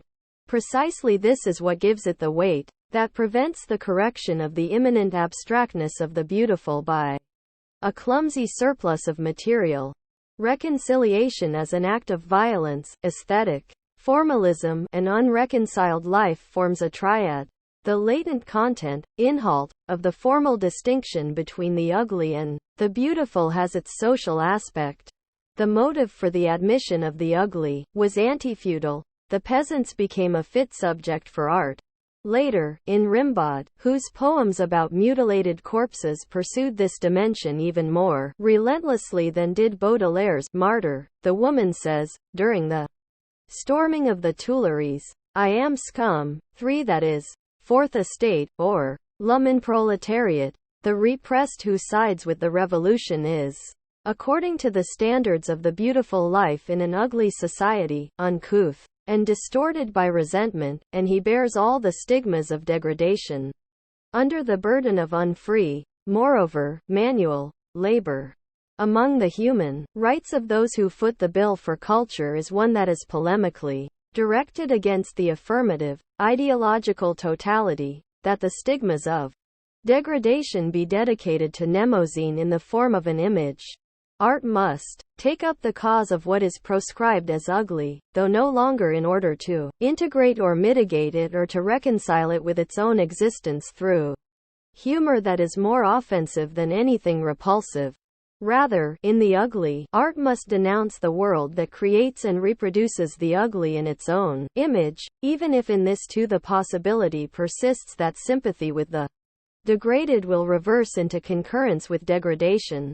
In the penchant of modern art for the nauseating and physically revolting, in objecting to which the apologists of the status quo can think of nothing more substantial than that the world is ugly enough as it is and art therefore should be responsible for idle beauty, the critical material motif shows through. In its autonomous forms art decries domination, even that which has been sublimated as a spiritual principle and stands witness for what domination represses and disavows. Even as semblance this materialistic motif's form remains what it had been external to that form, critical, powerful aesthetic, velours or liberated by social ugliness, as in the previously unimaginable blackness of the first part of Hanley's Ascension. 4 The process is comparable to the introduction of negative magnitudes. They retain their negativity in the continuum of the work. The status quo, by contrast, can only deal with this same material by swallowing hard at graphics of starving working-class children and other extreme images as documents of that beneficent heart that beats even in the face of the worst, thereby promising that it is not the worst. Art struggles against this kind of collusion by excluding through its language of form that remainder of affirmation maintained by social realism.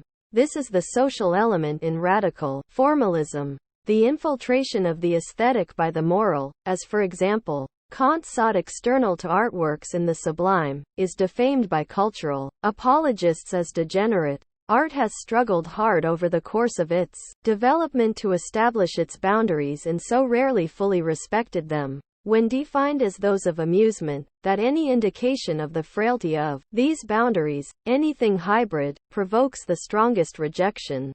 The aesthetic condemnation of the ugly is dependent on the inclination, verified by social psychology, to equate, justly, the ugly with the expression of suffering and, by projecting it, to despise it. Hitler's empire put this theorem to the test, as it put the whole of bourgeois ideology to the test. The more torture went on in the basement, the more insistently they made sure that the roof rested on columns. Doctrines of aesthetic invariance have the tendency to raise the reproach of degeneracy. Yet the counter-concept of degeneracy is precisely that nature that doctrines of aesthetic invariance defame as degenerate. Art need not defend itself against the rebuke that it is degenerate. Art meets this rebuke by refusing to affirm the miserable course of the world as the iron law of nature. However, because art has the power to harbor its own opposite without slackening its longing, indeed because it changes its longing into this power, the element of the ugly is bound up with art's spiritualization. George clear-sightedly recognized this in his preface to his translation of Flowers of Evil. This is alluded to by the subtitle, Spleen and Ideal. Back of the word spleen is the obsession with what resists being formed, with the transformation of what is hostile to art into art's own agent, which thus extends art's concept beyond that of the ideal. The ugly serves this purpose in art. But ugliness and cruelty are not merely the subject matter of art. As Nietzsche knew, art's own gesture is cruel. In aesthetic forms, cruelty becomes imagination. Something is excised from the living, from the body of language, from tones, from visual experience. The purer the form and the higher the autonomy of the works, the more cruel they are. Appeals for more humane art, for conformity to those who are its virtual public, regularly dilute the quality and weaken the law of form. What art in the broadest sense works with, it oppresses. This is the ritual of the domination of nature that lives on in play. It is the original sin of art as well as its permanent protest against morality, which revenges cruelty with cruelty. Yet those artworks succeed that rescue over into form, something of the amorphous to which they ineluctably do violence. This, alone is the reconciling aspect of form.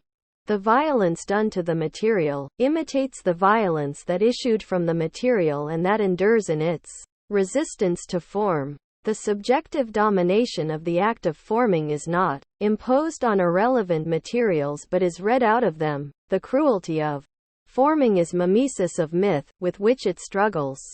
Greek genius expressed this idea, allegorizing it unconsciously. An early Doric relief from Selinunte, at the Archaeological Museum in Palermo, portrays Pegasus as having sprung from the blood of Medusa.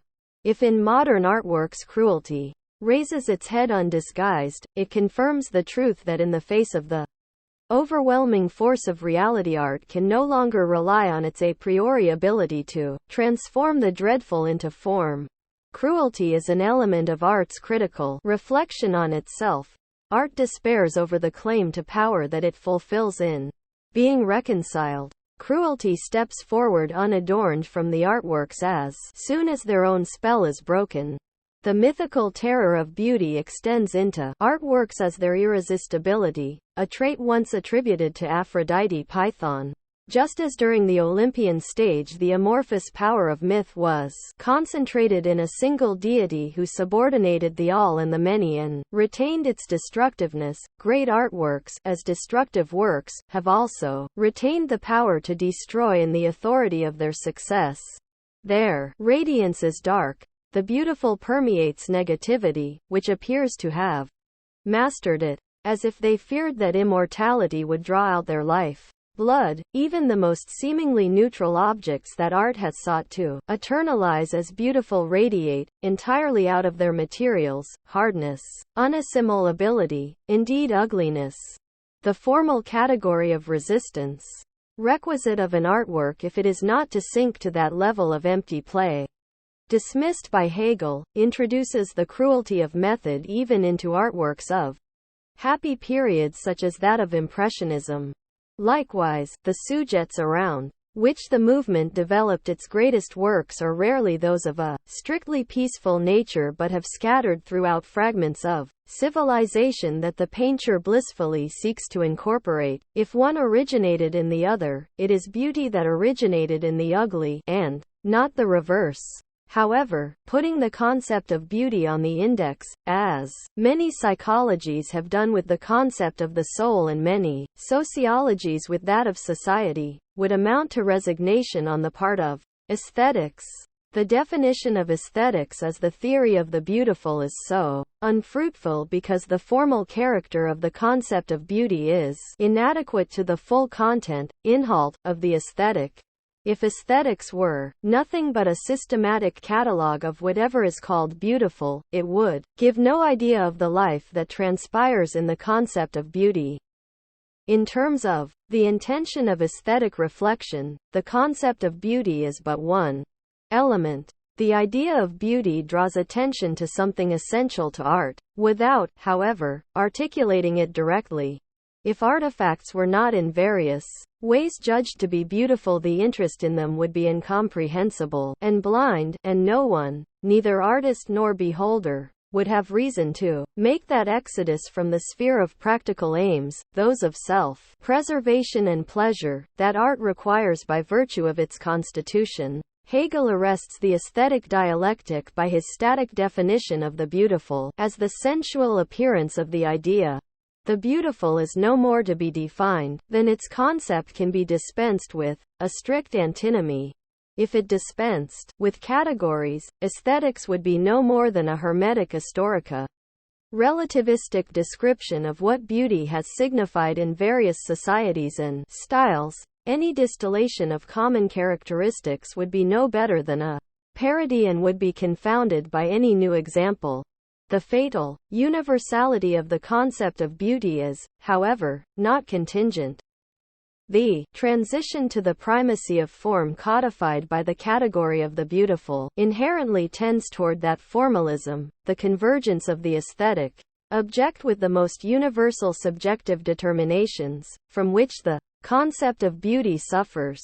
Nothing would be achieved by setting up a material essence over and against formal beauty. The principle, as something that became what it is, must be grasped in terms of its dynamic, and to this extent substantively. The image of beauty as that of a single and differentiated something originates with the emancipation from the fear of the overpowering wholeness and undifferentiatedness of nature. The shudder in the face of this is rescued by beauty into itself by making itself impervious to the immediately existent. Beauty establishes a sphere of untouchability. Works become beautiful by the force of their opposition to what simply exists. Of that on which it was active, the aesthetically forming spirit allowed entry only to what resembled it, what it understood, or what it hoped to make like itself. This was a process of formalization. Therefore, beauty is, in terms of its historical tendency, formal. The reduction that beauty imposes on the terrifying, over and out of which beauty raises itself, and which it banishes from itself as from a sacred temple, has, in the face of the terrifying, something powerless about it. For the terrifying digs in on the perimeter like the enemy in front of the walls of the beleaguered city, and starves it out. If beauty is not to fail its own telos, it must work against its enemy even if this struggle is contrary to its own tendency. The history of the Hellenic spirit discerned by Nietzsche is unforgettable because it followed through and presented the historical process between myth and genius. The archaic giants reclining in one of the temples of Agrigento are no more rudiments than are the demons of Attic drama. Form requires them, if it is not to capitulate to myth, which persists in it so long as form merely rejects it. In all subsequent art of any import, this counterelement to beauty is maintained and transformed. This occurred already in Euripides' dramas, where the horror of mythical violence redounds to the unblemished divinities, the Olympian consorts of beauty, who are in turn decried as demons. Afterward, Epicurean philosophy wanted to free consciousness from this horror of the gods. Since, however, the images of a terrifying nature have from the outset mollified those gods mimetically, the archaic grimaces, monsters, and minotaurs already assume a human likeness.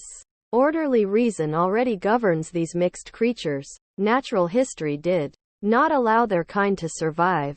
They are frightening because they warn of the fragility of human identity, but they are not chaotic because threat and order are intertwined in them.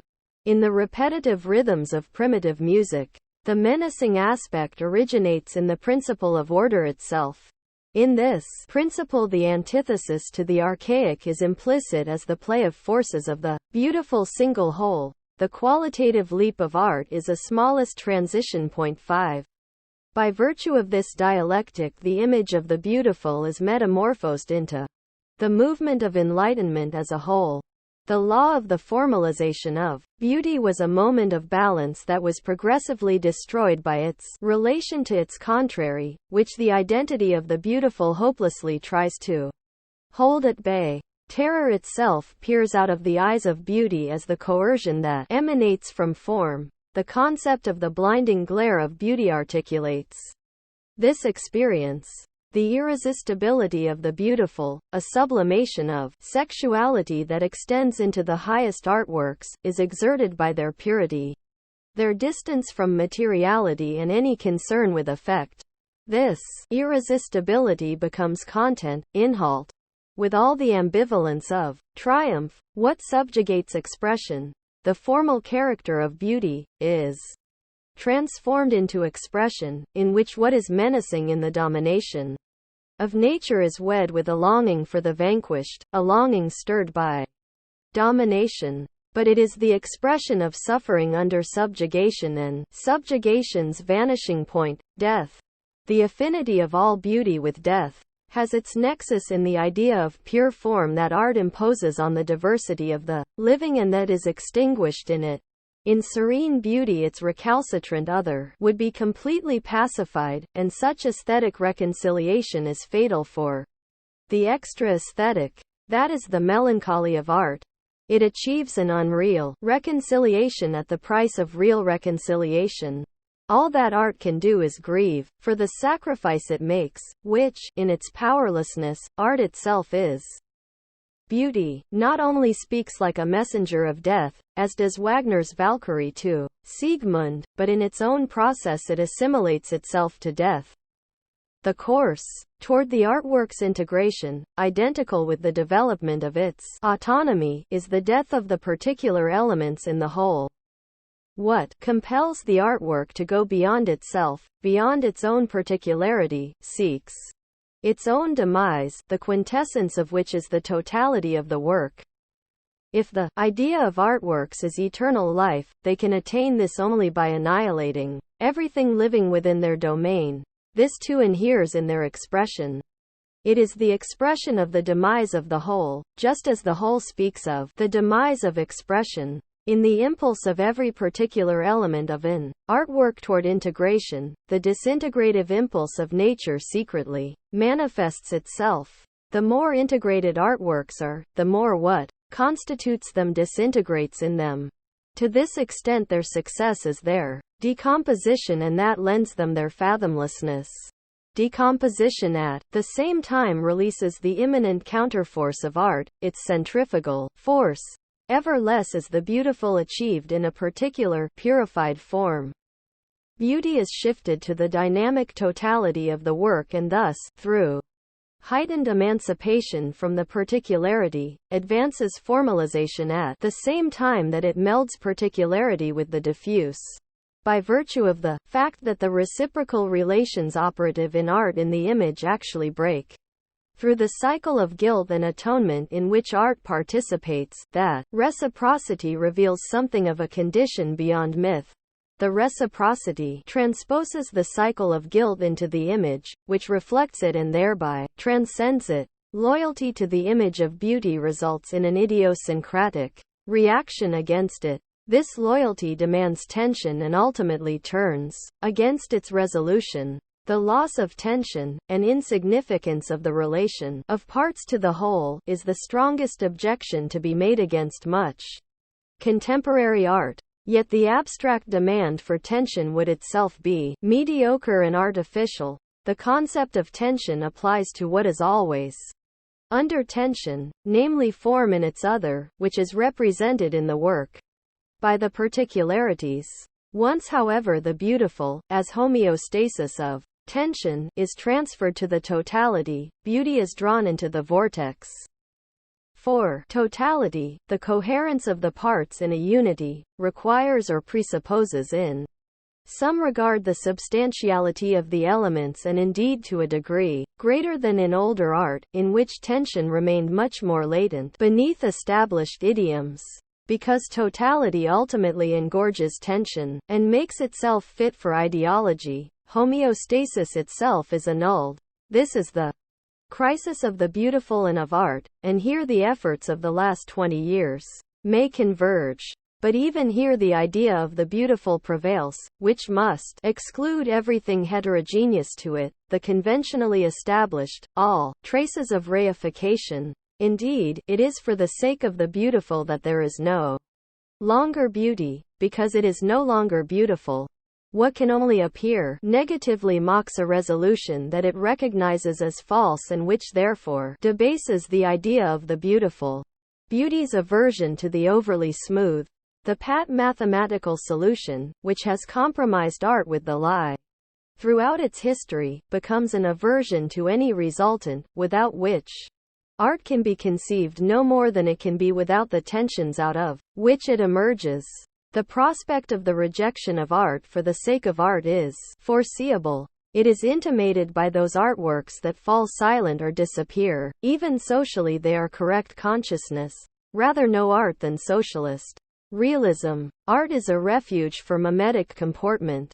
In art the subject exposes itself, at various levels of autonomy, to its other, separated from it and yet not altogether separated. Art's disavowal of magical practices, its antecedents, implies participation in rationality. That art, something mimetic, is possible in the midst of rationality, and that it employs its means, is a response to the faulty irrationality of the rational world as an over-administered world. For the aim of all rationality, the quintessence of the means for dominating nature, would have to be something other than means, hence something not rational. Capitalist society hides and disavows precisely this irrationality, and in contrast to this, art represents truth in a double sense. It maintains the image of its aim, which has been obscured by rationality, and it convicts the status quo of its irrationality and absurdity. The relinquishment of the delusion of the unmediated intervention of spirit, which intermittently and insatiably recurs in the history of humanity, establishes a prohibition against recollections employing art to turn unmediatedly toward nature. Only separation can counter man's separation. This at once strengthens and exculpates the rational element in art because it resists real domination, even though, as ideology, this element is ever and again bound up with domination. To speak of the magic of art is trite, because art is allergic to any relapses into magic. Art is a stage in the process of what Max Weber called the disenchantment of the world, and it is entwined with rationalization. This is the source of all of art's means and methods of production. Technique that disparages its ideology inheres in this ideology as much as it threatens it, because art's magical heritage stubbornly persisted throughout art's transformations. Yet art mobilizes technique in an opposite direction than does domination. The sentimentality and debility of almost the whole tradition of aesthetic thought is that it has suppressed the dialectic of rationality and mimesis immanent to art. This persists in the astonishment over the technical work of art as if it had fallen from heaven. The two points of view are actually complementary. Nevertheless, the cliché about the magic of art has something true about it. The survival of mimesis, the non-conceptual affinity of the subjectively produced with its unposited other, defines art as a form of knowledge and to that extent as rational. For that to which the mimetic comportment responds is the telos of knowledge, which art simultaneously blocks with its own categories. Art completes knowledge with what is excluded from knowledge and thereby, once again impairs its character as knowledge, its univocity. Art threatens to be pulled apart because magic, which art secularizes, actually refuses this process, while in the midst of secularization the essence of magic sinks to the level of a mythological vestige, to superstition. What today emerges as the crisis of art, as its new quality, is as old as art's concept. How an artwork deals with this antinomy determines its possibility and quality.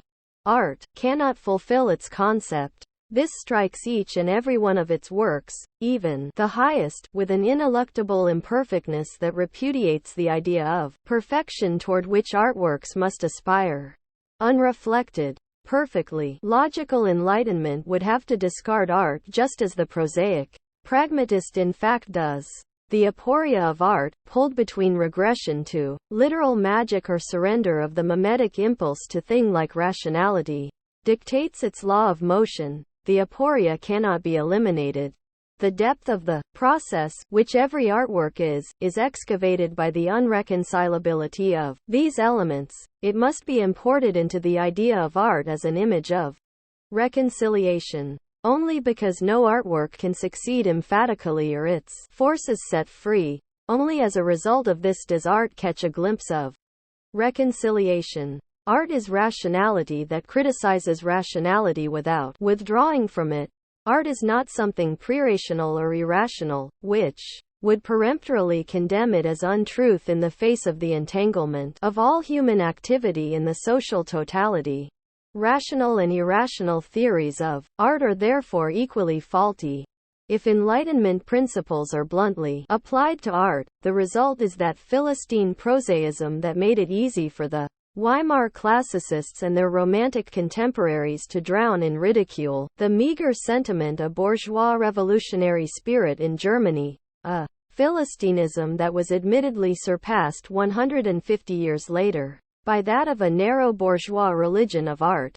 That form of rationalism that argues powerlessly against artworks, by applying extra aesthetic logical and causal criteria to art, has not died off. It is provoked by the ideological misuse of art. If someone writing a realist novel after it had become outmoded objected about one of Eichendorff's verses that clouds cannot be equated with dreams but that at best dreams might perhaps be equated with clouds, the verse itself, clouds pass by like heavy dreams, 6 would in its own sphere, where nature is transformed into a premonitory metaphor of inner life, be immune to such homegrown correctness.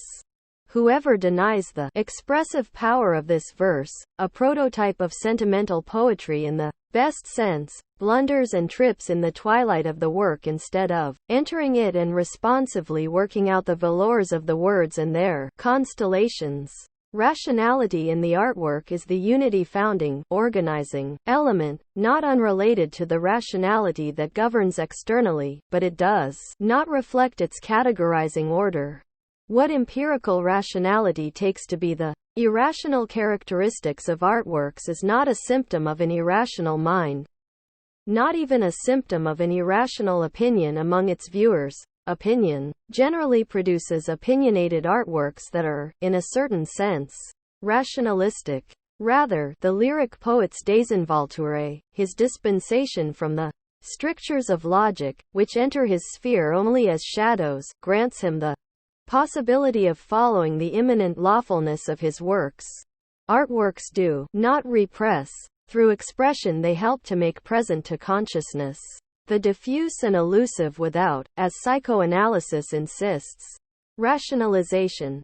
To accuse irrational art of irrationalism for playing a trick on the praxis-oriented rules of reason is in its own way no less ideological than the irrationality of official faith in art. It serves the needs of apparatchiks of every persuasion. Movements such as Expressionism and Surrealism, whose irrationality alienated, were an attack on violence, authority, and obscurantism. That various tributaries of German Expressionism and French Surrealism too converged in fascism, for which spirit was merely the means to an end, which is why fascism devoured everything, is insignificant with regard to the objective idea of those movements, and it has been deliberately blown out of proportion by Janov and his followers for political purposes.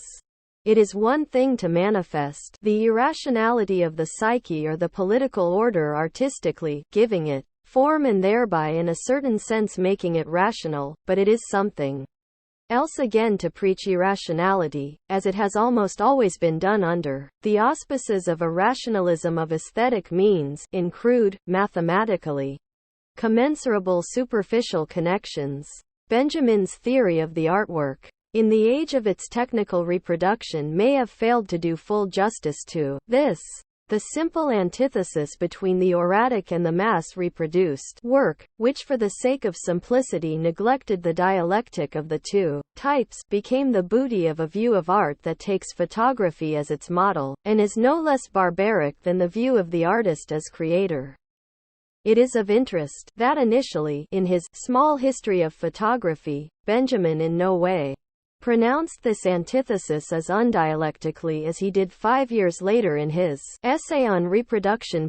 7, whereas the later work adopted the definition of aura word for word from the earlier one. The early study praises the aura of early photographs, which they lost only with the critique of their commercial exploitation by Agate. This may come much closer to the actual situation than does the simplification that made the Essay on Reproduction so popular. What slips through the wide mesh of this theory, which tends toward copyrealism, is the element opposed to cultic contexts that motivated Benjamin to introduce the concept of aura in the first place, that is, that which moves into the distance and is critical of the ideological superficies of life. The condemnation of aura easily becomes the dismissal of qualitatively modern art that distances itself from the logic of familiar things. The critique of aura thereby cloaks the products of mass culture in which profit is hidden and whose trace they bear even in supposedly socialist countries.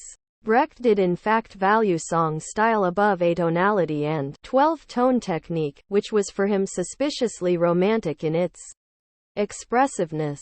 From these perspectives, the so-called irrational currents of spirit are summarily chalked up to fascism, ignoring their voice of protest against bourgeois reification by which they nevertheless continue to provoke. In conformity with East Bloc politics, a blind eye is turned toward the relation between enlightenment and mass deception. 8 Disenchanted technical procedures that dedicate themselves completely to appearances, as what they claim to be, function only too well for the transfiguration of these appearances.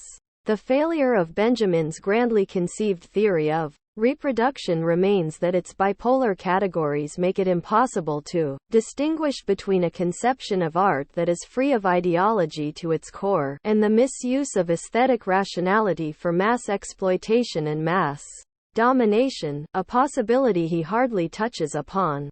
The single technique dealt with by Benjamin that goes beyond camera rationalism is montage, which reached its acme in surrealism and was quickly weakened in film. But montage disposes over the elements that make up the reality of an unchallenged common sense, either to transform their intention or, at best, to awaken their latent language. It is powerless, however, insofar as it is unable to explode the individual elements. It is precisely montage that is to be criticized for possessing the remains of a complacent irrationalism, for adaptation to material that is delivered ready-made from outside the work, following an internal logic whose stages will need to be described by an aesthetic historiography that does not yet exist. The principle of montage therefore became that of construction.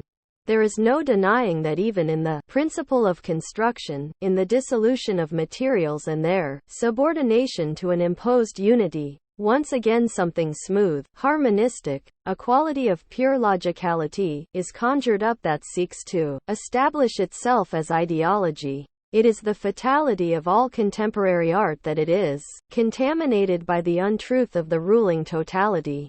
Still, construction is currently the only possible form that the rational element in the artwork can take. Just as at the outset, in the Renaissance, the emancipation of art from cultic heteronomy was part of the discovery of construction, then called composition. In the artwork as monad, construction, its authority limited, is the plenipotentiary of logic and causality transferred to the artwork from the domain of objective knowledge.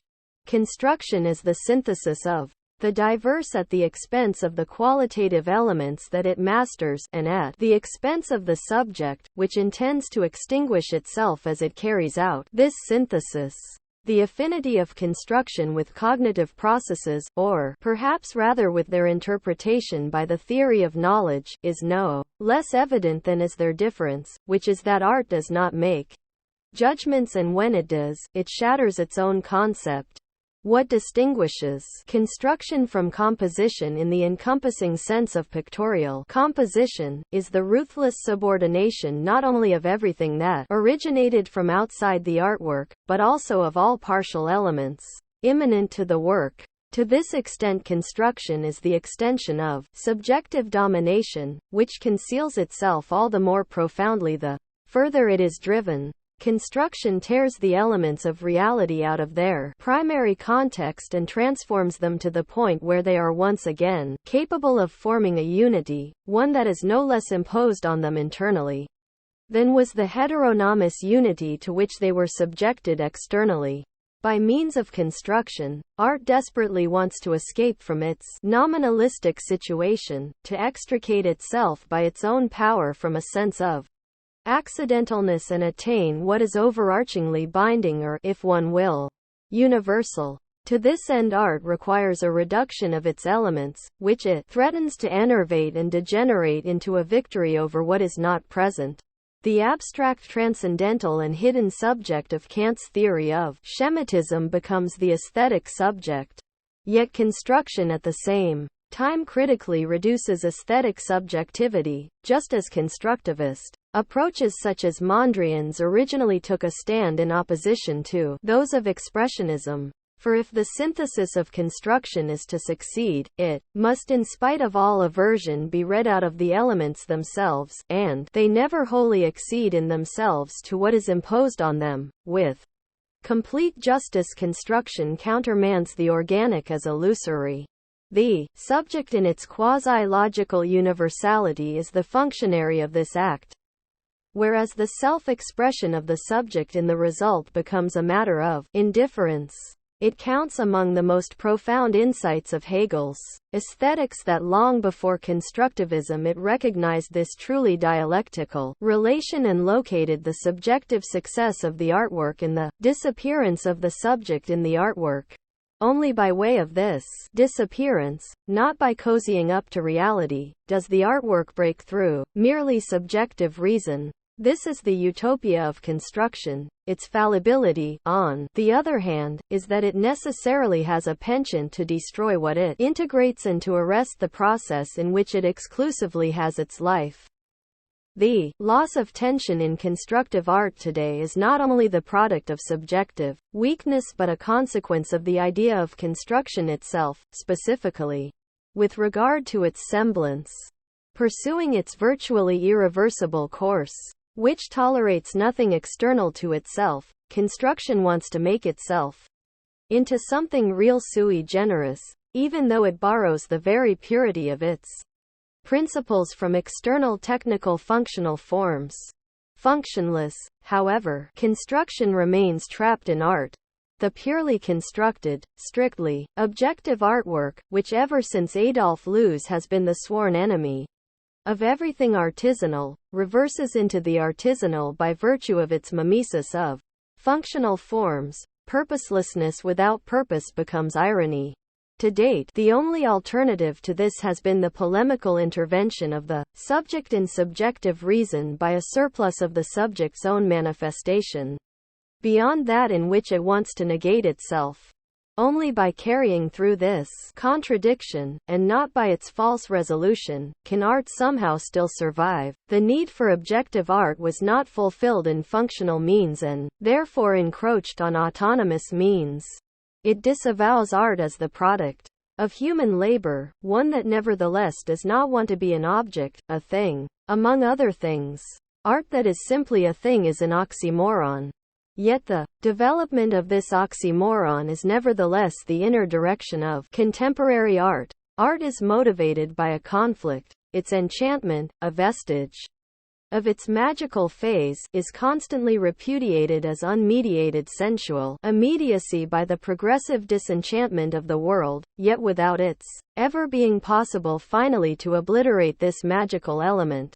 Only in it is art's mimetic character preserved, and its truth is the critique that, by its sheer existence, it levels at a rationality that has become absolute, emancipated from its claim to reality. The enchantment is itself part of enlightenment. Its semblance disenchants the disenchanted world. This is the dialectical ether in which art today takes place. The renunciation of any claim to truth by the preserved magical element marks out the terrain of aesthetic semblance and aesthetic truth. Art inherits a comportment of spirit, once directed toward essence, and with it the chance of perceiving immediately that which is essential yet otherwise tabooed by the progress of rational knowledge, though it will not acknowledge it. For the disenchanted world, the fact of art is an outrage, an afterimage of enchantment, which it does not tolerate. If, however, art unflinchingly acquiesces in this and posits itself blindly as sorcery, it degrades itself to an act of illusion in opposition to its own claim to truth and undermines itself with a vengeance.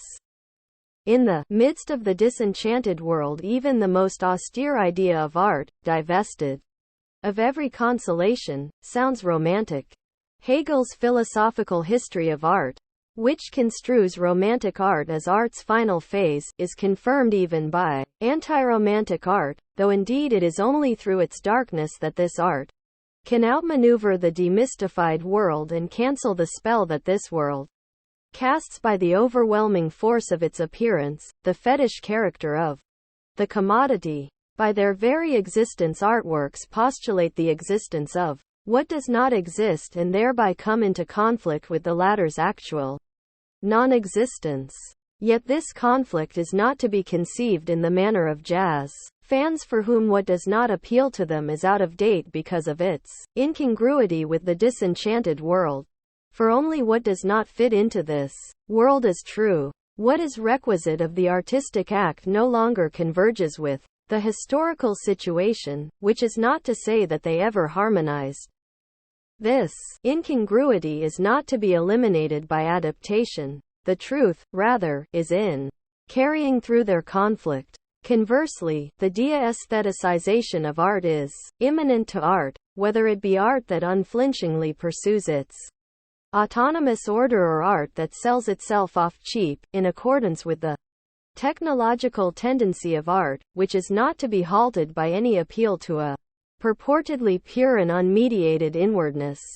The concept of artistic technique emerged late, even after the French Revolution, when the aesthetic domination of nature was becoming self-conscious. The concept was still lacking, though not its reality.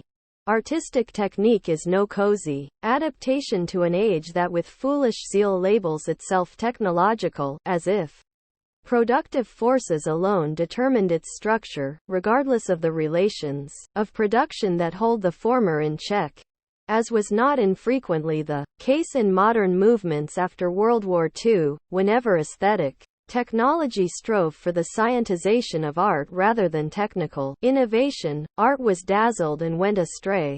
Scientists, especially physicists, had no trouble pointing out many misunderstandings to artists, who had become enraptured with the nomenclature, reminding them that the scientific terminology they used to name their technical procedures was being misattributed. The technologization of art is no less provoked by the subject, by the disillusioned consciousness and the mistrust of magic as a veil, than by the object, by the problem of how artworks may be bindingly organized. The possibility of the latter became problematic with the collapse of traditional procedures, however much their influence has extended into the current epoch. Only technology provided a solution. It promised to organize art completely in terms of that means-end relation that Kant had in general equated with the aesthetic. It is not that technique sprang out of the blue as a stopgap, although it is true that the history of art has known moments that are reminiscent of the technical revolution of material production. With the progressive subjectivization of artworks, free control over them ripened within the traditional procedures. Technologization established free control over the material as a principle. For its legitimation, the development of technique can appeal to the fact that traditional masterworks since Palladio, though they relied only desultorily on knowledge of technical procedures, nevertheless gained their authenticity from their level of technical integration, until finally technology exploded the traditional procedures. In retrospect, even as a constituent element of the art of the past, technique can be recognized with incomparable clarity compared with what is conceded by cultural ideology, which portrays what it calls the technical age of art as the decline of a previous age of human spontaneity. Certainly it is possible in the case of Bach to show the gaps between the structure of his music and the technical means that were available for its completely adequate performance. For the critique of aesthetic historicism this is relevant. Yet insights of this sort do not suffice for the entire complex of issues. Bach's experience led him to a highly developed compositional technique. On the other hand, in works that can be called archaic, expression is amalgamated with technique as well as with its absence or with what technique could not yet accomplish. It is in vain to try to decide what effects of pre-perspectival painting are due to expressive profundity or to some degree of technical insufficiency that itself becomes expression. Precisely for this reason, archaic works, which are generally limited in their range of possibilities, always seem to have just enough available technique and no more than is required for the realization of the project. This imbues them with that deceptive authority that is misleading with regard to the technical aspect that is a condition of such authority. In the face of such works, the effort to distinguish between what was wanted and what was still out of reach falls mute. In truth, this question is always misleading with regard to what is objectivated. Yet abandoning the question also has an element of obscurantism. Alois Riegel's concept of artistic volition, Kunstwollen, much as it helped to free aesthetic experience from abstract timeless norms, can scarcely be maintained. It is hardly ever the case that what is decisive in a work is what the artist intended. The fierce rigidity of the Etruscan Apollo at the Villa Giulia is a constituent of the content, regardless whether it was intended or not. And yet at critical points in the history of art, the function of technique has been fundamentally transformed. When fully developed, technique establishes the primacy in art of making, in contradistinction to a receptivity of production, however that is conceived. Technique is able to become the opponent of art insofar as art represents, at changing levels, the repressed, unmakeable. However, the technologization of art is not synonymous with feasibility either, as the superficiality of cultural conservatism would prefer technologization. The extended arm of the nature-dominating subject purges artworks of their immediate language. Technological requirements drive out the contingency of the individual who produces the work. The same process that traditionalists scorn as the loss of soul is what makes the artwork in its greatest achievements eloquent rather than merely the testimony of something psychological or human. As the contemporary prattle goes, radicalized, what is called reification probes for the language of things. It narrows the distance to the idea of that nature that extirpates the primacy of human meaning. Emphatically, modern art breaks out of the sphere of the portrayal of emotions and is transformed into the expression of what no significative language can achieve. Paul Klee's work is probably the best evidence of this from the recent past, and he was a member of the technologically minded Bauhaus. If one teaches, as Adolf Loos did implicitly and technocrats since have happily reiterated, that real technical objects are beautiful, one predicates of them precisely that against which artistic Sachlichkeit, as an aesthetic enervation, is directed. Incidental beauty, measured in terms of opaque, traditional categories such as formal harmony or even imposing grandeur, impinges on the real functionality in which functional works like bridges or industrial plants seek their law of form.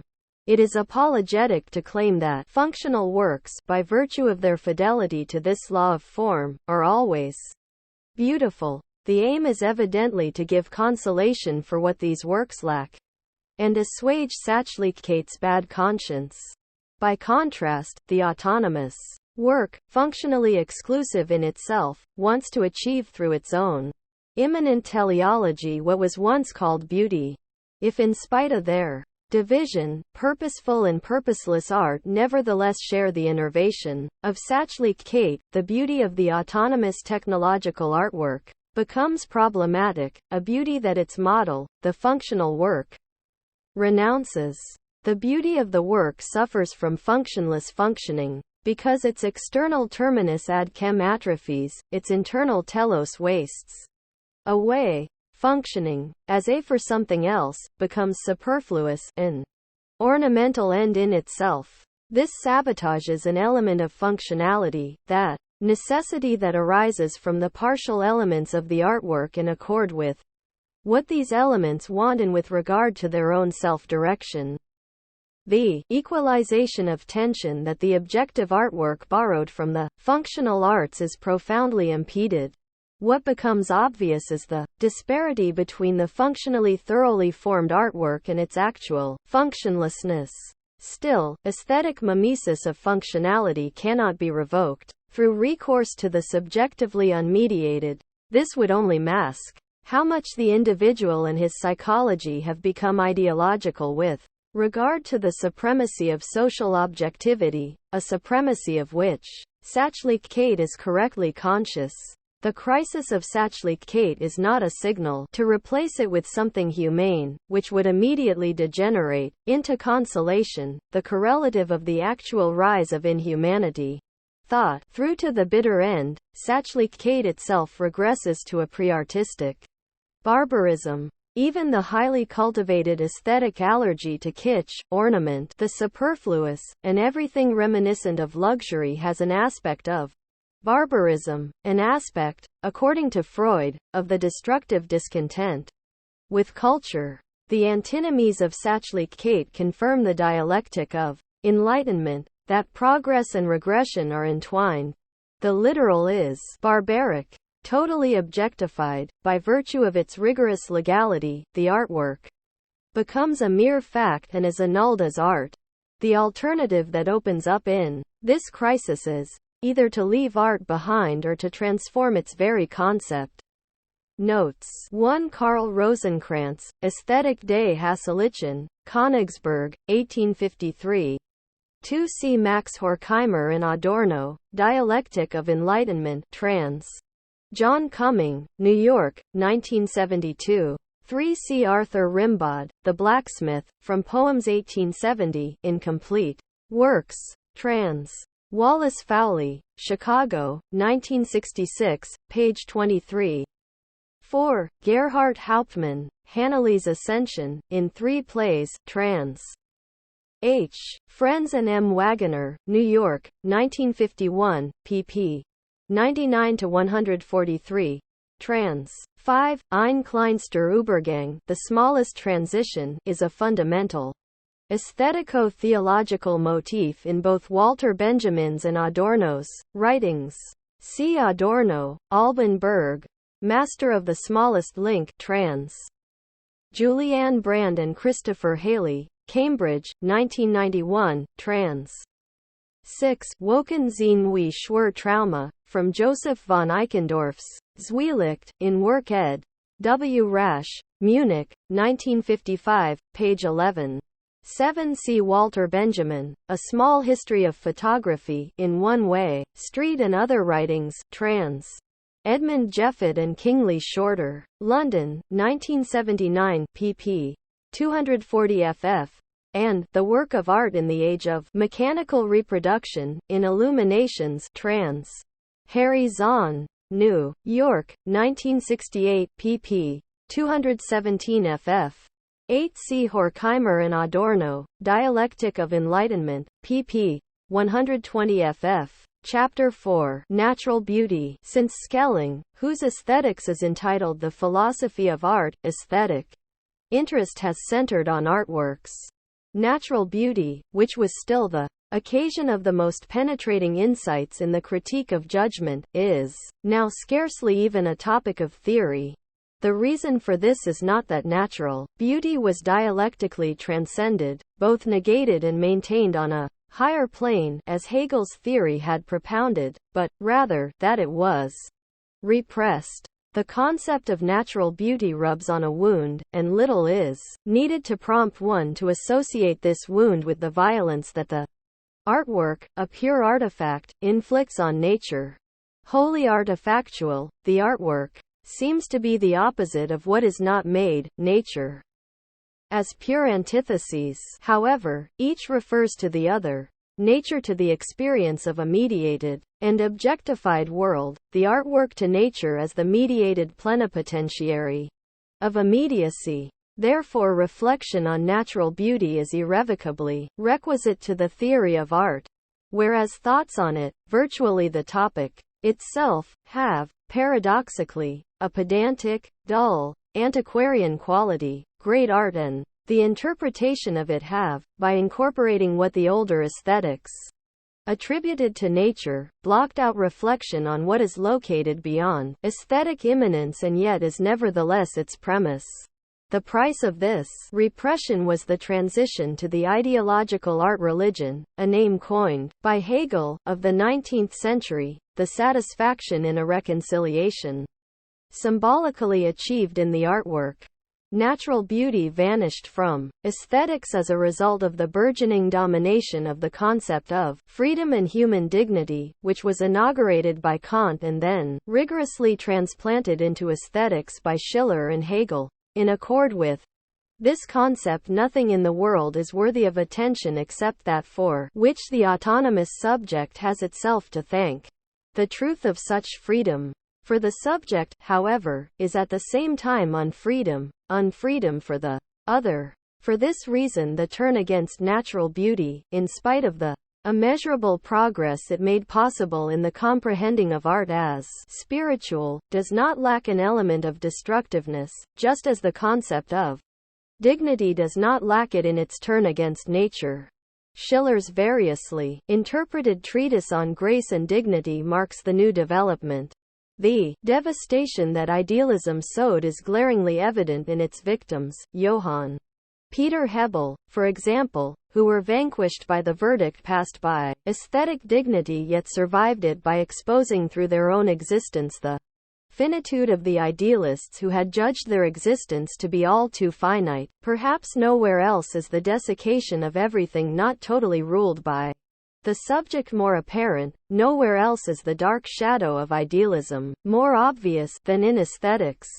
If the case of natural beauty were pending, dignity would be found culpable for having raised the human animal above the animal. In the experience of nature, dignity reveals itself as subjective usurpation that degrades what is not subordinate to the subject, the qualities, to mere material and expulses it from art as a totally indeterminate potential, even though art requires it according to its own concept. Human beings are not equipped positively with dignity, rather, dignity would be exclusively what they have yet to achieve.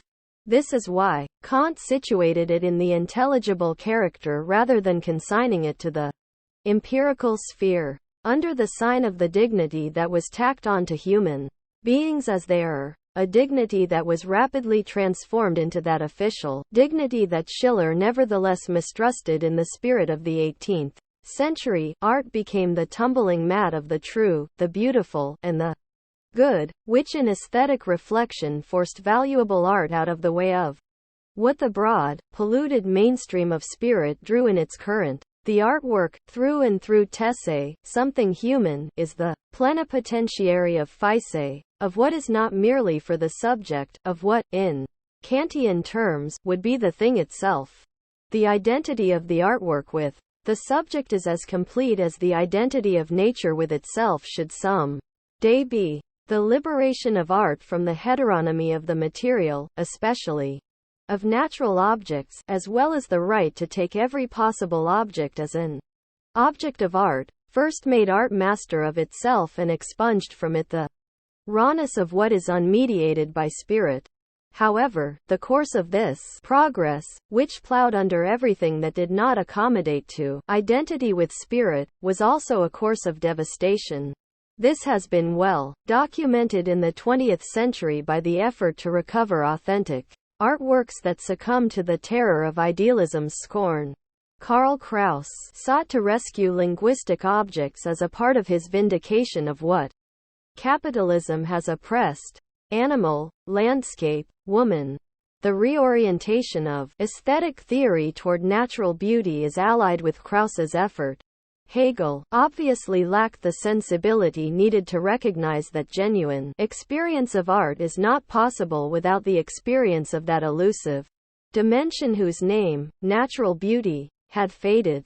The substantiality of the experience of natural beauty, however, reaches deep into modern art. In Proust, whose recherche is an artwork and a metaphysics of art, the experience of a Hawthorne hedge figures as a fundamental phenomenon of aesthetic comportment. Authentic artworks, which hold fast to the idea of reconciliation with nature by making themselves completely a second nature, have consistently felt the urge, as if in need of a breath of fresh air, to step outside of themselves. Since identity is not to be their last word, they have sought consolation in first nature. Thus the last act of Figaro is played out of doors, and in Freischütz Agatha, standing on the balcony, suddenly becomes aware of the starry night. The extent to which this taking a breath depends on what is mediated, on the world of conventions, is unmistakable. Over long periods the feeling of natural beauty intensified with the suffering of the subject thrown back on himself in a mangled and administered world. The experience bears the mark of Weltschmerz. Even Kant had misgivings about art made by human beings and conventionally opposed to nature. The superiority of natural beauty over that of art, namely, that, even if art were to excel nature in form, it is the only beauty that arouses a direct interest, agrees with the refined and solid way of thinking of all people who have cultivated their moral feeling. Here it is, Rousseau who speaks, and no less in the following sentence, a man who has taste enough to judge the products of fine art with the greatest correctness and refinement may still be glad to leave a room in which he finds those beauties that minister to vanity and perhaps to social joys, and to turn instead to the beautiful in nature, in order to find there, as it were, a voluptuousness for the mind in a train of thought that he can never fully unravel. If that is how he chooses, we shall ourselves regard this choice of his with esteem and assume that he has a beautiful soul, such as no connoisseur and lover of art can claim to have because of the interest he takes in his objects. The gesture of stepping out into the open is shared by these theoretical sentences with the artworks of their time. Kant lodged the sublime, and probably along with it all beauty that rises above the mere play of form, in nature. By contrast, Hegel and his generation achieved a concept of art that did not, as any child of the 18th century took for granted, minister to vanity and social joys. But they thereby missed the experience that is still expressed unreservedly by Kant in the bourgeois revolutionary spirit that held the humanly made for fallible, and that, because the humanly made was never thought fully to become second nature, guarded the image of first nature. The degree to which the concept of natural beauty has been historically transformed is made most strikingly evident by the fact that it was probably only in the course of the 19th century that the concept was enlarged by a new domain, the cultural landscape, an artifactitious domain that must at first seem totally opposed to natural beauty. Historical works are often considered beautiful that have some relation to their geographical setting, as, for instance, hillside towns that are related to their setting by the use of its stone. A law of form does not, as in art, predominate in them. They are seldom planned, although sometimes the effect of a plan is produced by the arrangement of the town around a church or marketplace, just as economic material conditions at times spawn artistic forms.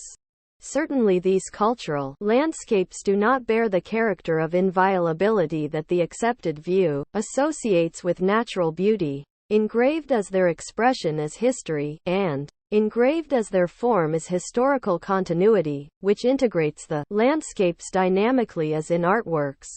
The discovery of this aesthetic dimension and its appropriation through the collective sensorium dates back to Romanticism, probably initially to the cult of the ruin. With the collapse of Romanticism, that hybrid domain, cultural landscape, deteriorated into an advertising gimmick for organ festivals and phony security. The prevailing urbanism absorbs as its ideological complement whatever fulfills the desiderata of urban life without bearing the stigmata of market society on its forehead. But if a bad conscience is therefore admixed with the joy of each old wall and each group of medieval houses, the pleasure survives the insight that makes it suspicious.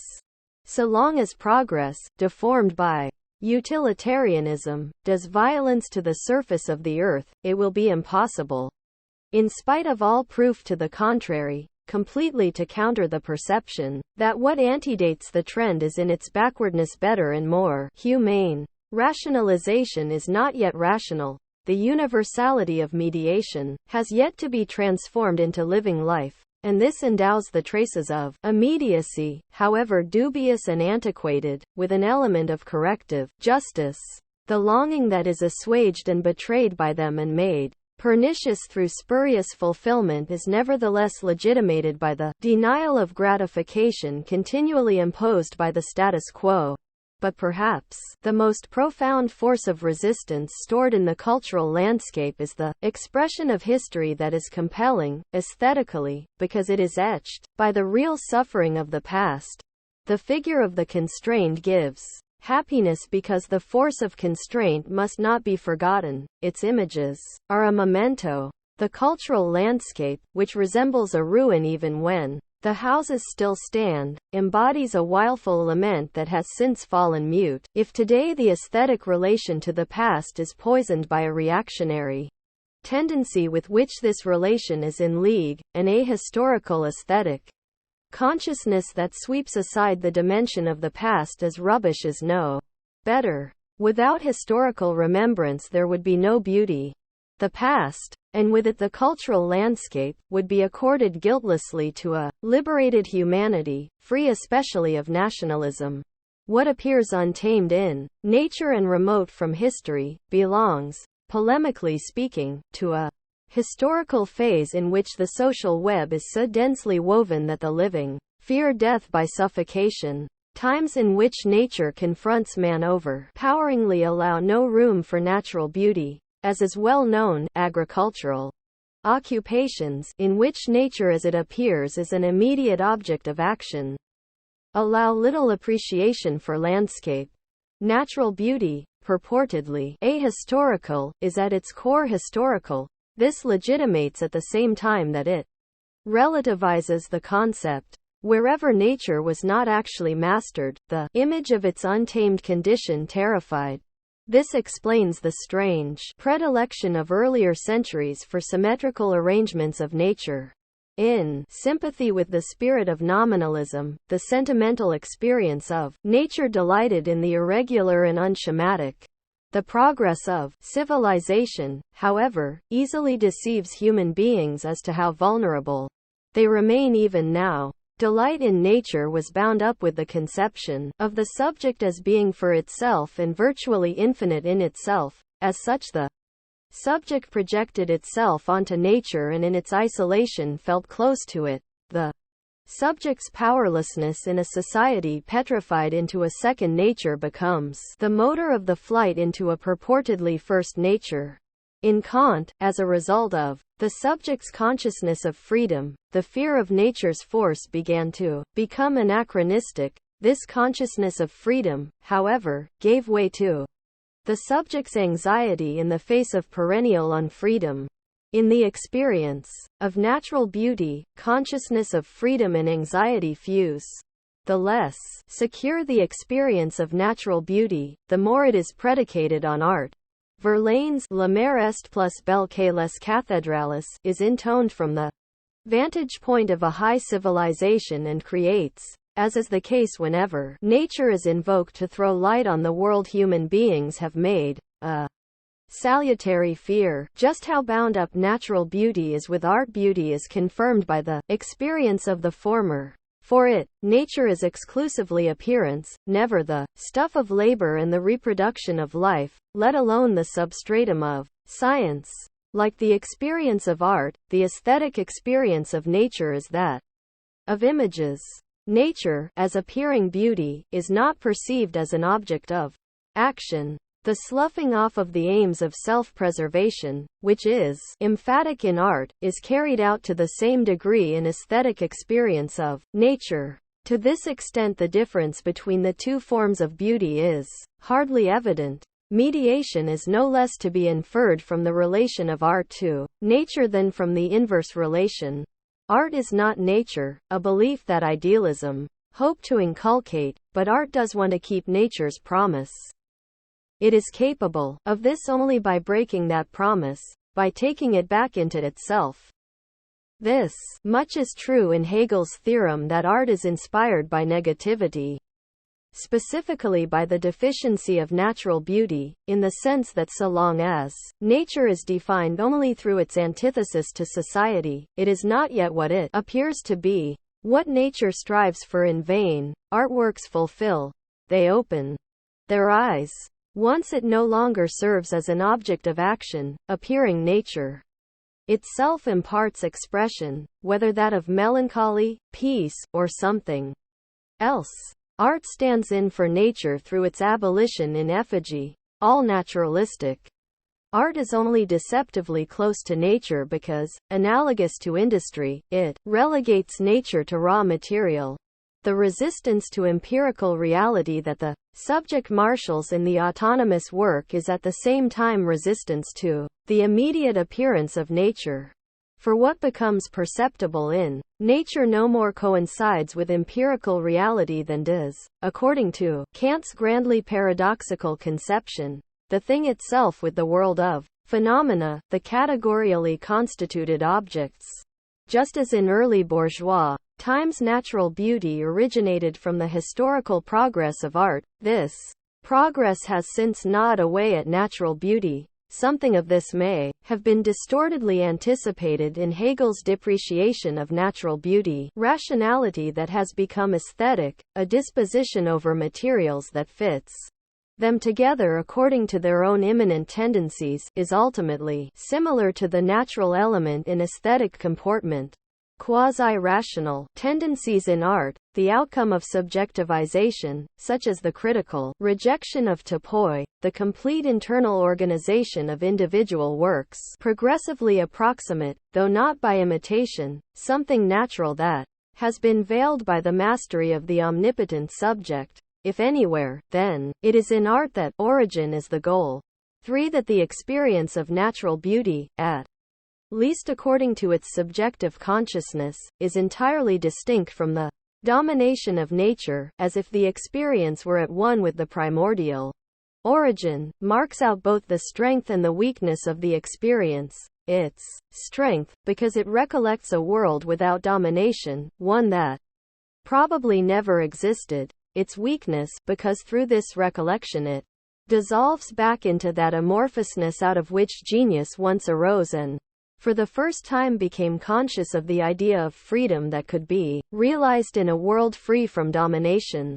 The anamnesis of freedom in natural beauty deceives because it seeks freedom in the old unfreedom. Natural beauty is myth transposed into the imagination and thus, perhaps, requited. The song of birds is found beautiful by everyone. No feeling person in whom something of the European tradition survives fails to be moved by the sound of a robin after a rain shower. Yet something frightening lurks in the song of birds precisely because it is not a song but obeys the spell in which it is enmeshed. The fright appears as well in the threat of migratory flocks, which bespeak ancient divinations, forever presaging ill fortune. With regard to its content, the ambiguity of natural beauty has its origin in mythical ambiguity. This is why genius, once it has become aware of itself, is no longer satisfied with natural beauty. As its prose character intensifies, art extricates itself completely from myth and thus from the spell of nature, which nevertheless continues in the subjective domination of nature. Only what had escaped nature as fate would help nature to its restitution. The more that art is thoroughly organized as an object by the subject and divested of the subject's intentions, the more articulately does it speak according to the model of a non-conceptual, non-rigidified significative language. This would perhaps be the same language that is inscribed in what the sentimental age gave the beautiful if threadbare name, the Book of Nature. Along the trajectory of its rationality and through it, humanity becomes aware in art of what rationality has erased from memory and of what its second reflection serves to remind us. The vanishing point of this development, admittedly an aspect only of modern art, is the insight that nature, as something beautiful, cannot be copied. For natural beauty as something that appears is its self-image.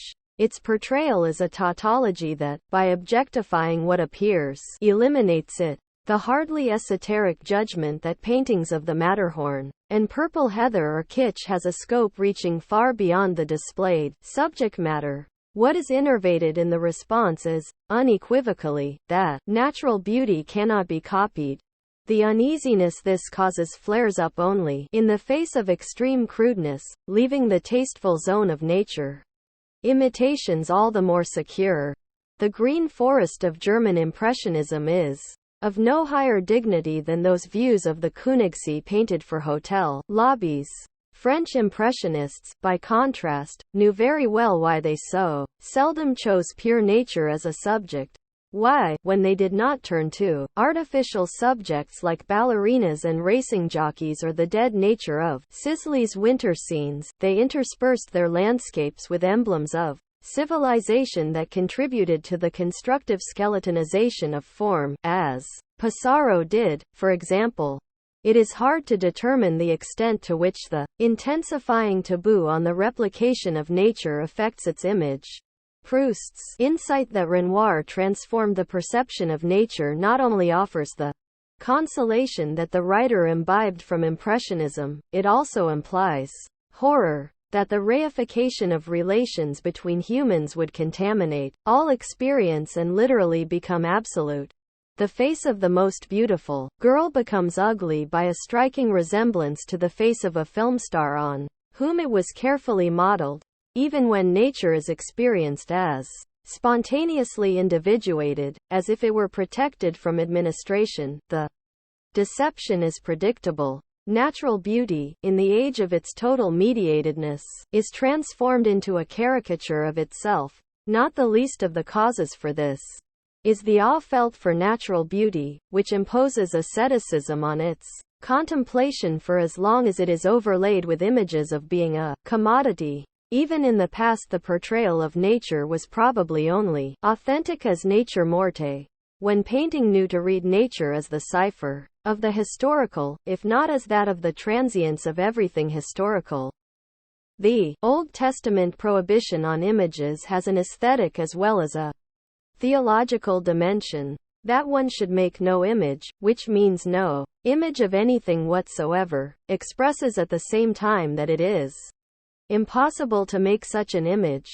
Through its duplication in art, what appears in nature is robbed of its being in itself, in which the experience of nature is fulfilled. Art holds true to appearing nature only where it makes landscape present in the expression of its own negativity. Burchart's verse bei Betrachtung von Landschaftszeichnungen geschrieben, verses written while contemplating landscape drawings, 4 expressed this inimitably and shockingly. Where painting and nature seem happily reconciled, as in Corot, this reconciliation is keyed to the momentary and everlasting. Fragrance is a paradox. Natural beauty, such as it is perceived unmediated in appearing nature, is compromised by the Rousseauan returnants. The mistakenness of the crude antithesis of technique and nature is obvious in the fact that precisely nature that has not been pacified by human cultivation, nature over which no human hand has passed, alpine moraines and taluses, resembles those industrial mountains of debris from which the socially lauded aesthetic need for nature flees. Just how industrial it looks in inorganic outer space will someday be clear. Even in its telluric expansion, as the imprint of total technique, the concept of idyllic nature would retain the provincialism of a minuscule island. In Schema Boer Road from Bourgeois Sexual Morality, technique is said to have ravished nature, yet under transformed relations of production it would just as easily be able to assist nature and on this sad earth help it to attain what perhaps it wants. Consciousness does justice to the experience of nature only when, like Impressionist art, it incorporates nature's wounds. The rigid concept of natural beauty thereby becomes dynamic. It is broadened by what is already no longer nature. Otherwise, nature is degraded to a deceptive phantasm. The relation of appearing nature to what is inert and thing-like in its deadness is accessible to its aesthetic experience. For in every particular aesthetic experience of nature, the social whole is lodged. Society not only provides the schemata of perception but peremptorily determines what nature means through contrast and similarity. Experience of nature is constituted by the capacity of determinate negation. With the expansion of technique and, even more important, the total expansion of the exchange principle, natural beauty increasingly fulfills a contrasting function and is thus integrated into the reified world it opposes. Coined in opposition to absolutism's wigs and formal gardens, the concept of natural beauty forfeited its power, because bourgeois emancipation under the sign of the alleged natural rights of human beings made the world of experience not less but more reified than it was in the 18th century. The unmediated experience of nature, its critical edge blunted and subsumed to the exchange relation such as is represented in the phrase tourist industry, became insignificantly neutral and apologetic, and nature became a nature reserve and an alibi. Natural beauty is ideology where it serves to disguise mediatedness as immediacy. Even adequate experience of natural beauty obeys the complementary ideology of the unconscious. If in keeping with bourgeois standards it is chalked up as a special merit that someone has feeling for nature, which is, for the most part, a moralistic narcissistic posturing as if to say, "What a fine person I must be to enjoy myself with such gratitude," then the very next step is a ready response to such testimonies of impoverished experience as appear in ads in the personal column that claim sensitivity to everything beautiful. Here the essence of the experience of nature is deformed. There is hardly anything left of it in organized tourism. To feel nature, and most of all its silence, has become a rare privilege and has in turn become commercially exploitable. This, however, does not amount to the condemnation of the category of natural beauty tout court. The disinclination to talk about it is strongest where love of it survives. The "how beautiful" at the sight of a landscape insults its mute language and reduces its beauty. Appearing nature wants silence at the same time that anyone capable of its experience feels compelled to speak in order to find a momentary liberation from monadological confinement. The image of nature survives because its complete negation in the artifact, negation that rescues this image, is necessarily blind to what exists beyond bourgeois society, its labor, and its commodities. Natural beauty remains the allegory of this beyond in spite of its mediation through social immanence. If, however, this allegory were substituted as the achieved state of reconciliation, it would be degraded as an aid for cloaking and legitimating the unreconciled world as one in which, as the claim goes, beauty is indeed possible. The "Oh how beautiful," which according to a verse of Friedrich Hebel, disturbs the celebration of nature, 5 is appropriate to the tense concentration vis-a-vis artworks, not nature. Its beauty is better known through unconscious apperception. In the continuity of such perception, natural beauty unfolds, sometimes suddenly. The more intensively one observes nature, the less one is aware of its beauty, unless it was already involuntarily recognized. Planned visits to famous views, to the landmarks of natural beauty, are mostly futile.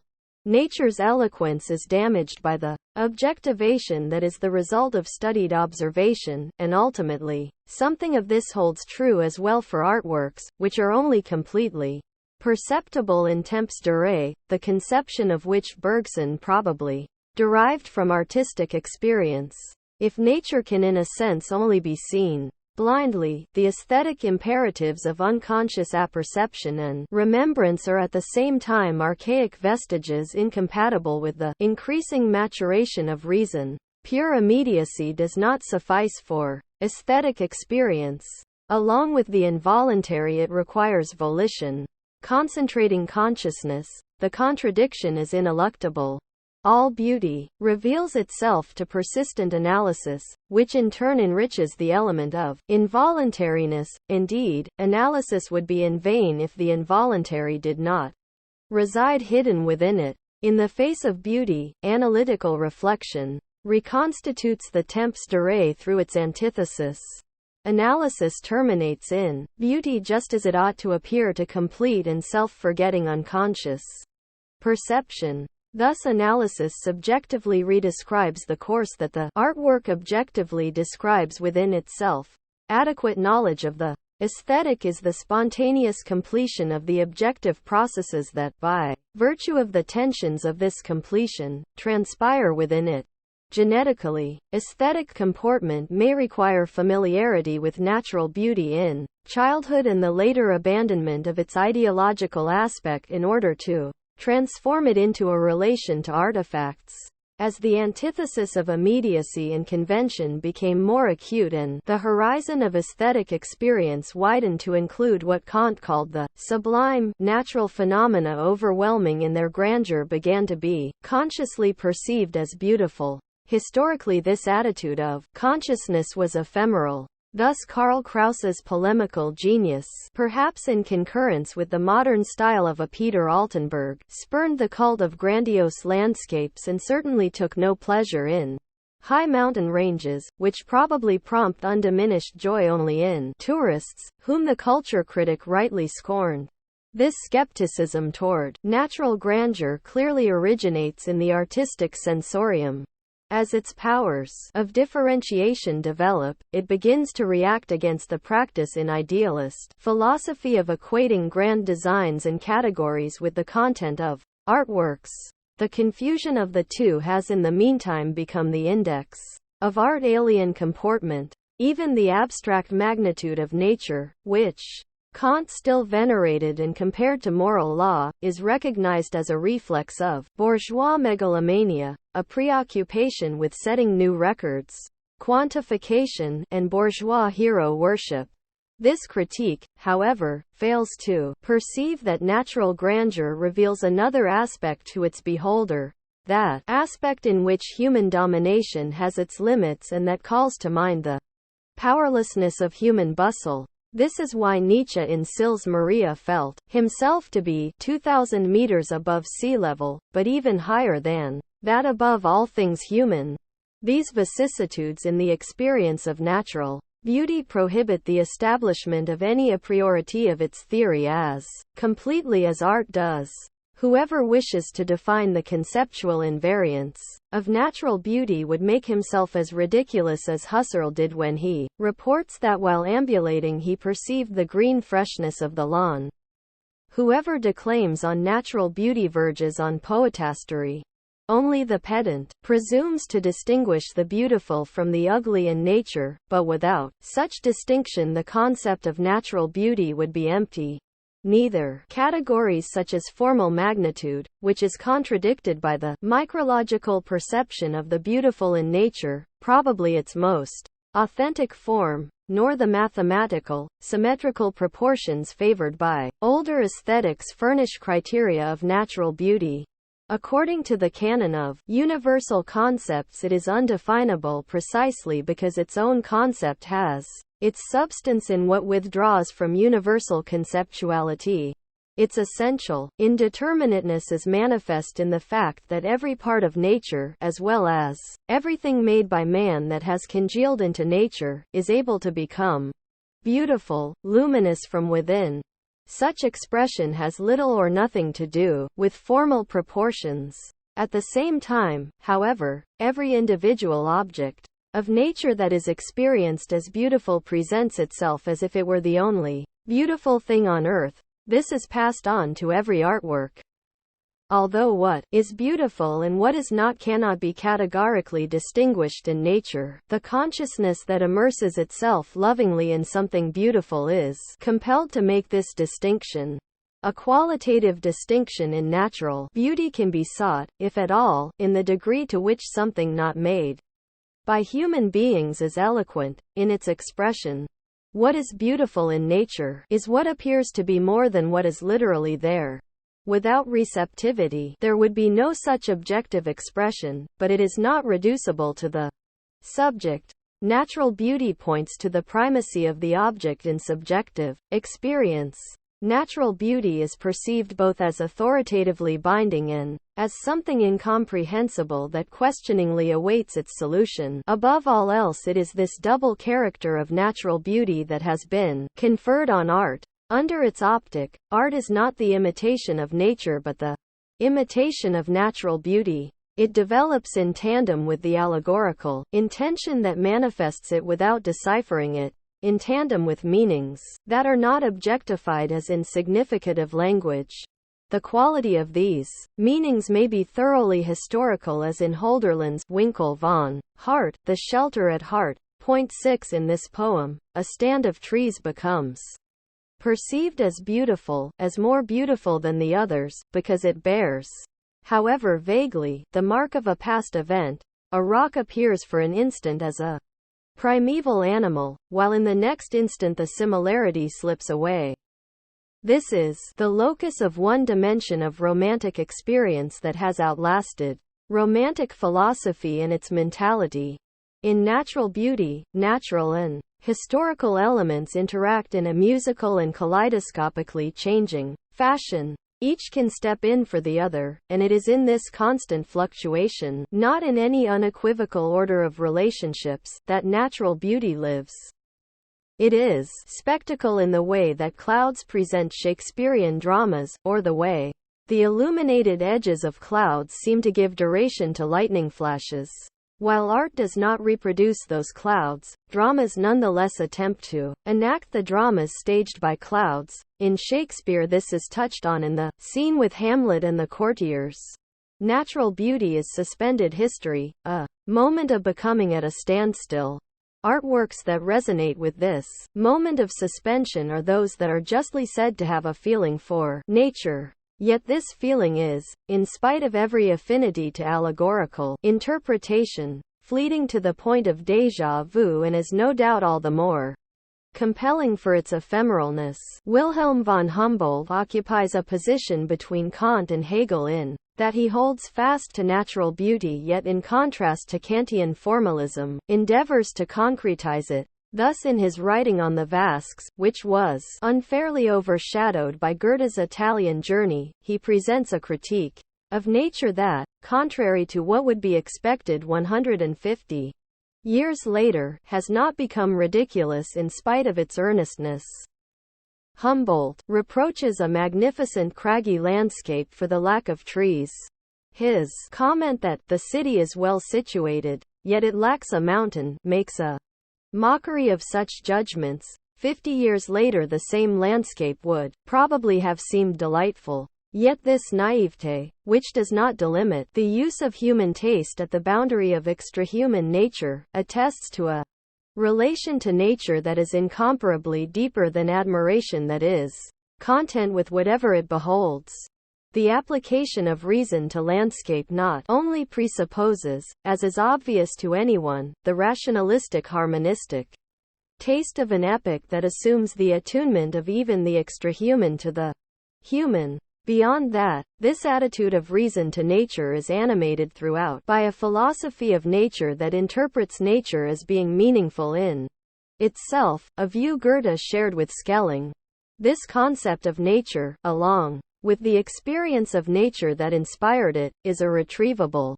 But the critique of nature is not only the hubris of a spirit that has exalted itself as an absolute. It has some basis in the object. As true as the fact that every object in nature can be considered beautiful is the judgment that the landscape of Tuscany is more beautiful than the surroundings of Gelsenkirchen. Surely the waning of natural beauty accompanied the collapse of the philosophy of nature. The latter, however, perished not only as an ingredient of cultural history, the experience that was its substance, as well as the source of happiness in nature, was fundamentally transformed. Natural beauty suffers the same fate as does education. It is vitiated as the inevitable consequence of its expansion. Humboldt's descriptions of nature hold their own in any comparison. His depictions of the wildly turbulent Bay of Biscay occupy a position between Kant's most powerful passages on the sublime and Poe's portrayal of the maelstrom, but they are irretrievably bound up with their historical moment. Soldiers and Hegel's judgment, which derived the inferiority of natural beauty from its emerging indeterminacy, missed the mark. Goethe still wanted to distinguish between objects that were worthy of being painted and those that were not. This lured him into glorifying the hunt for motifs as well as Vejuta painting, a predilection that discomfited even the pompous taste of the editor of the Jubilee edition of Goethe's works. Yet because of its concreteness, the classifying narrowness of Goethe's judgments on nature is nevertheless superior to the sophisticated leveling maxim that everything is equally beautiful. Obviously, under the pressure of developments in painting, the definition of natural beauty has been transformed. It has been too often remarked with facile cleverness that kitsch paintings have even infected sunsets. Guilt for the evil star that hangs over the theory of natural beauty is born neither by the corrigible weakness of thought about it nor by the impoverished aim of such thought. It is determined, rather, by the indeterminateness of natural beauty, that of the object no less than that of the concept. As indeterminate, as antithetical to definitions, natural beauty is indefinable, and in this it is related to music, which drew the deepest effects in Schubert from such non-objective similarity with nature. Just as in music what is beautiful flashes up in nature only to disappear in the instant one tries to grasp it. Art does not imitate nature, not even individual instances of natural beauty, but natural beauty as such. This denominates not only the aporia of natural beauty but the aporia of aesthetics as a whole.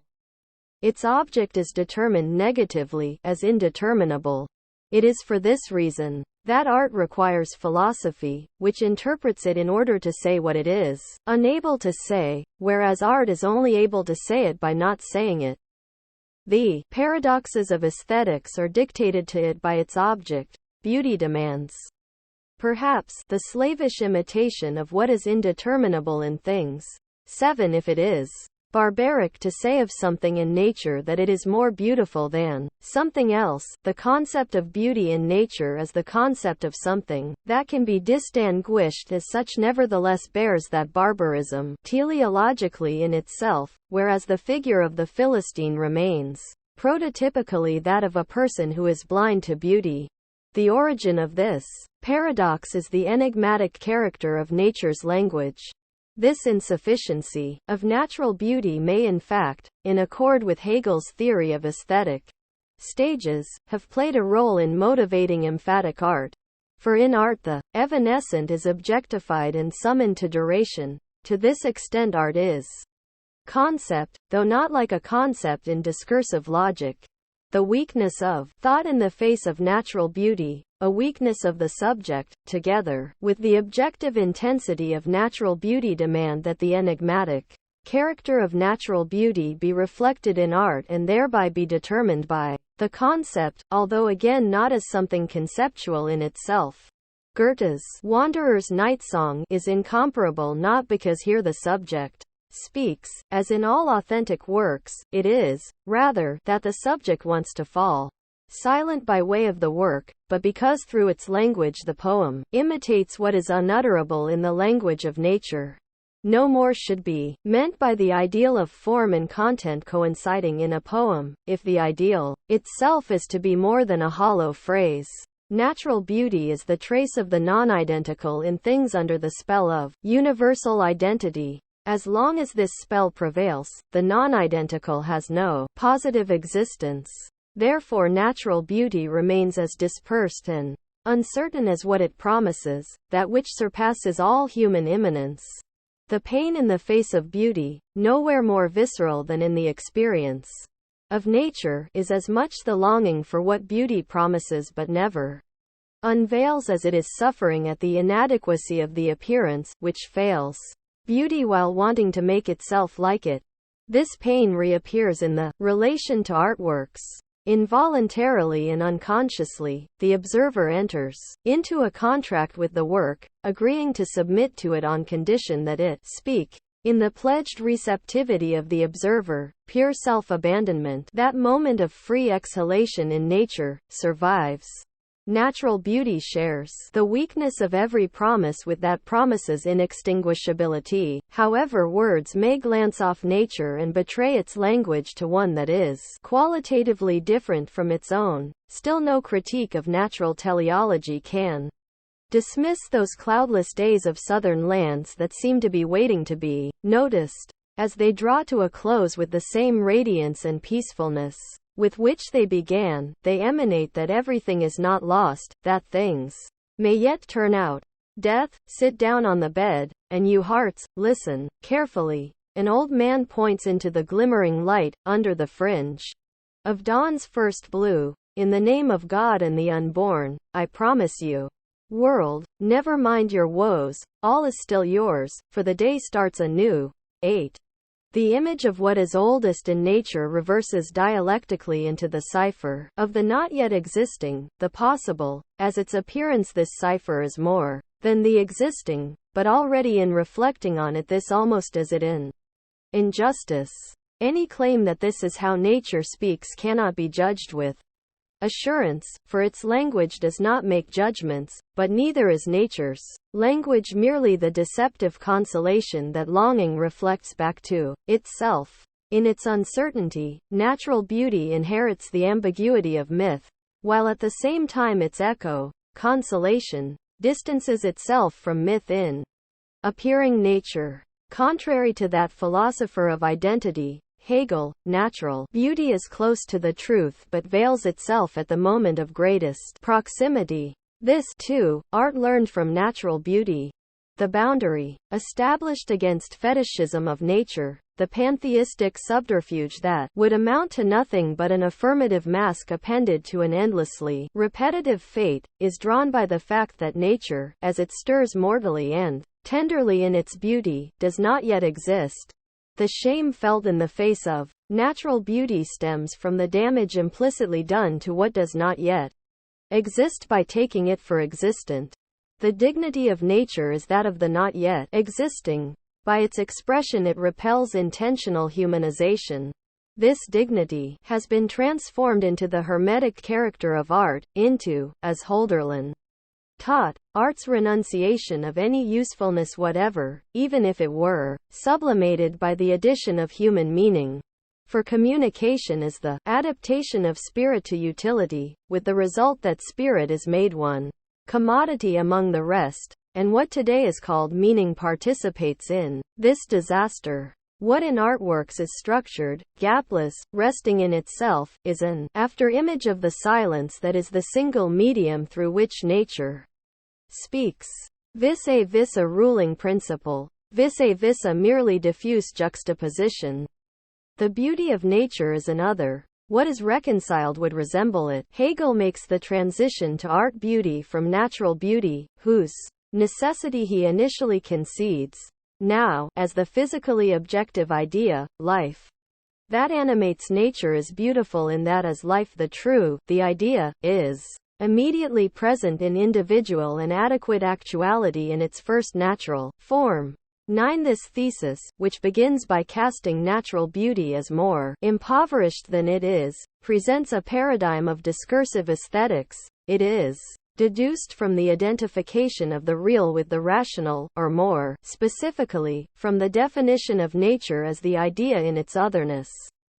The idea is credited, condescendingly, to natural beauty's account. The beauty of nature unfolds from Hegel's theodicy of the real, because the idea can take no other form than that in which it is realized. Its first appearance or first natural form is suitable, and therefore beautiful. This concept of natural beauty is immediately circumscribed dialectically. The concept of nature as spirit is taken no further because, probably with a polemical eye toward Schelling, nature is to be understood as spirit in its otherness, not directly reducible to that spirit. There is no mistaking the progress of critical consciousness here. The Hegelian movement of the concept seeks truth, which cannot be stated immediately, in the naming of the particular and the limited, of the dead and the false. This provides for the disappearance of natural beauty when it has scarcely been introduced. Yet, because of this purely physical immediacy, the living beauty of nature is produced neither for nor out of itself as beautiful, nor for the sake of a beautiful appearance. The beauty of nature is beautiful only for another, i.e., for us, for the mind, which apprehends beauty. 10. Thus the essence of natural beauty, the anamnesis of precisely what does not exist for another, is let slip. This critique of natural beauty follows an inner tendency of Hegel's aesthetics as a whole, follows its objectivistic turn against the contingents of subjective sentiment. Precisely the beautiful, which presents itself as independent from the subject, as absolutely something not made, falls under suspicion of being feebly subjective. Hegel equates this directly with the indeterminacy of natural beauty. Throughout, Hegel's aesthetics lacks receptivity for the speech of what is not significative. The same is true of his theory of language. 11. It can be argued imminently against Hegel that his own definition of nature as spirit in its otherness not only contrasts spirit with nature but also binds them together without, however, the binding element being investigated in his system's aesthetics or philosophy of nature. Hegel's objective idealism becomes crass, virtually unreflected partisanship for subjective spirit in the aesthetics. What is true in this is that natural beauty, the unexpected promise of something that is highest, cannot remain locked in itself but is rescued only through that consciousness that is set in opposition to it. What Hegel validly opposes to natural beauty is of a part with his critique of aesthetic formalism and thus of a playful 18th century hedonism that was anathema to the emancipated bourgeois spirit. The form of natural beauty, as an abstract form, is on the one hand determinate and therefore restricted. On the other hand, it contains a unity and an abstract relation to itself. This sort of form is what is called regularity and symmetry, also conformity to law, and finally harmony. 12. Hegel elsewhere speaks in sympathy with the advances of dissonance, though he is deaf to how much it has its locus in natural beauty. In pursuit of this intention of dissonance, aesthetic theory at its apex, in Hegel, took the lead over art, only as neutralized sanctimonious wisdom did it, after Hegel, fall behind art. In Hegel, the formal, mathematical relations that once supposedly grounded natural beauty are contrasted with living spirit, and rejected as subaltern and pedestrian. The beauty of regularity is a beauty of abstract understanding. 13. His disdain for rationalistic aesthetics, however, clouds his vision for what in nature slips through the conceptual net of this aesthetics. The concept of the subaltern occurs literally in the passage of natural beauty to art beauty. Now this essential deficiency, of natural beauty, leads us to the necessity of the ideal, which is not to be found in nature, and in comparison with it the beauty of nature appears subordinate. 14. Natural beauty, however, is subordinate not in itself but for those who prize it. To whatever degree the determinacy of art surpasses that of nature, the exemplar of art is provided by what nature expresses and not by the spirit with which men endow nature. The concept of a posited ideal, one that art should follow, and one that is purified, is external to art. The idealist disdain for what is not spirit in nature takes vengeance on what in art is more than subjective spirit. The timeless ideal becomes hollow plaster. In the history of German literature, the most obvious evidence for this is the fate of Hegel's dramatic works, which share much with Hegel. Hegel deduces art rationalistically enough, strangely ignoring its historical genesis, from the insufficiency of nature. Thus it is from the deficiencies of immediate reality that the necessity of the beauty of art is derived. The task of art must therefore be firmly established in arts having a calling to display the appearance of life, and especially of spiritual animation, in its freedom, externally too, and to make the external correspond with its concept. Only so is the truth lifted out of its temporal setting, out of its straying away into a series of finites. At the same time it has won an external appearance through which the poverty of nature and prose no longer peeps. It has won an existence worthy of truth. 15. The inner thread of Hegel's philosophy is revealed in this passage. Natural beauty gains legitimacy only by its decline, in such a way that its deficiency becomes the raison d'être of art beauty. At the same time natural beauty is subsumed on the basis of its calling to a purpose, and a transfiguring affirmative purpose at that, in obedience to a bourgeois topos dating back at least to D'Alembert and Saint-Simon. What Hegel chalks up as the deficiency of natural beauty, the characteristic of escaping from fixed concept, is, however, the substance of beauty itself. In Hegel's transition from nature to art, on the other hand, the much-touted polysignificance of Aufhebung is nowhere to be found. Natural beauty flickers out without a trace of it being recognizable in art beauty, because natural beauty is not thoroughly ruled and defined by spirit. Hegel considers it pre-aesthetic. But the imperious spirit is an instrument, not the content, of art. Hegel calls natural beauty prosaic. This phrase, which designates the asymmetry that Hegel overlooks in natural beauty, is at the same time unable to comprehend the development of more recent art, every aspect of which could be viewed as the infiltration of prose into formal principles. Prose is the ineradicable reflex of the disenchantment of the world in art, and not just its adaptation to narrow-minded usefulness. Whatever balks at prose becomes the prey of an arbitrarily decreed stylization. In Hegel's age the vector of this development could not yet be completely foreseen. It is in no way identical with realism, but rather is related to autonomous procedures that are free of any relation to representational realism and to topoi. In this regard Hegel's aesthetics is reactionary in classicist fashion. In Kant the classicist conception of beauty was compatible with the conception of natural beauty. Hegel sacrifices natural beauty to subjective spirit, but subordinates that spirit to a classicism that is external to and incompatible with it, perhaps out of fear of a dialectic that even in the face of the idea of beauty would not come to a halt. Hegel's critique of Kant's formalism ought to have valorized non-formal concreteness.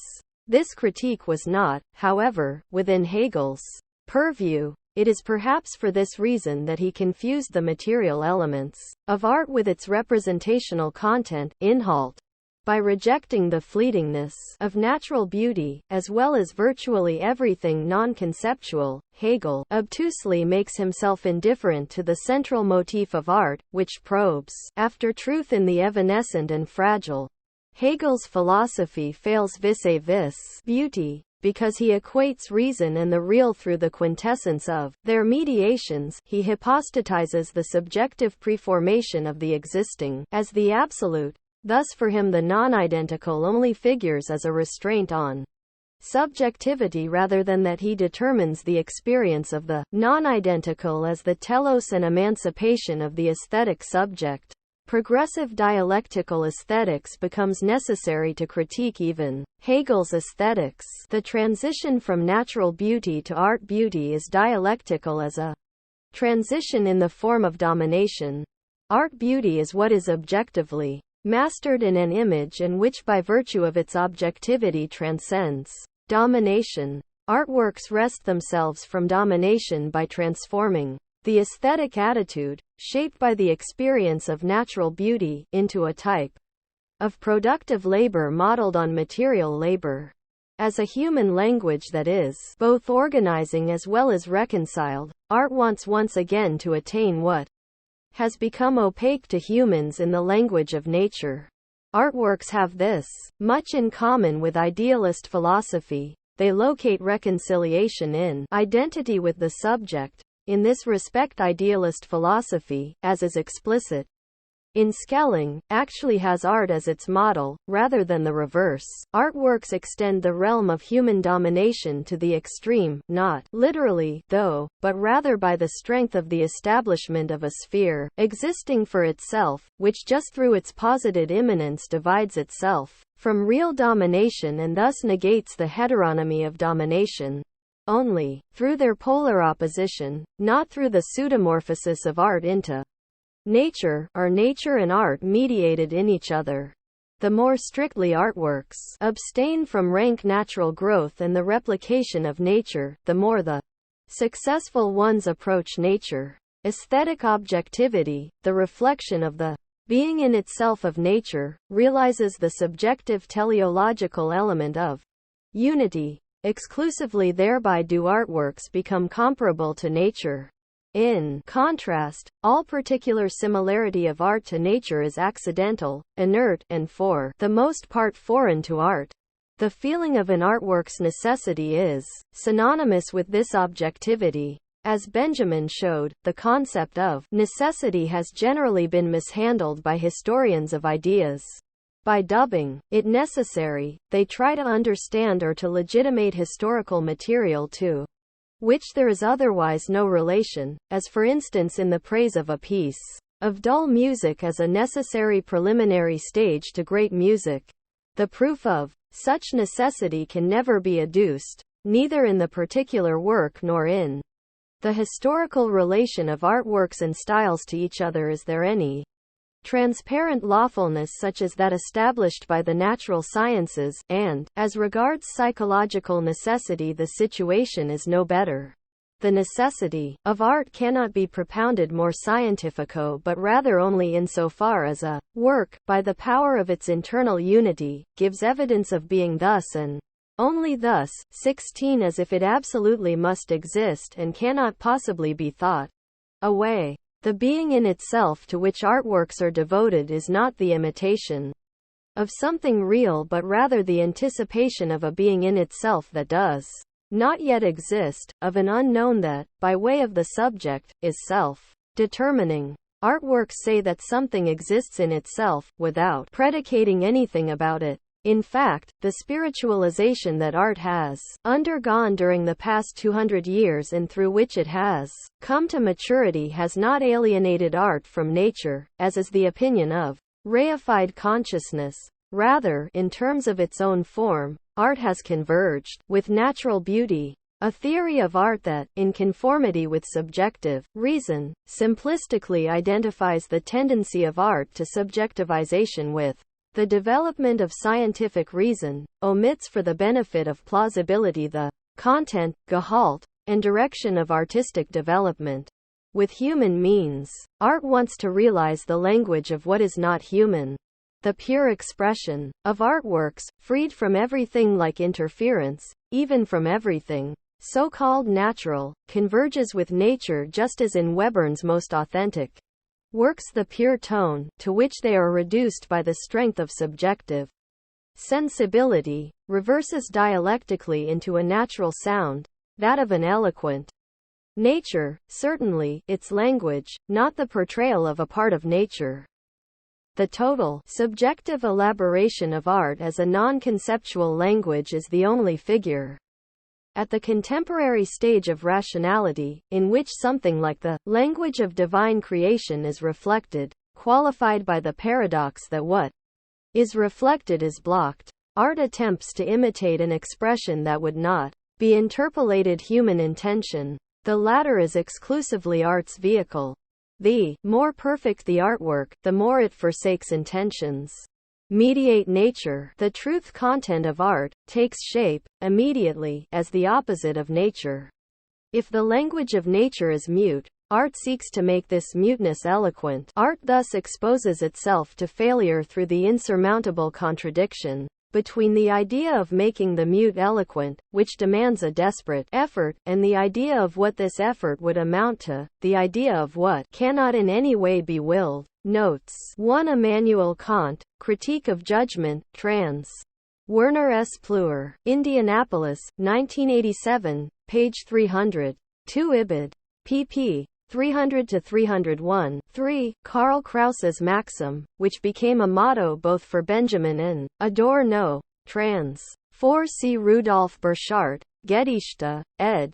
M. L. Burchardt and H. Steiner. Stuttgart, 1957, pp. 113 ff. 5. Friedrich Hebel, Herbstbild, in Werk in zwei Banden, ed. G. Fricke. Munich, 1952, Volume 1, page 12. 6. C. Friedrich Hölderlin, Winkel von Hart, From Gedichte nach 1800. In Samtliche Werk, Volume 2, ed. F. Beisner, Stuttgart, 1953, page 120. Adorno discusses this poem in detail in Parataxis, on Hölderlin's late poetry, in Notes to Literature, trans. Sherry Weber Nicholson, New York, 1992, pp. 111 to 112, trans. 7. Paul Valéry, Windstreiche, Aufzeichnungen und Aphorismen, trans. B. Boschenstein et al. Wiesbaden, 1959, page 94. Originally published in Œuvres, Volume 2, Paris, 1957, page 681, trans.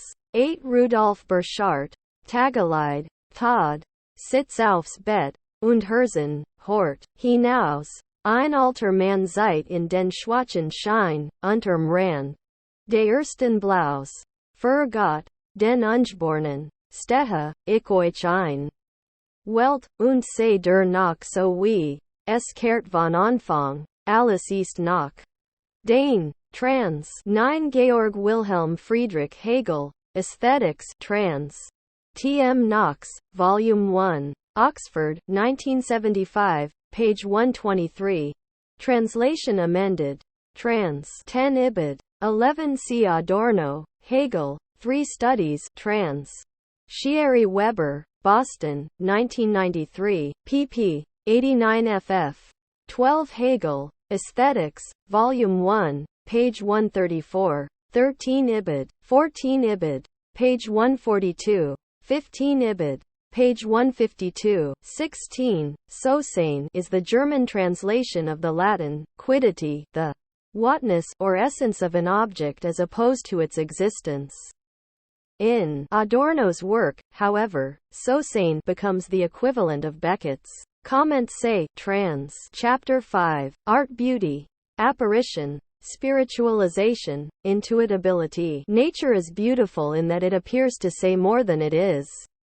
To wrest this, more from that more's contingency, to gain control of its semblance, to determine it as semblance as well as to negate it as unreal. This is the idea of art. This artifactual more does not in itself guarantee the metaphysical substance of art. That substance could be totally null, and still the artworks could posit a more as what appears. Artworks become artworks in the production of this more. They produce their own transcendence, rather than being its arena, and thereby they once again become separated from transcendence. The actual arena of transcendence in artworks is the nexus of their elements. By straining toward, as well as adapting to, this nexus, they go beyond the appearance that they are, though this transcendence may be unreal. Only in the achievement of this transcendence, not foremost and, indeed probably never through meanings, are artworks spiritual. Their transcendence is their eloquence, their script, but it is a script without meaning or, more precisely, a script with broken or veiled meaning. Although this transcendence is subjectively mediated, it is manifested objectively, yet all the more desultorily. Art fails its concept when it does not achieve this transcendence. It loses the quality of being art. Equally, however, art betrays transcendence when it seeks to produce it as an effect. This implies an essential criterion of new art. Compositions fail as background music or as the mere presentation of material, just as those paintings fail in which the geometrical patterns to which they are reducible remain factually what they are. This is the reason for the relevance of divergences from mathematical forms in all those works that employ them. The striven for shudder comes to nothing. It does not occur. One of the paradoxes of artworks is that what they posit they are actually not permitted to posit. This is the measure of their substantiality. The more cannot be adequately described by the psychological definition of a gestalt, according to which a whole is more than its parts. For the more is not simply the nexus of the elements, but an other, mediated through this nexus and yet divided from it. The artistic elements suggest, through their nexus, what escapes it. Here one comes up against an antinomy of the philosophy of history. In his treatment of the theme of aura, a concept closely related to the concept of the appearance that by virtue of its internal unity points beyond itself, Benjamin showed that, beginning with Baudelaire, aura in the sense of atmosphere is taboo, one already in Baudelaire the transcendence of the artistic appearance is at once effected and negated. From this perspective, the de-aestheticization of art is not only a stage of art's liquidation but also the direction of its development. All the same, the socialized rebellion since Baudelaire against aura and atmosphere has not meant the simple disappearance of the crackling noise in which the more of the phenomenon announces itself in opposition to this phenomenon. One need only compare good poems by Brecht that are styled as protocol sentences with bad poems by authors whose rebellion against being poetic recoils into the pre-aesthetic. In Brecht's disenchanted poetry, what is fundamentally distinct from what is simplistically stated constitutes the work's eminent rank. Erich Kahler may have been the first to recognize this, and it is best confirmed by the poem Two Cranes. Too aesthetic.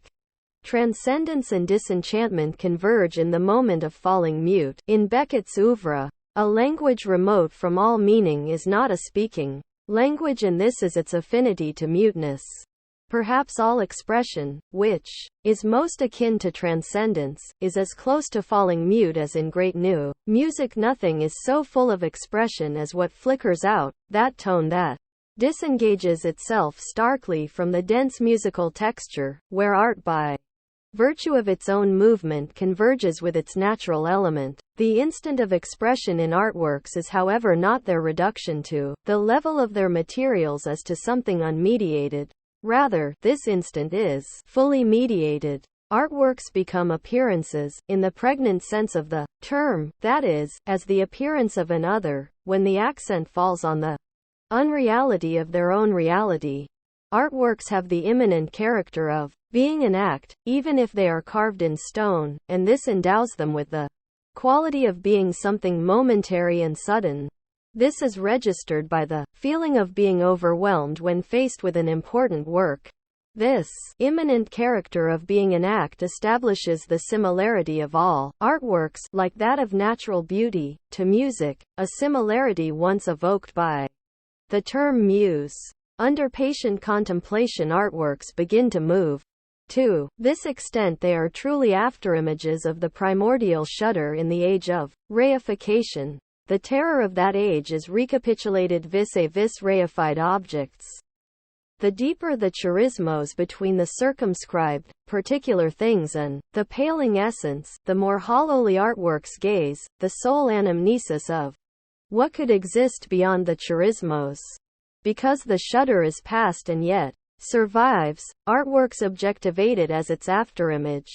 For if at one time human beings in their powerlessness against nature feared the shudder as something real, the fear is no less intense, no less justified, that the shudder will dissipate. All enlightenment is accompanied by the anxiety that what set enlightenment in motion in the first place and what enlightenment ever threatens to consume may disappear. Truth thrown back on itself, enlightenment distances itself from that guileless objectivity that it would like to achieve. That is why, under the compulsion of its own ideal of truth, it is conjoined with the pressure to hold on to what it has condemned in the name of truth. Art is this mnemosyne. The instant of appearance in artworks is indeed the paradoxical unity or the balance between the vanishing and the preserved. Artworks are static as much as they are dynamic. art genres that fall below approved culture, such as circus tableaus and revues, and probably mechanisms such as the water fountains of the 17th century, confess to what authentic three artworks conceal in themselves as their secret a priori. Artworks remain enlightened because they would like to make commensurable to human beings the remembered shudder, which was incommensurable in the magical primordial world. This is touched upon by Hegel's formulation of art as the effort to do away with foreignness. 4 In the artifact, the shudder is freed from the mythical deception of its being in itself, without however the works being reduced to subjective spirit. The increasing autonomy of artworks, their objectivation by human beings, presents the shudder as something unmollified and unprecedented. The act of alienation in this objectivation, which each artwork carries out, is corrective. Artworks are neutralized and thus qualitatively transformed. Epiphanies. If the deities of antiquity were said to appear fleetingly at their cult sites, or at least were to have appeared there in the primeval age, this act of appearing became the law of the permanence of artworks, but at the price of the living incarnation of what appears. The artwork as appearance is most closely resembled by the apparition. 5 The heavenly vision. Artworks stand tacitly in accord with it as it rises above human beings and is carried beyond their intentions and the world of things. Artworks from which the apparition has been driven out without a trace are nothing more than husks, worse than what merely exists, because they are not even useful. Artworks are nowhere more reminiscent of mana than in their extreme opposition to it, in the subjectively posited construction of ineluctability. That instant, which is what artworks are, crystallized, at least in traditional works, at the point where out of their particular elements, they became a totality. The pregnant moment 6 of their objectivation is the moment that concentrates them as appearance, which is by no means just the expressive elements that are dispersed over the artworks. Artworks surpass the world of things by what is thing-like in them, their artificial objectivation. They become eloquent by the force of the kindling of thing and appearance. They are things whose power it is to appear. Their immanent process is externalized as their own act, not as what humans have done to them and not merely for humans. The phenomenon of fireworks is prototypical for artworks, though, because of its fleetingness and status as empty entertainment, it has scarcely been acknowledged by theoretical consideration. Only Valéry pursued ideas that are at least related. Fireworks are apparition. They appear empirically yet are liberated from the burden of the empirical, which is the obligation of duration. They are a sign from heaven yet artifactual, an ominous warning, a script that flashes up, vanishes, and indeed cannot be read for its meaning. The segregation of the aesthetic sphere by means of the complete afunctionality of what is thoroughly ephemeral is no formal definition of aesthetics. It is not through a higher perfection that artworks separate from the fallibly existent, but rather by becoming actual, like fireworks, incandescently in an expressive appearance. They are not only the other of the empirical world, everything in them becomes other. It is this to which the pre-artistic consciousness of artworks responds most intensely. This consciousness submits to the temptation that first led to art, and that mediates between art and the empirical. Although the pre-artistic dimension becomes poisoned by its exploitation, to the point that artworks must eliminate it, it survives sublimated in them. It is not so much that artworks possess ideality as that by virtue of their spiritualization they promise a blocked or denied sensuality. That quality can be comprehended in those phenomena from which artistic experience emancipated itself, in the relics of an art alien art, as it were, the justly or unjustly so-called lower arts such as the circus, to which in France the Cubist painters and their theoreticians turned, and to which in Germany Wedekind turned. What Wedekind called corporeal art has not only remained beneath spiritualized art, not only remained just its complement. In its intentionlessness, however, it is the archetype of spiritualized art. By its mere existence, every artwork, as alien artwork to what is alienated, conjures up the circus and yet is lost as soon as it emulates it. Art becomes an image not directly by becoming an apparition but only through the counter-tendency to it. The pre-artistic level of art is at the same time the memento of its anticultural character, its suspicion of its antithesis to the empirical world that leaves this world untouched. Important artworks, nevertheless, seek to incorporate this art alien layer. When suspected of being infantile, it is absent from art. When the last trace of the vagrant fiddler disappears from the spiritual chamber musician and the illusionless drama has lost the magic of the stage, art has capitulated. The curtain lifts expectantly even at the beginning of Beckett's Endgame. Plays and stagings that eliminate the curtain fumble with a shallow trick. The instant the curtain goes up is the expectation of the apparition. If Beckett's plays, as crepuscularly gray as After Sunset and The End of the World, want to exorcise circus colors, they yet remain true to them in that the plays are indeed performed on stage, and it is well known how much their antiheroes were inspired by clowns and slapstick cinema. Despite their austerity, they in no way fully renounce costumes and sets.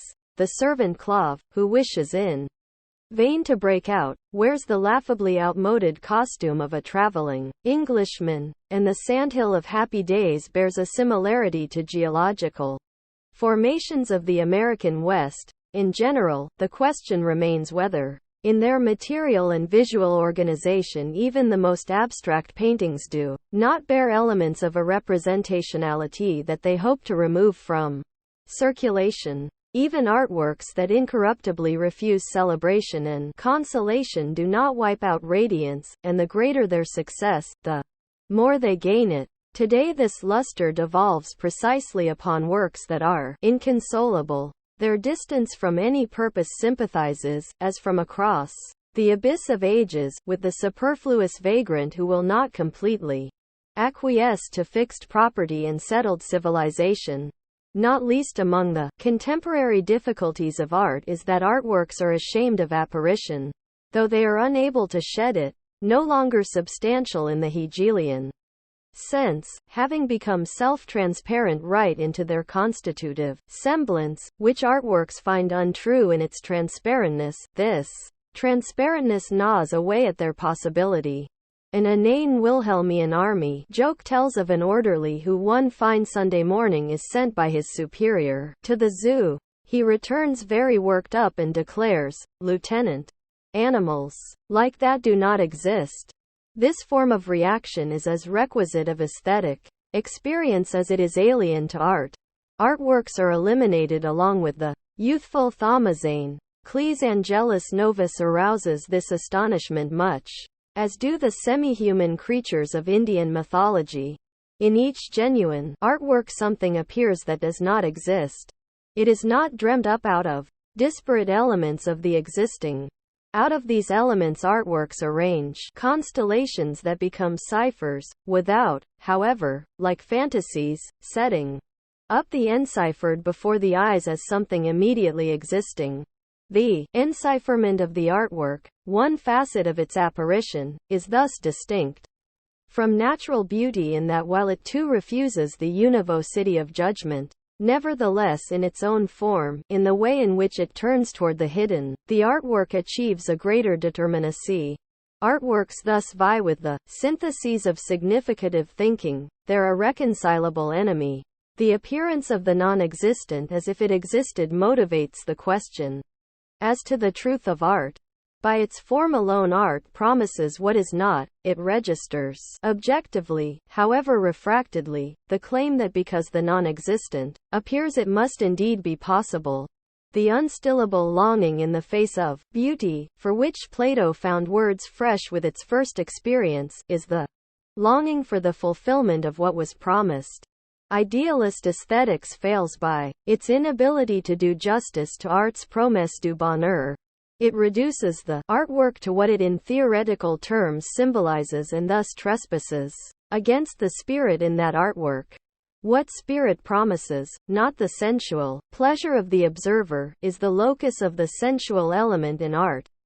Romanticism wanted to equate what appears in the apparition with the artistic. In doing so, it grasped something essential about art, yet narrowed it to a particular, to the praise of a specific and putatively inwardly infinite comportment of art. In this, Romanticism imagined that through reflection and thematic content it could grasp art's ether, whereas it is irresistible, precisely because it refuses to let itself be nailed down either as an entity or as a universal concept. Its ether is bound up with particularization, it epitomizes the unsubsumable and as such challenges the prevailing principle of reality, that of exchangeability.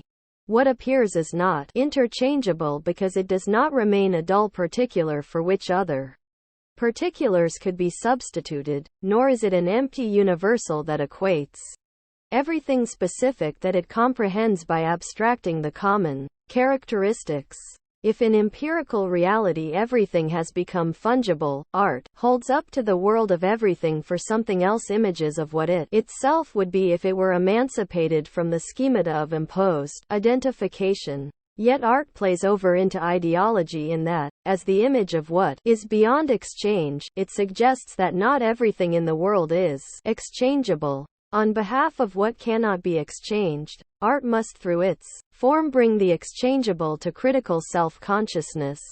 The telos of artworks is a language whose words cannot be located on the spectrum, a language whose words are not imprisoned by a prestabilized universality. An important suspense novel by Leo Perutz concerns the color dramat, red, 7 subartistic genres such as science fiction credulously and therefore powerlessly make a fetish of such themes. Although the non-existing emerges suddenly in artworks, they do not lay hold of it bodily as with the pass of a magic wand. The non-existing is mediated to them through fragments of the existing, which they assemble into an apparition. It is not for art to decide by its existence if the non-existing that appears indeed exists, as something appearing or remains semblance.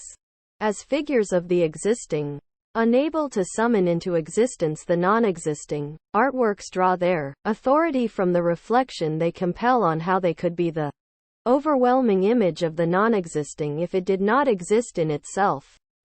Precisely, Plato's ontology, more congenial to positivism than dialectic took offense at art's semblance character, as if the promise made by art awakened doubt in the positive omnipresence of being an idea, for which Plato hoped to find surety in the concept.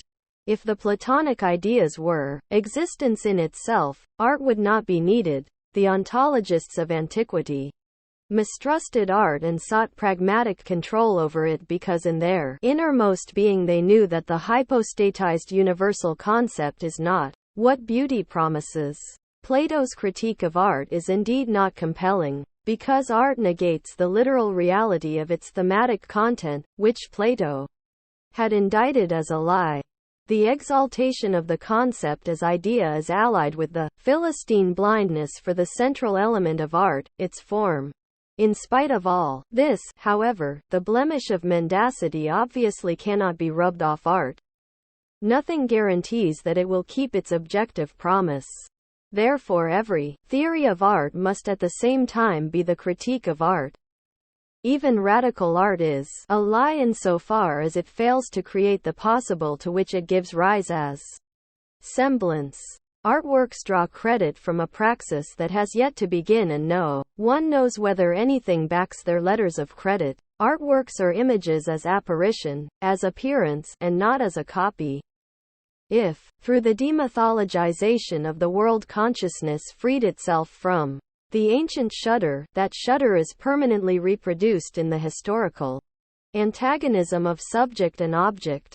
The object became as incommensurable to experience, as foreign and frightening, as mana once was. This permeates the image character. It manifests foreignness at the same time that it seeks to make experiential what is thing-like and foreign. For artworks it is incumbent to grasp the universal, which dictates the nexus of the existing, and is hidden by the existing, in the particular. It is not for art, through particularization, to disguise the ruling universality of the administered world. Totality is the grotesque air of mana, the image character of artworks passed over into totality, which appears more truly in the individual than in the syntheses of singularities. By its relation to what in the constitution of reality is not directly accessible to discursive conceptualization and none the less objective, art in the age of enlightenment holds true to enlightenment while provoking it. What appears in art is no longer the ideal, no longer harmony. The locus of its power of resolution is now exclusively in the contradictory and dissonant. Enlightenment was always also the consciousness of the vanishing of what it wanted to seize without any residue of mystery. By penetrating the vanishing, the shudder, enlightenment not only is its critique but salvages it according to the measure of what provokes the shudder in reality itself. This paradox is appropriated by artworks. If it holds true that the subjective rationality of means and ends, which is particular and thus in its innermost irrational, requires spurious irrational enclaves and treats art as such, art is nevertheless the truth of society insofar as in its most authentic products the irrationality of the rational world order is expressed. In art, denunciation and anticipation are syncopated. If apparition illuminates and touches, the image is the paradoxical effort to transfix this most evanescent instant. In art something momentary transcends. Objectivation makes the artwork into an instant. Pertinent here is Benjamin's formulation of a dialectic at a standstill, which he developed in the context of his conception of a dialectical image. If, as images, artworks are the persistence of the transient, they are concentrated in appearance as something momentary. To experience art means to become conscious of its immanent process as an instant at a standstill. This may perhaps have nourished the central concept of Lessing's aesthetics, that of the pregnant moment. Artworks not only produce imagines as something that endures, they become artworks just as much through the destruction of their own imagery. For this reason art is profoundly akin to explosion. When in Wedekind's Spring Awakening Moritz Stiefel shoots himself dead with a water pistol and the curtain falls as he says, "Now I won't ever be going home again." 8 In this instant, as dusk settles over the city in the far distance, the unspeakable melancholy of the river landscape is expressed. Not only are artworks allegories, they are the catastrophic fulfillment of allegories. The shocks inflicted by the most recent artworks are the explosion of their appearance.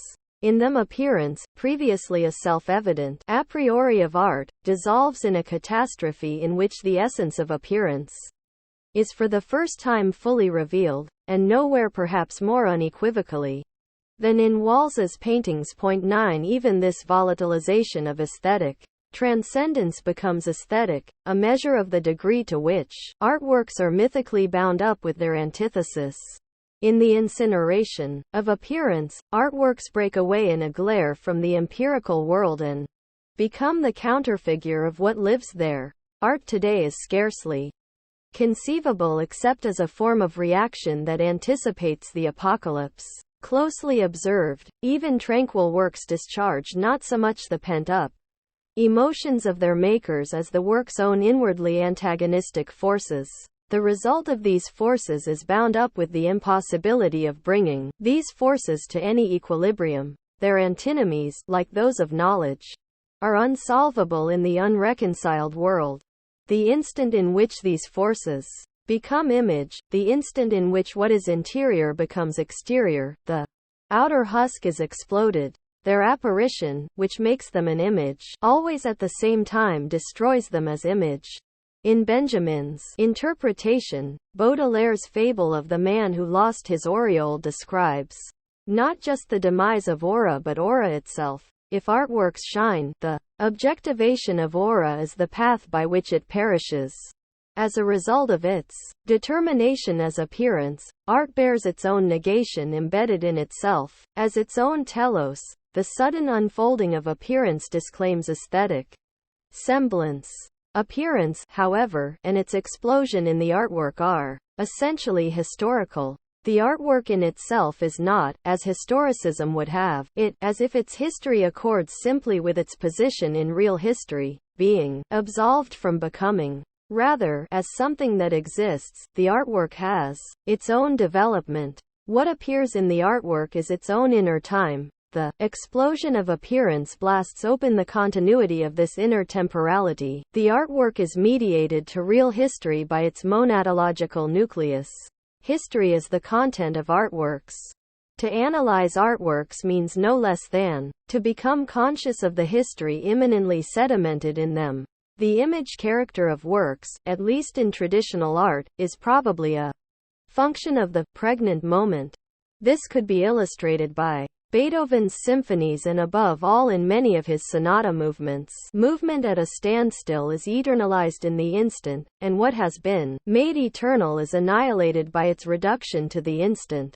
This marks the sharp difference of the image character of art from how Klages and Jung conceived it. If, after the separation of knowledge into image and sign, thought simply equates the image with truth, the untruth of the schism is in no way corrected but made all the worse, for the image is no less affected by the schism than is the concept. Aesthetic images are no more translatable into concepts than they are real. There is no imago without the imaginary. Their reality is their historical content, and the images themselves, including the historical images, are not to be hypostatized. Aesthetic images are not fixed, archaic invariants. Artworks become images in that the processes that have congealed in them as objectivity become eloquent.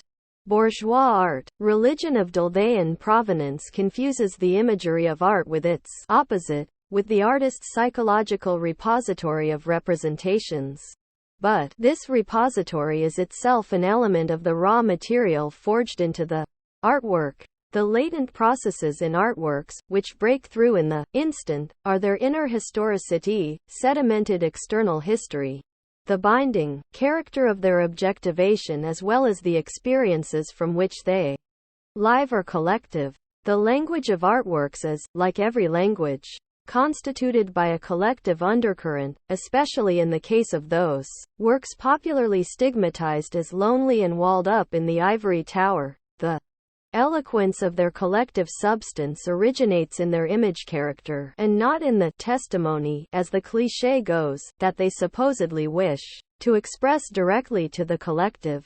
The specifically artistic achievement is an overarching binding character to be ensnared not thematically or by the manipulation of effects but rather by presenting what is beyond the monad, through immersion in the experiences that are fundamental to this bindingness. The result of the work is as much the trajectory it traverses to its imago as it is the imago itself as the goal. It is at once static and dynamic. Subjective experience contributes images that are not images of something, and precisely they are essentially collective. Thus and in no other way is art mediated to experience. By virtue of this experiential content, and not primarily as a result of fixation or forming as they are usually conceived, artworks diverge from empirical reality, empiria through empirical deformation. This is the affinity of artworks to the dream. However far removed they are from dreams by their law of form. This means nothing less than that the subjective element of artworks is mediated by their being in themselves. The latent collectivity of this subjectivity frees the monadological artwork from the accidentalness of its individuation. Society, the determinant of experience, constitutes artworks as their true subject. This is the needed response to the current reproach of subjectivism raised to art by both left and right.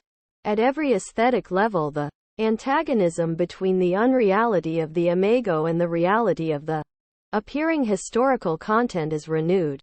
The aesthetic images, however, emancipate themselves from mythical images by subordinating themselves to their own unreality. That is what the law of form means. This is the artwork's methexis in enlightenment. The view of art as politically engaged, or didactic regresses back of this stage of enlightenment. Unconcerned with the reality of aesthetic images, this view shuffles away the antithesis of art to reality and integrates art into the reality it opposes. Only those artworks are enlightened that, vigilantly distant from the empirical, evince true consciousness, that through which artworks, by becoming appearance, are more than they are. This is their spirit. The determination of artworks by spirit is akin to their determination as phenomenon, 11 as something that appears, and not as blind appearance. What appears in artworks and is neither to be separated from their appearance nor to be held simply identical with it, the non-factual in their facticity, is their spirit. It makes artworks things among things, something other than thing. Indeed, artworks are only able to become other than thing by becoming a thing, though not through their localization in space and time but only by an immanent process of reification that makes them self-same, self-identical. Otherwise one could not speak of their spirit, that is, of what is utterly unthing-like.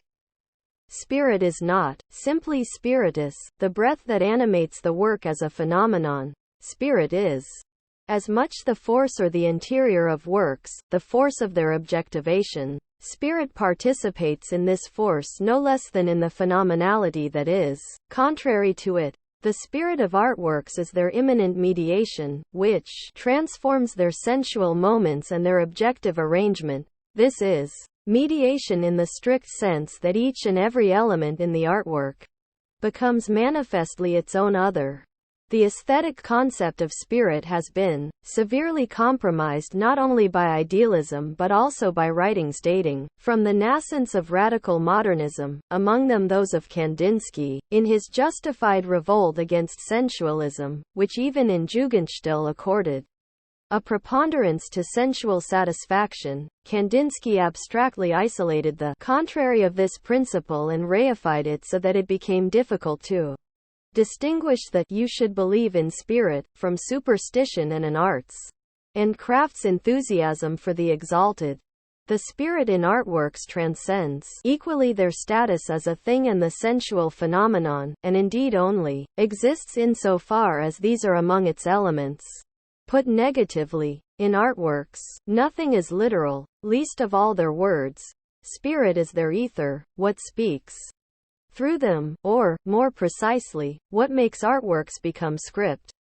Although nothing counts in artworks that does not originate in the configuration of their sensual elements, all other spirit in the artworks, particularly injected philosophical thematics and putatively expressed spirit, all discursive ingredients, are material like colors and tones. The sensual in artworks is artistic only if in itself mediated by spirit.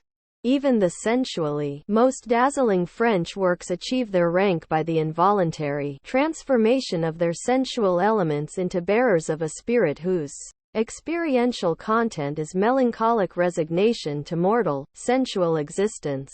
Never do these works relish their suaveness to the full, for that suaveness is always curtailed by the sense of form. The spirit of artworks is objective. Regardless of any philosophy of objective or subjective spirit, this spirit is their own content and it passes judgment over them. It is the spirit of the thing itself that appears through the appearance. Its objectivity has its measure in the power with which it infiltrates the appearance. Just how little the spirit of the work equals the spirit of the artist, which is at most one element of the former, is evident in the fact that spirit is evoked through the artifact, its problems, and its material. Not even the appearance of the artwork as a whole is its spirit, and least of all is it the appearance of the idea purportedly embodied or symbolized by the work. Spirit cannot be fixated in immediate identity with its appearance. But neither does spirit constitute a level above or below appearance. Such a supposition would be no less of a reification. The locus of spirit is the configuration of what appears. Spirit forms appearance just as appearance forms spirit. It is the luminous source through which the phenomenon radiates and becomes a phenomenon in the most pregnant sense of the word. The sensual exists in art only spiritualized and refracted. This can be elucidated by the category of critical situation in important artworks of the past, without the knowledge of which the analysis of works would be fruitless. Just before the beginning of the reprise of the first movement of Beethoven's Kreutzer Sonata, which Tolstoy defamed as sensuous, the secondary subdominant produces an immense effect. Anywhere outside of the Kreutzer Sonata the same chord would be more or less insignificant. The passage only gains significance through its place and function in the movement. It becomes crucially significant in that through its hic et nunc it points beyond itself, and imparts the feeling of a critical situation over what precedes and follows it. This feeling cannot be grasped as an isolated sensual quality, yet, through the sensual constellation of two chords at a critical point it becomes as irrefutable as only something sensual can be. In its aesthetic manifestation, spirit is condemned to its locus in the phenomenon just as spirits were once thought to have been condemned to their haunts. If spirit does not appear, the artworks are as negligible as that spirit.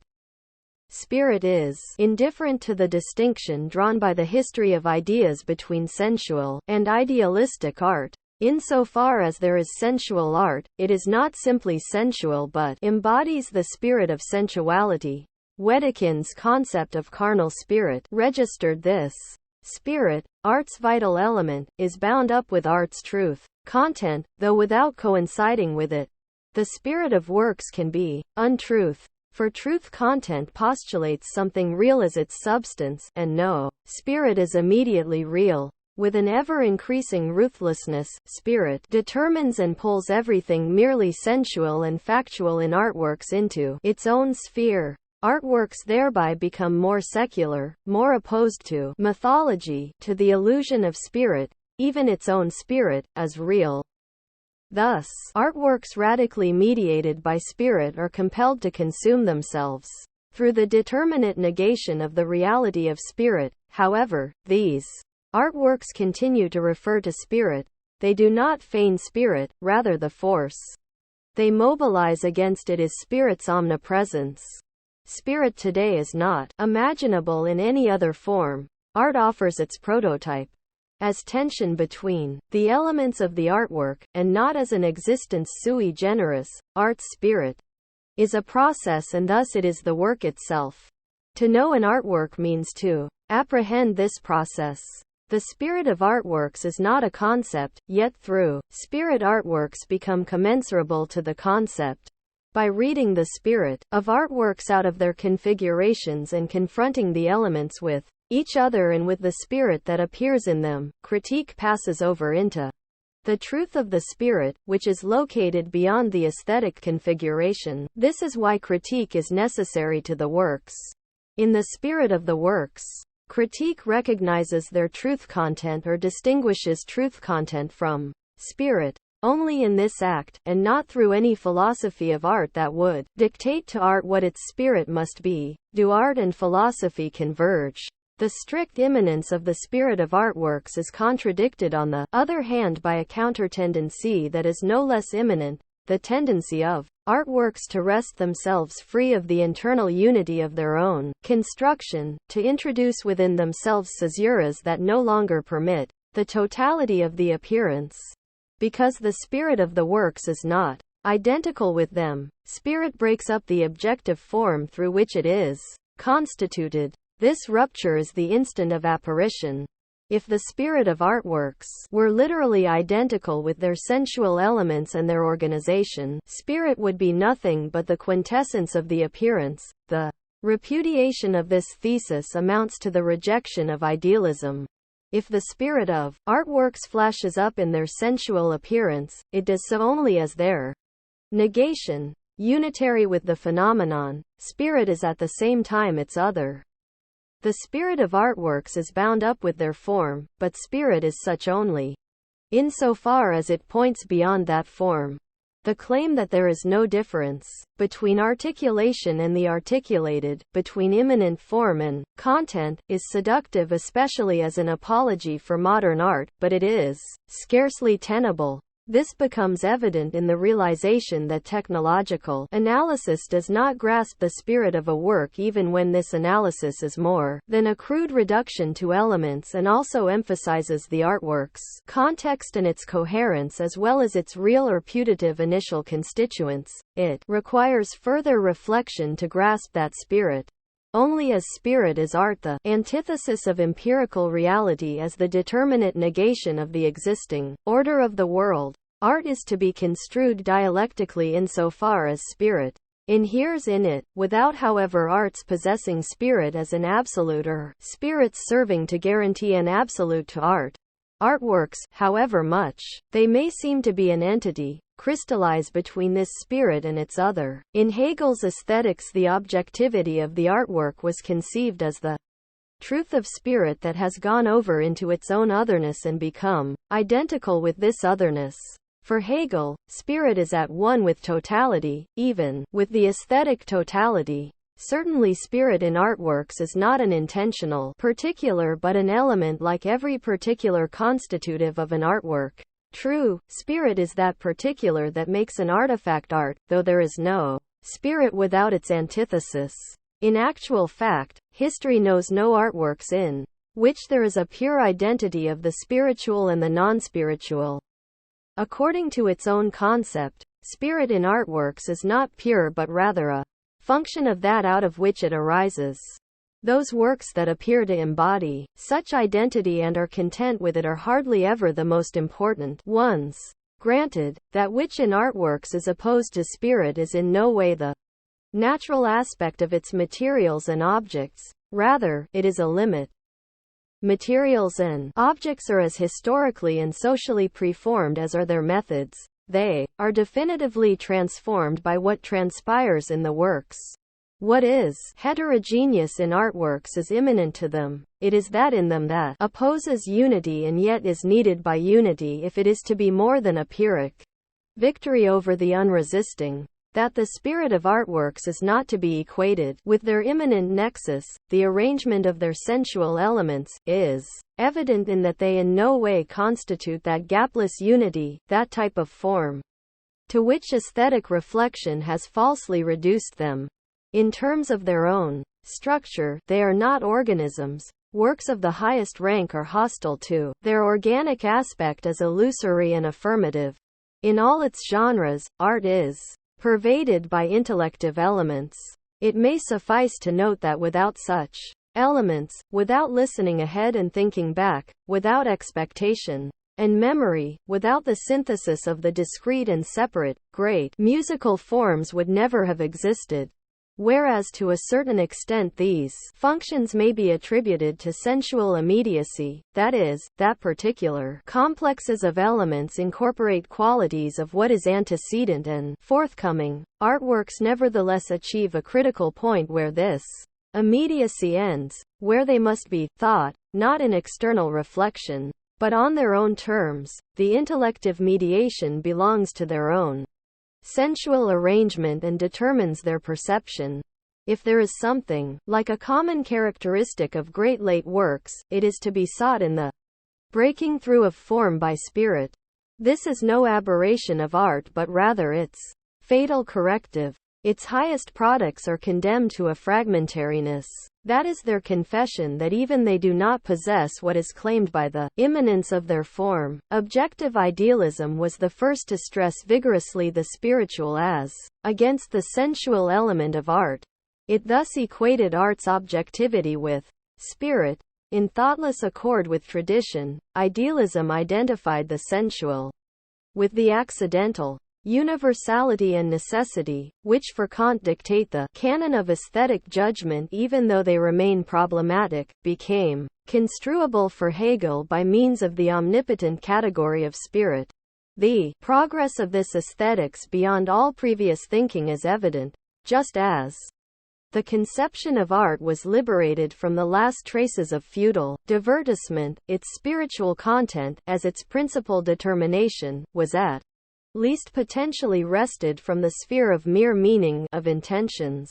Since Hegel conceives of spirit as what exists in and for itself, it is recognized in art as its substance and not as a thin, abstract layer hovering above it. This is implicit in the definition of beauty as the sensual semblance of the idea. Philosophical idealism, however, was in no way as kindly disposed toward aesthetic spiritualization as the theoretical construction would perhaps indicate. On the contrary, idealism set itself up as the defender of precisely that sensuality that in its opinion was being impoverished by spiritualization. That doctrine of the beautiful as the sensual semblance of the idea was an apology for immediacy as something meaningful and, in Hegel's own words, affirmative.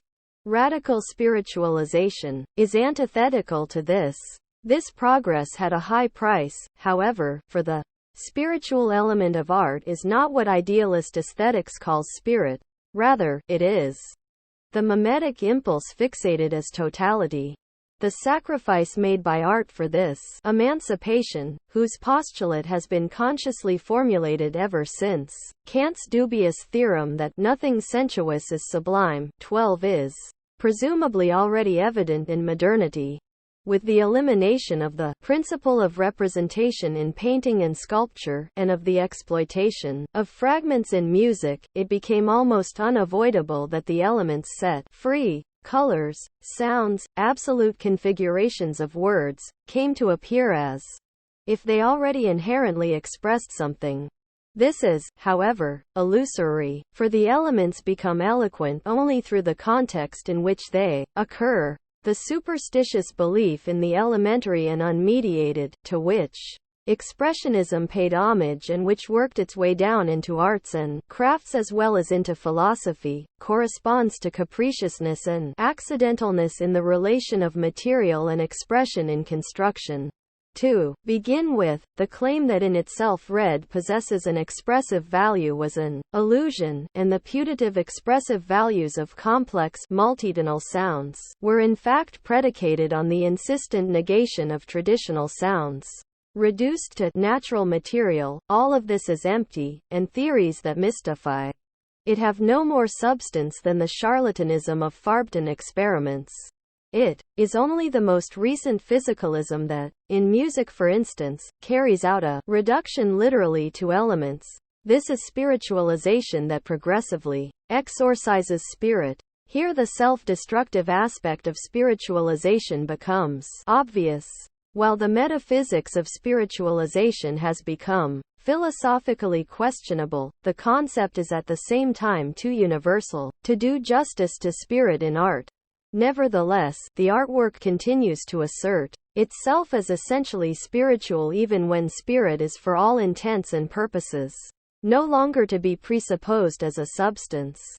Hegel's aesthetics does not resolve the question of how it is possible to speak of spirit as a determination of the artwork without hypostatizing its objectivity as absolute identity. Thereby the controversy is in a sense referred back to the Kantian court of justice.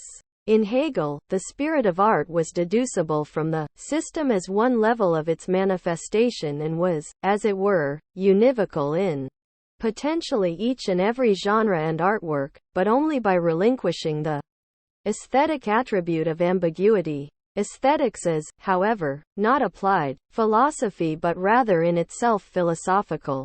Hegel's reflection that the science of art has greater priority than does art itself, 13 is the admittedly problematical product of his hierarchical view of the relation of the domains of spirit to each other. On the other hand, in the face of growing theoretical interest in art, Hegel's theorem of the primacy of science has its prophetic truth in art's need of philosophy for the unfolding of its own content. Paradoxically, Hegel's metaphysics of spirit results in a certain reification of spirit in the artwork through the fixation of its idea. In Kant, however, the ambiguity between the feeling of necessity and the fact that this necessity is not a given but something unresolved is truer to aesthetic experience than is Hegel's much more modern ambition of knowing art from within rather than in terms of its subjective constitution from without. If this Hegelian, philosophical turn is justified, it in no way follows from a systematic, subordinating concept but rather from the sphere that is specific to art. Not everything that exists is spirit, yet art is an entity that through its configurations becomes something spiritual. If idealism was able to requisition art for its purposes by fiat, this was because through its own constitution art corresponds to the fundamental conception of idealism, which indeed without Schelling's model of art would never have developed into its objective form. Art cannot be conceived without this immanently idealistic element, that is, without the objective mediation of all art through spirit. This sets a limit to dull-minded doctrines of aesthetic realism, just as those elements encompassed in the name of realism are a constant reminder that art is no twin of idealism. In no artwork is the element of spirit something that exists. Rather, it is something in a process of development and formation. Thus, as Hegel was the first to perceive, the spirit of artworks is integrated into an overarching process of spiritualization, that of the progress of consciousness. Precisely, through its progressive spiritualization, through its division from nature, art wants to revoke this division from which it suffers and which inspires it. Spiritualization provided art anew with what had been excluded from it by artistic practice since Greek antiquity. The sensuously unpleasing, the repulsive. Baudelaire virtually made this development arts program. Hegel aimed at justifying the irresistibility of spiritualization in the theory of what he called the romantic artwork. 14 Since then, everything sensually pleasing in art, every charm of material, has been degraded to the level of the pre-artistic. Spiritualization, as the continuous expansion of the mimetic taboo on art, the indigenous domain of mimesis, works toward art's dissolution. But being also a mimetic force, spiritualization at the same time works toward the identity of the artwork with itself, thereby excluding the heterogeneous and strengthening its image character.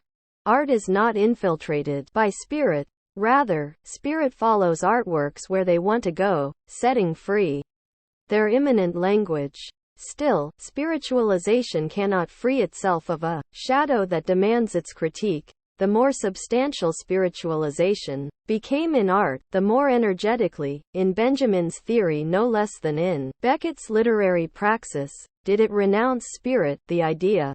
However, in that spiritualization is inextricable from the requirement that everything must become form, spiritualization becomes complicitous in the tendency that liquidates the tension between art and its other. Only radically spiritualized art is still possible. All other art is childish.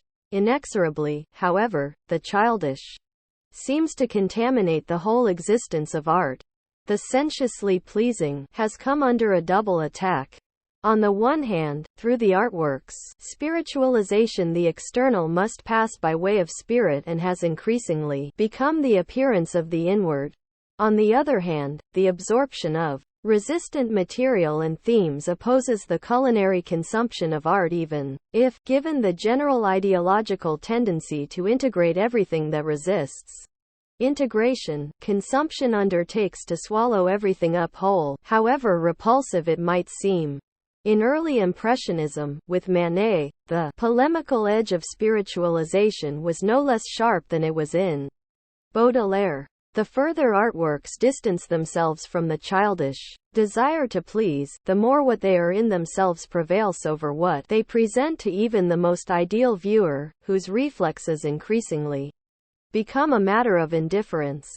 In the sphere of natural beauty, Kant's theory of the sublime anticipates the spiritualization that art alone is able to achieve. For Kant, what is sublime in nature is nothing but the autonomy of the spirit in the face of the superior power of sensuous existence, and this Autonomy is achieved only in the spiritualized artwork. Admittedly, the spiritualization of art is not a pristine process.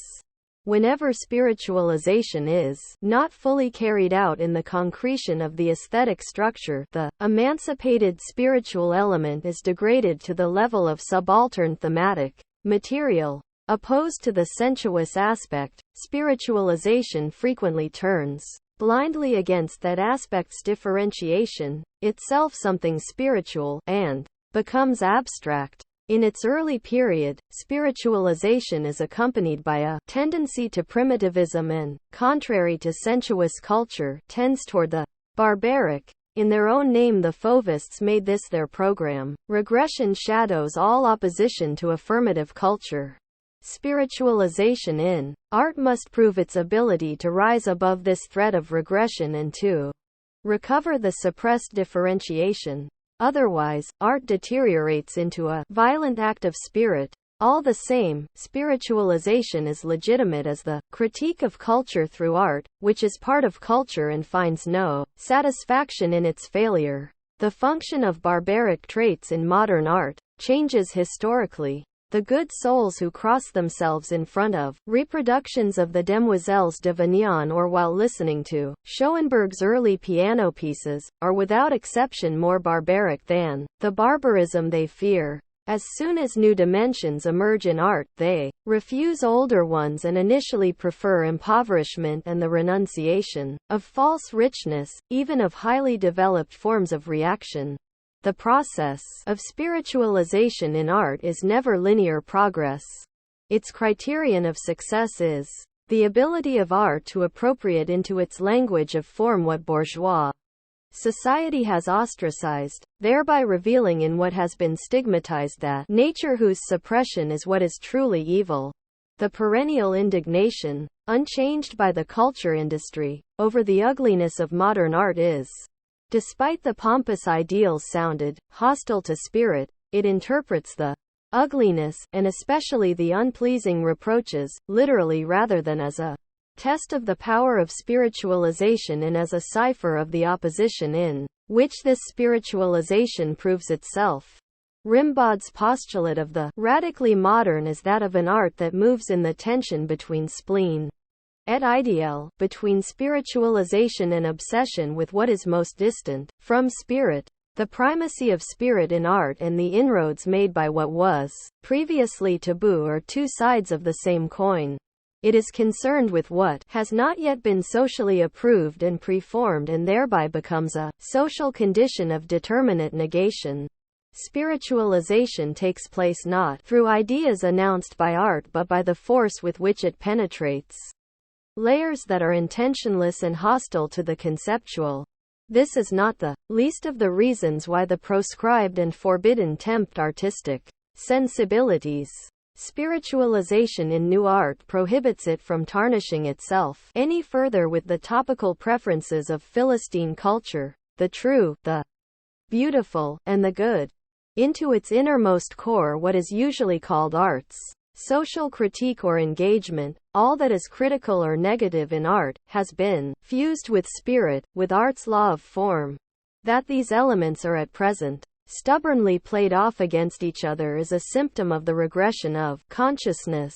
Theories that argue that art has the responsibility of bringing order, and, indeed, not a classificatory abstract order but one that is sensuously concrete, to the chaotic multiplicity of the appearing or of nature itself, suppress in idealistic fashion the telos of aesthetic spiritualization, to give the historical figures of the natural and repression of the natural their due. Accordingly, the relation of the process of spiritualization to the chaotic is historical. It has often been said, probably first by Karl Kraus, that in society as a whole it is art that should introduce chaos into order rather than the reverse.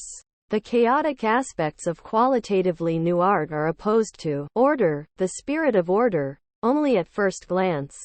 They are the ciphers of a critique of a spurious second nature. Order is in truth this chaotic. The element of chaos and radical spiritualization converge in the rejection of sleekly polished images of life, in this regard art that has been spiritualized to the extreme, such as that beginning with Mallarmé's and the dream chaos of surrealism, are more closely related than their disciples realize. Incidentally, there are cross-links between the young Breton and symbolism, as well as between the early German expressionists and George, whom they challenged. In its relation to the unmastered, spiritualization is antinomical. Because spiritualization always constrains the sensuous elements, its spirit fatefully becomes a being sui generis, and thus according to its own immanent tendency spiritualization also works against art. Art's crisis is accelerated by spiritualization, which opposes selling artworks off as objects of sensuous gratification. Spiritualization becomes a counter force to the gypsy wagon of wandering actors and musicians, the socially outcast. Yet however deep the compulsion may lie that art divest itself of every trace of being a show, of its ancient deceitfulness in society, art no longer exists when that element has been totally eradicated, and yet it is unable to provide any protected arena for that element. No sublimation succeeds that does not guard in itself what it sublimates. Whether or not the spiritualization of art is capable of this will decide if art survives, or if Hegel's prophecy of the end of art will indeed be fulfilled, a prophecy that, in the world such as it has become, amounts to the thoughtless and, in the detestable sense, realistic confirmation and reproduction of what is. In this regard, the rescue of art is eminently political, but it is also as uncertain in itself as it is threatened by the course of the world. Insight into the growing spiritualization of art, by virtue of the development of its concept no less than by its relation to society, collides with a dogma that runs throughout bourgeois aesthetics, that of art's intuitability. 15 Already in Hegel's spiritualization and intuitability could no longer be reconciled, and the first somber prophecies on the future of art were the result. Kant had already formulated the norm of intuitability in Section 9 of the Critique of Judgment. He beautiful is that which pleases universally without a concept. 16 The without a concept may be said to converge with the quality of art's pleasingness as dispensation from the labor and exertion imposed, and not only since Hegel's philosophy, by the concept, whereas art long ago relegated the ideal of pleasingness to musty antiquity, the theory of art has not been able to renounce the concept of intuitability, a monument to old-fashioned aesthetic hedonism, even though every modern artwork, by now even the older works, demands the labor of observation with which the doctrine of intuitability wanted to dispense. The advancement of intellective mediation into the structure of artworks, where this mediation must to a large extent perform what was once the role of pregiven forms, constrains the sensuously unmediated, whose quintessence was the pure intuitability of artworks. Yet bourgeois consciousness entrenches itself in the sensuously unmediated because it senses that only its intuitability reflects a gaplessness and roundedness of artworks that then, in whatever circuitous fashion, is attributed to the reality to which the artworks respond. If, however, art were totally without the element of intuition, it would be theory, whereas art is instead obviously impotent in itself when, emulating science, it ignores its own qualitative difference from the discursive concept. Precisely art's spiritualization, as the primacy of its procedures, distances art from naive conceptuality and the common-sense idea of comprehensibility, whereas the norm of intuitability accentuates the opposition of art to discursive thinking. It suppresses non-conceptual mediation, suppresses the nonsensuous in the sensuous structure, which by constituting the structure already fractures it and puts it beyond the intuitability in which it appears. The norm of intuitability, which denies what is implicitly categorial in artworks, reifies intuitability itself as opaque and impenetrable, makes it in terms of its pure form into a copy of the petrified world, always alert for anything that might disturb the harmony the work purportedly reflects. In actuality, the concretion of artworks, in the apparition that ripples disconcertingly through them, goes far beyond the intuitability that is habitually held up against the universality of the concept, and that stands in accord with the ever-same. The more inexorably the world is ruled throughout, ever the same, by the universal, the more easily the rudiments of the particular are mistaken for immediacy, and confused with concretion, even though their contingency is in fact the stamp of abstract necessity. Artistic concretion is, however, neither pure existence, conceptless individualization, nor that form of mediation by the universal known as a type.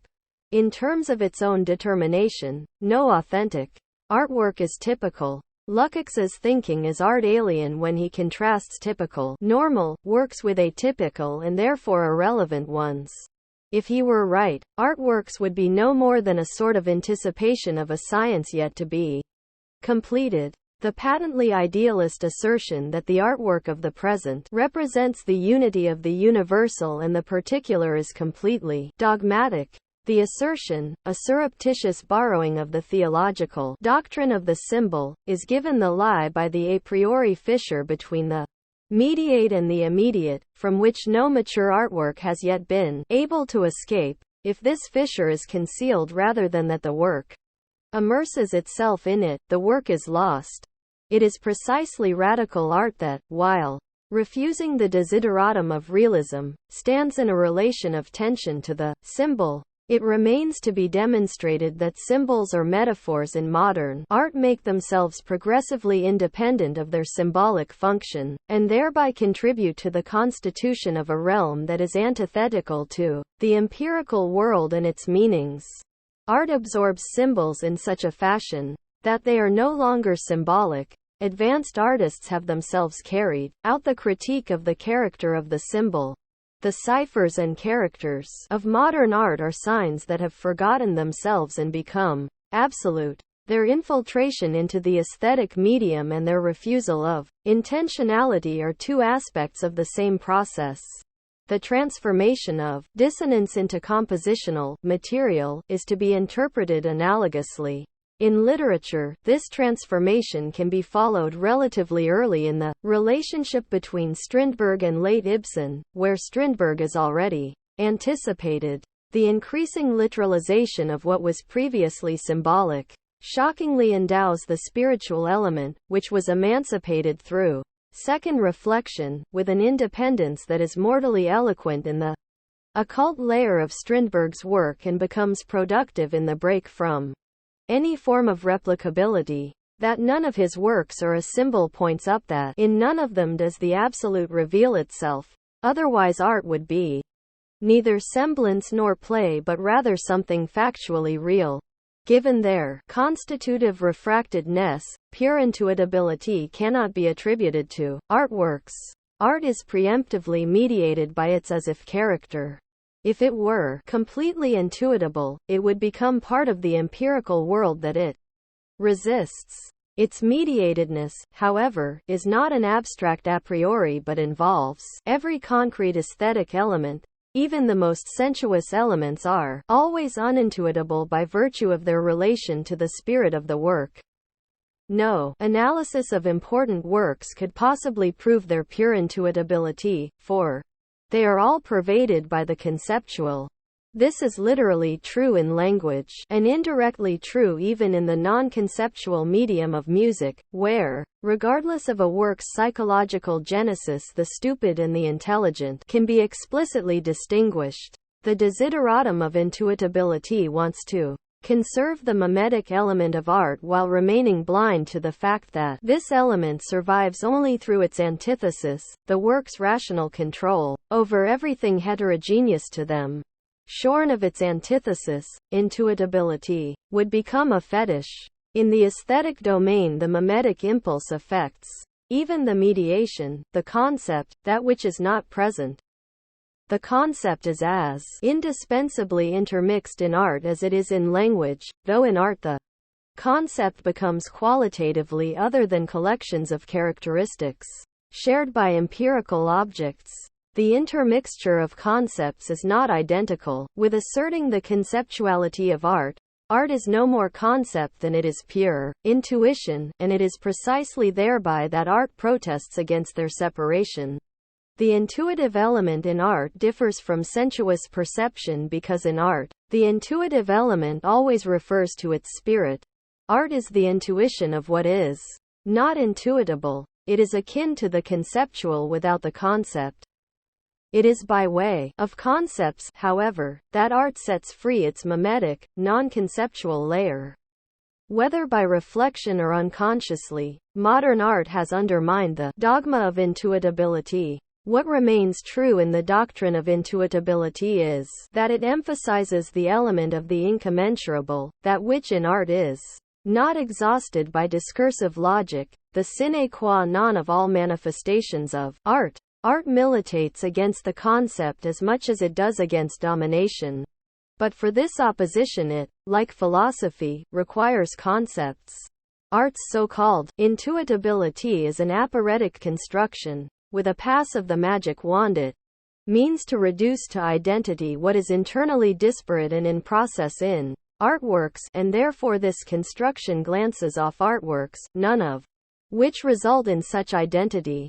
The word Anschaulichkeit, intuitability, itself, borrowed from the theory of discursive knowledge, where it stipulates a formed content, testifies to the rational element in art as much as it conceals that element by dividing off the phenomenal element and hypostatizing it. Evidence of the aporia of the concept of aesthetic intuition is provided by the critique of judgment. The analytic of the beautiful concerns the elements of the judgment of taste.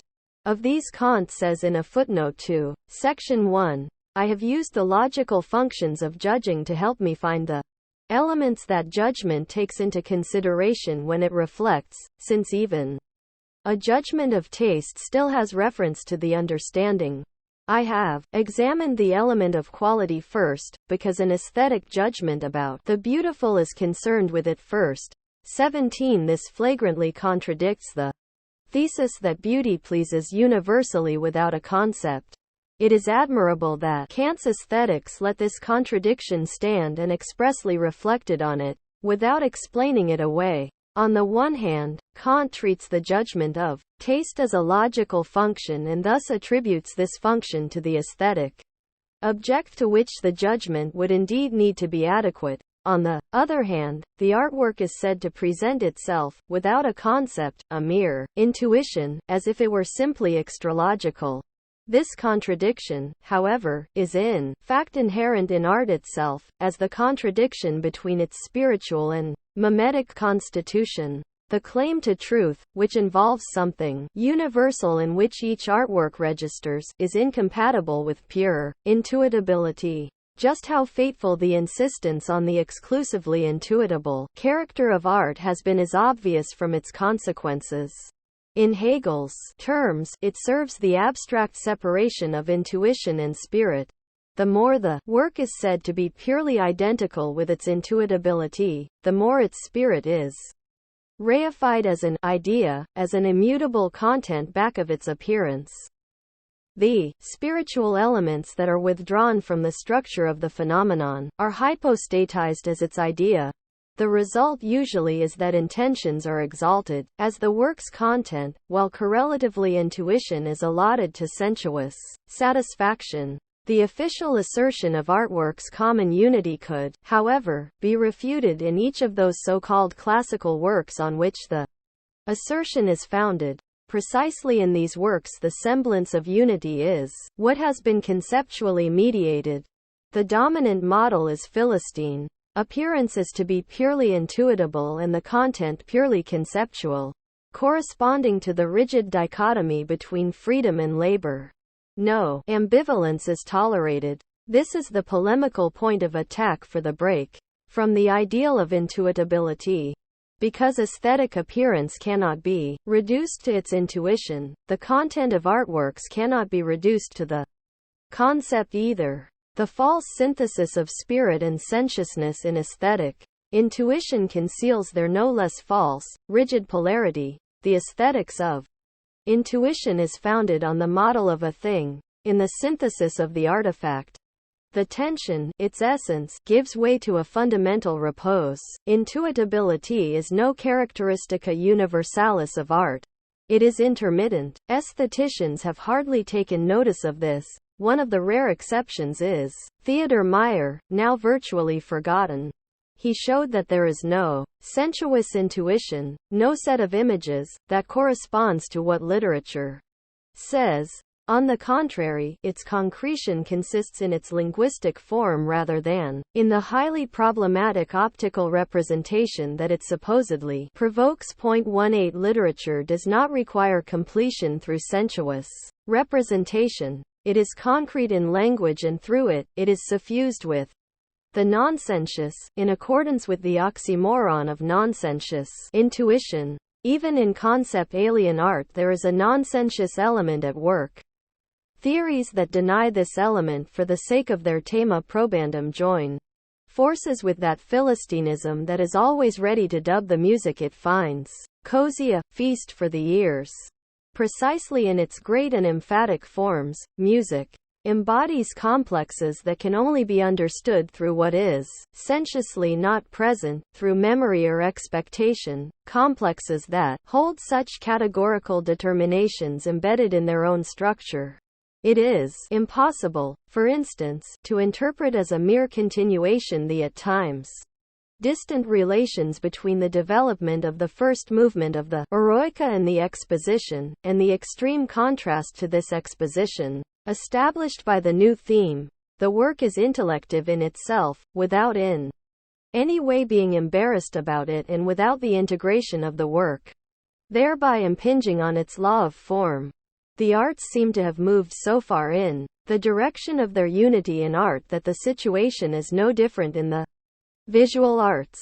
The spiritual mediation of the artwork, by which it contrasts with the empirical world, cannot be realized without the inclusion of the discursive dimension. If the artwork were in a rigorous sense intuitable, it would be permanently relegated to the contingency of what exists, sensuously and immediately, to which the artwork in fact opposes its own type of logicity. Its quality is determined by whether its concretion divests itself of its contingency by virtue of its integral elaboration. The puristic, and to this extent rationalistic separation of intuition from the conceptual, serves the dichotomy of rationality and sensuousness that society perpetrates and ideologically enjoins. Art would need rather to work in effigy against this dichotomy through the critique that it objectively embodies. Through art's restriction to sensuousness, this dichotomy is only confirmed. The untruth attacked by art is not rationality but rationality's rigid opposition to the particular. If art separates out intuitability and bestows it with the crown of the particular, then art endorses that rigidification, valorizing the detritus of societal rationality and thereby serving to distract from this rationality. The more gaplessly a work seeks to be intuitable and thus fulfill aesthetic precept, the more its spiritual element is reified, chori sigma from the appearance and isolated from the forming of apparition. Behind the cult of intuitability lurks the Philistine convention of the body that lies stretched out on the sofa while the soul soars to the heights. Aesthetic appearance is to be effortless relaxation, the reproduction of labor power, and spirit is reduced handily to what is called the work's message, constitutively a protest against the claim of the discursive to totality. Artworks therefore await answer and solution and inevitably summon forth concepts. No work has ever achieved the indifference of pure intuitability and binding universality that is presupposed a priori by traditional aesthetics. The doctrine of intuition is false because it phenomenologically attributes to art what it does not fulfill. The criterion of artworks is not the purity of intuition but rather the profundity with which they carry out the tension with the intellective elements that inhere in them. Nevertheless, the taboo on the non-intuitive elements of artworks is not without justification. What is conceptual in artworks involves judgment, and to judge is contrary to the artwork. Although judgments may occur in it, the work itself does not make judgments, perhaps because ever since Attic tragedy the work has been a hearing. If the discursive element takes primacy, the relation of the artwork to what is external to it becomes all too unmediated, and the work accommodates itself even at those points where, as in Brecht, it takes pride in standing in opposition to reality. The work actually becomes positivistic.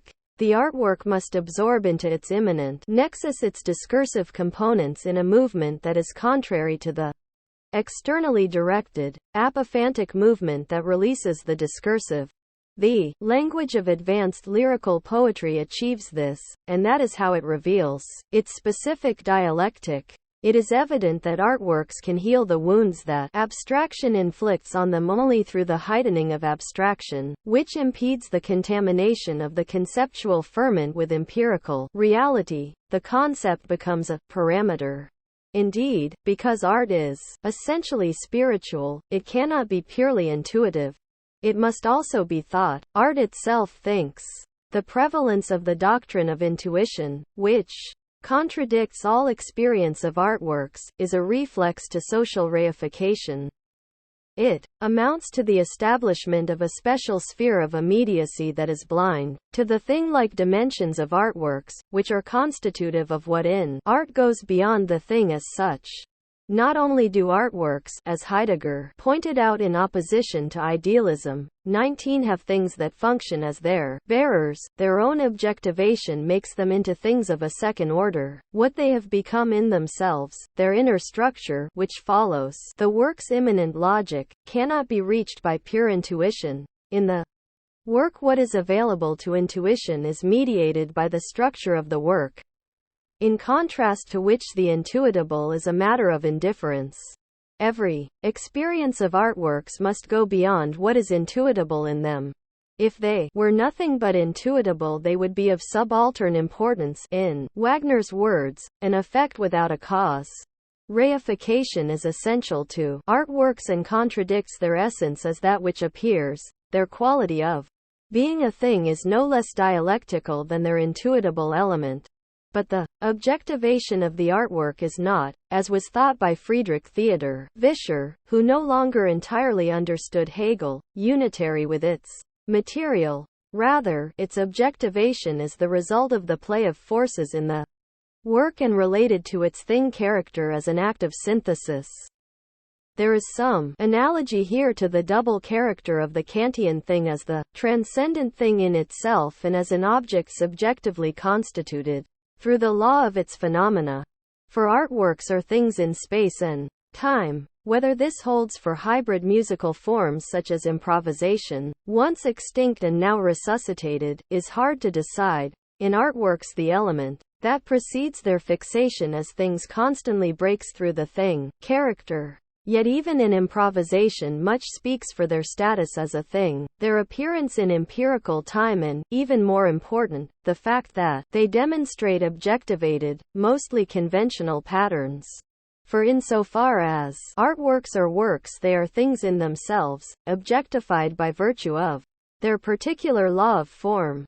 That in drama not the text but the performance is taken to be what matters, just as in music not the score but the living sound is so regarded, testifies to the precariousness of the thing character in art, which does not, however, thereby release the artwork from its participation in the world of things.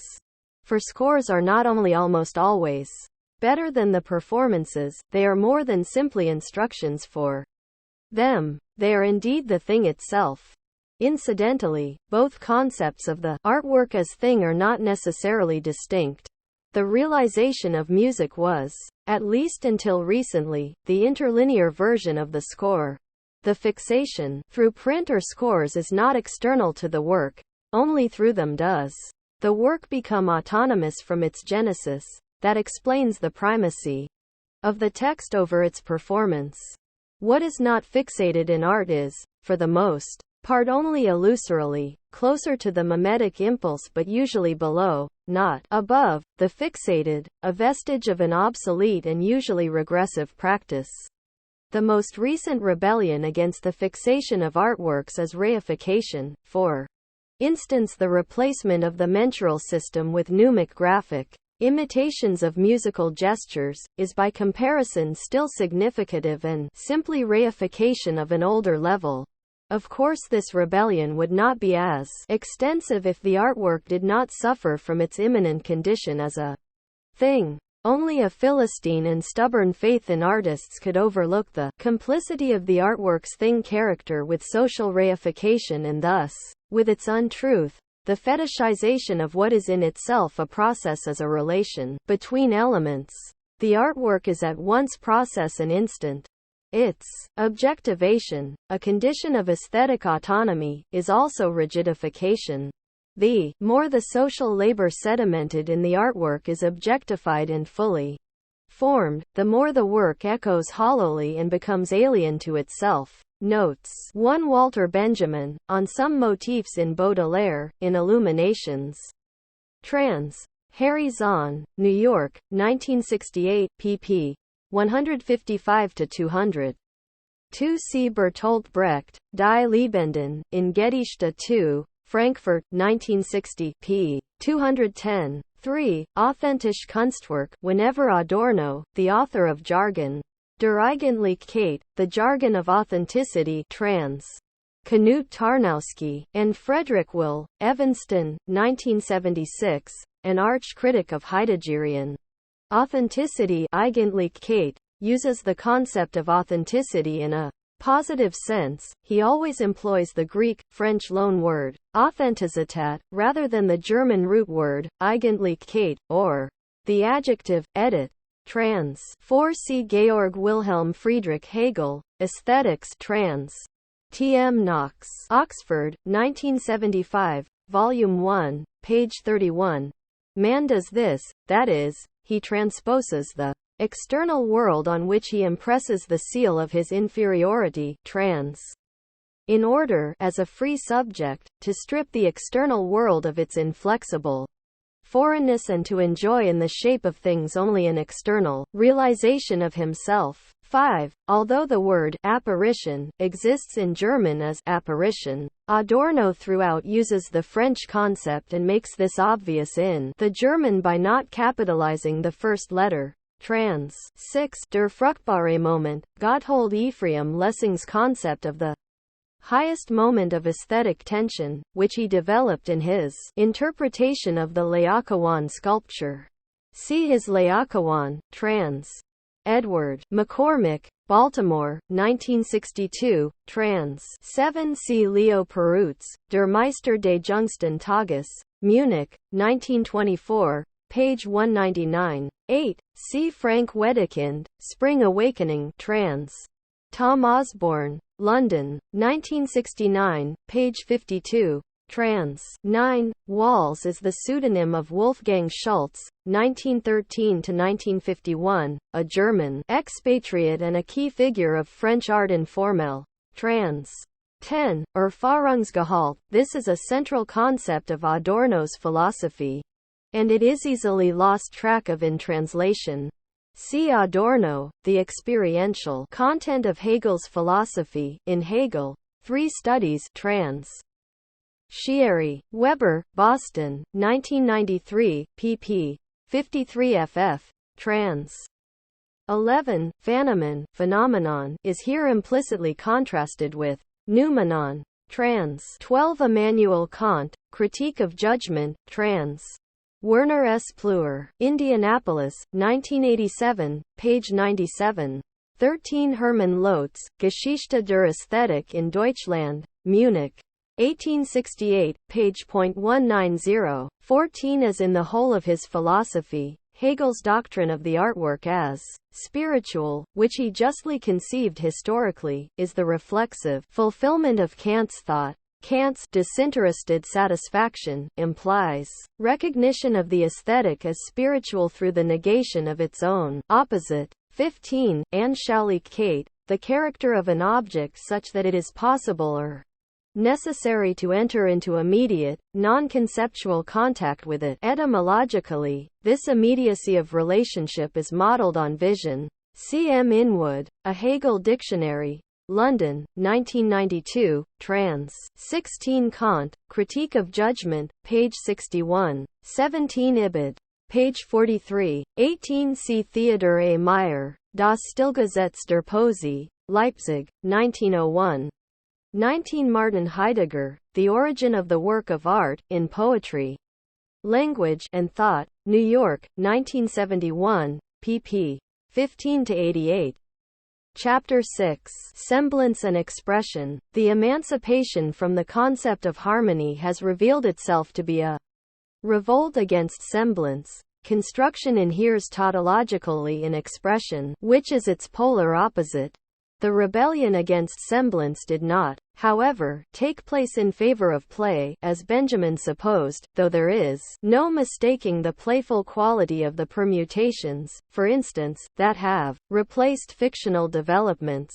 The crisis of semblance may engulf play, as well, for the harmlessness of play deserves the same fate as does harmony, which originates in semblance. Art that seeks to redeem itself from semblance through play becomes sport. A measure of the intensity of the crisis of semblance is that it has befallen music, which prima vista is inimical to the illusory. In music, fictive elements wither away even in their sublimated form, which includes not only the expression of non-existent feelings but even structural elements such as the fiction of a totality that is recognized as unrealizable. In great music such as Beethoven's, and probably this holds true far beyond the range of the temporal arts, the so-called primal elements turned up by analysis are usually eminently insubstantial. Only insofar as these elements asymptotically approximate nothingness do they meld, as a pure process of becoming, into a whole. As differentiated partial elements, however, time and again they want to be something previously existent. A motif or a theme.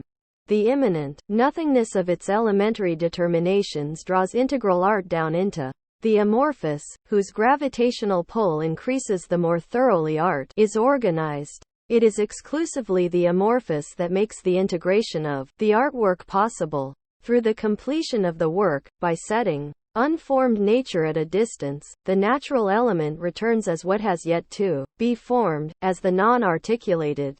When artworks are viewed under the closest scrutiny, the most objectivated paintings metamorphose into a swarming mass and texts splinter into words. As soon as one imagines having a firm grasp on the details of an artwork, it dissolves into the indeterminate and indifferentiated, so mediated is it. This is the manifestation of aesthetic semblance in the structure of artworks. Under micrological study, the particular, the artwork's vital element, is volatilized. Its concretion vanishes. The process, which in each work takes objective shape, is opposed to its fixation as something to point to, and dissolves back from whence it came. Artworks themselves destroy the claim to objectivation that they raise. This is a measure of the profundity with which illusion suffuses artworks, even the non-representational ones. The truth of artworks depends on whether they succeed at absorbing into their immanent necessity what is not identical with the concept, what is, according to that concept, accidental. The purposefulness of artworks requires the purposeless, with the result that their own consistency is predicated on the illusory. Semblance is indeed their logic. To exist, their purposefulness must be suspended through its other. Nietzsche touched on this with the obviously problematic dictum that in an artwork everything can just as well be different from the way it is. Presumably this holds true only within the confines of an established idiom, within a style that guarantees some breadth of variation. If the immanent closure of artworks is not to be taken strictly, however, semblance overtakes them precisely at the point they imagine themselves best protected from it. They give the lie to the claim to closure by disavowing the objectivity they produce. They, themselves, not just the illusion they evoke, are the aesthetic semblance. The illusory quality of artworks is condensed in their claim to wholeness. Aesthetic nominalism culminates in the crisis of semblance insofar as the artwork wants to be emphatically substantial. The irritation with semblance has its locus in the object itself. Today every element of aesthetic semblance includes aesthetic inconsistency in the form of contradictions between what the work appears to be and what it is. Through its appearance it lays claim to substantiality. It honors this claim negatively even though the positivity of its actual appearance asserts the gesture of something more, a pathos that even the radically pathos-alien work is unable to slough off. If the question as to the future of art were not fruitless and suspiciously technocratic, it would come down to whether art can outlive semblance. A typical instance of this crisis was the trivial revolt 40 years ago against costumes in the theater. Hamlet in a suit, Lohengrin without a swan. This was perhaps not so much a revolt against the infringement of artworks on the prevailing realistic mentality as against their immanent imagery, which they were no longer able to support. The beginning of Proust's Recherche is to be interpreted as the effort to outwit art's illusoriness, to steal imperceptibly into the monad of the artwork without forcibly positing its immanence of form and without feigning an omnipresent and omniscient narrator. The contemporary problem faced by all artworks, how to begin and how to close, indicates the possibility of a comprehensive and material theory of aesthetic form that would also need to treat the categories of continuity, contrast, transition, development, and the not, as well as, finally, whether today everything must be equally near the midpoint or can have different densities. During the 19th century aesthetic semblance was heightened to the point of phantasmagoria. Artworks effaced the traces of their production, probably because the victorious positivistic spirit penetrated art to the degree that art aspired to be a fact and was ashamed of whatever revealed its compact immediateness as mediated. Point 1 Artworks obeyed this tendency well into late modernism. Art's illusoriness progressively became absolute. This is concealed behind Hegel's term, art religion, which was taken literally by the oeuvre of the Schopenhauerian Wagner. Modernism subsequently rebelled against the semblance of a semblance that denies it is such. Here the many efforts converge that are undisguisedly determined to pierce the artwork's hermetic immanent nexus, to release the production in the product, and, within limits, to put the process of production in the place of its results, an intention, incidentally, that was hardly foreign to the great representatives of the idealist epoch. The phantasmagorical side of artworks, which made them irresistible, became suspicious to them not only in the so-called neo-objective movements, that is, in functionalism, but also in traditional forms such as the novel. In the novel, the illusion of peeping into a box and a world beyond, which is controlled by the fictive omnipresence of the narrator, joins forces with the claim to the reality of a factitious world that is at the same time as fiction, unreal.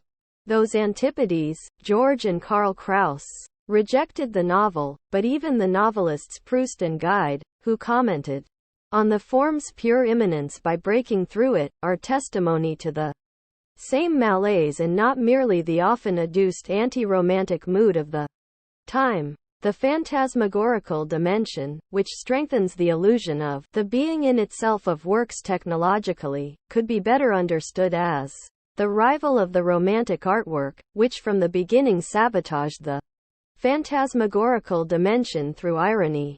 Phantasmagoria became an embarrassment because the gapless being in itself, after which the pure artwork strives, is incompatible with its determination as something humanly made and therefore as a thing in which the world of things is embedded a priori. The dialectic of modern art is largely that it wants to shake off its illusoriness like an animal trying to shake off its antlers. The aporias in the historical development of art cast their shadows over its possibility as a whole. Even anti-realist movements such as Expressionism took part in the rebellion against semblance. At the same time that it opposed the replication of the external world, however, it sought the undisguised manifestation of real psychical states and approximated the psychograph. In the aftermath of that rebellion, however, artworks are at the point of regressing to the status of a mere thing, as if in punishment for the hubris of being more than art.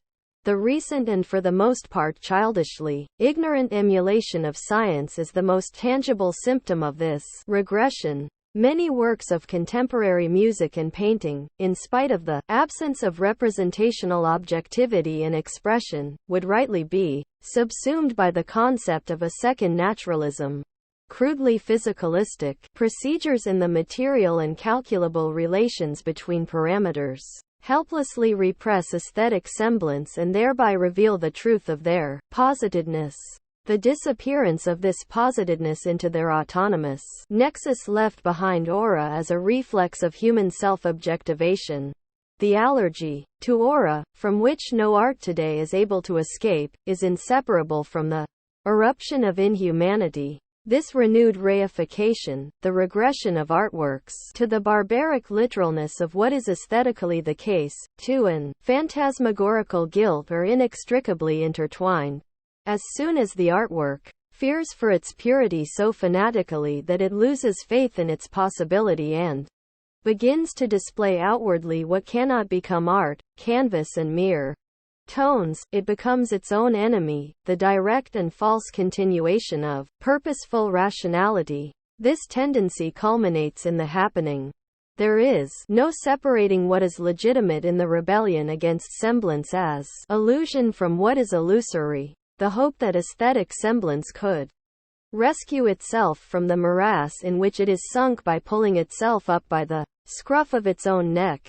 Clearly, the immanent semblance character of artworks cannot be freed from some degree of external imitation of reality, however latent, and therefore cannot be freed from illusion either. For everything that artworks contain with regard to form and materials, spirit, and subject matter, has emigrated from reality into the artworks and in them has divested itself of its reality. Thus the artwork also becomes its afterimage. Even the purest aesthetic determination, appearance, is mediated to reality as its determinate negation. The difference of artworks from the empirical world, their semblance character, is constituted out of the empirical world and in opposition to it. If for the sake of their own concept artworks wanted absolutely to destroy this reference back to the empirical world, they would wipe out their own premise.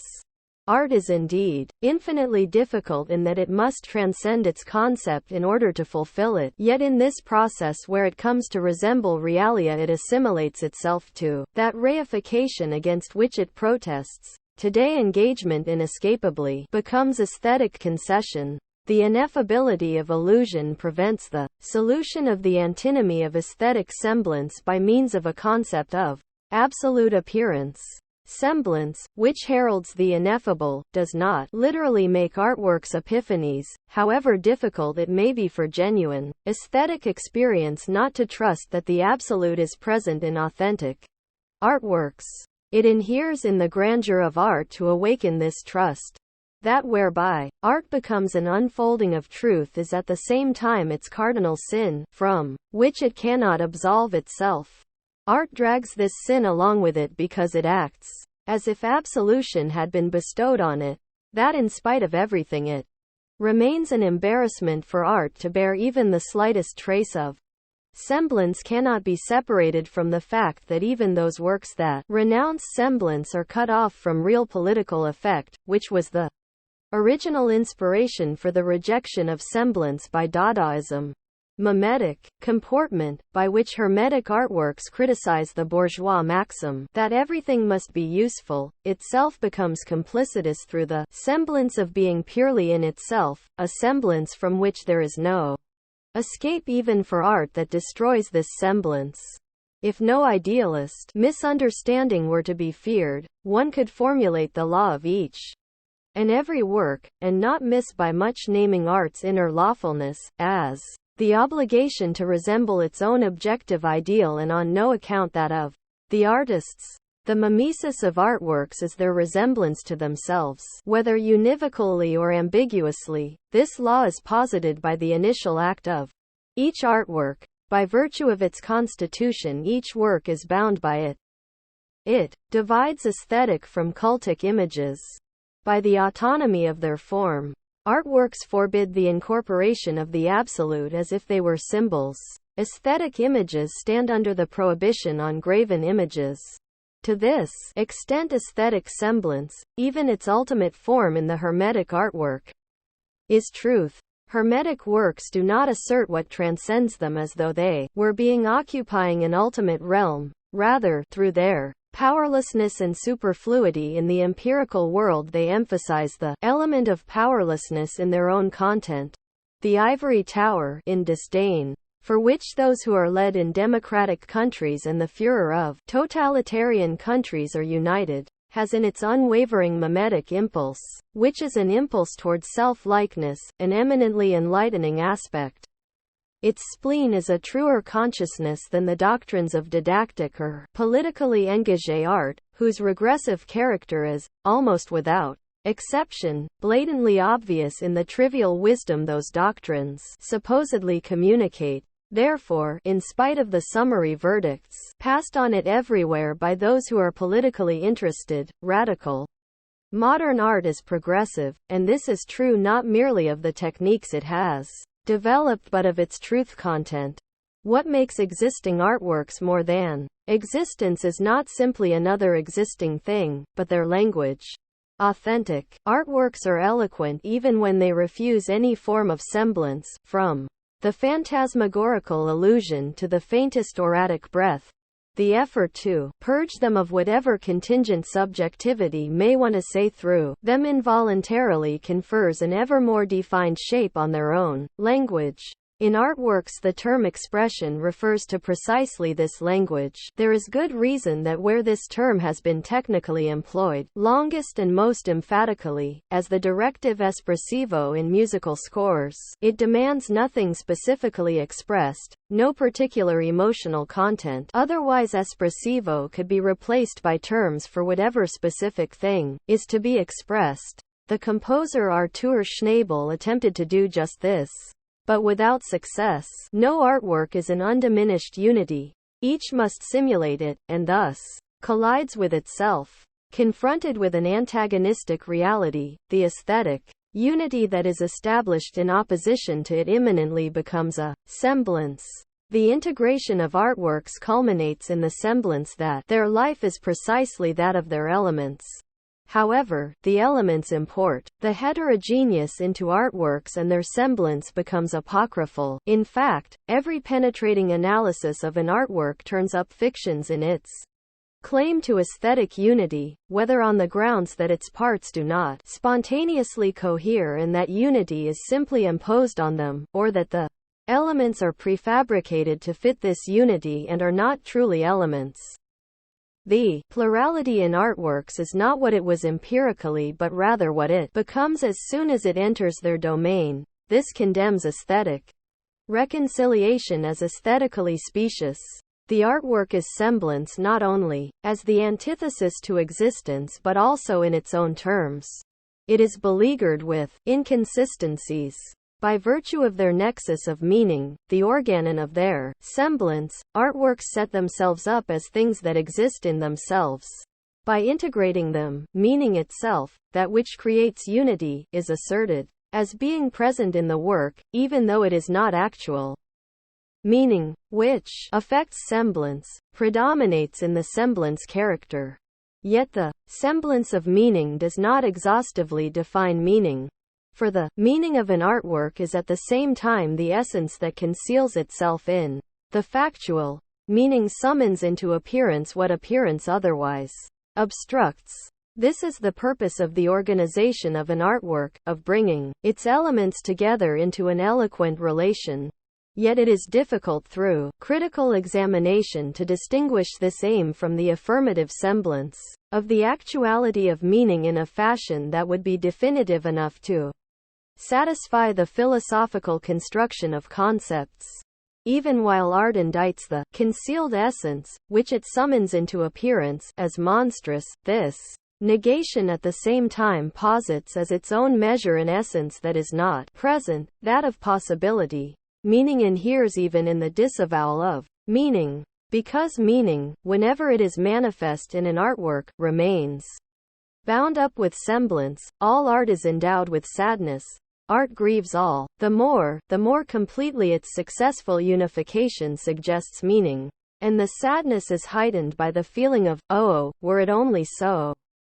Melancholy is the shadow of what in all form is heterogeneous, which form strives to banish mere existence.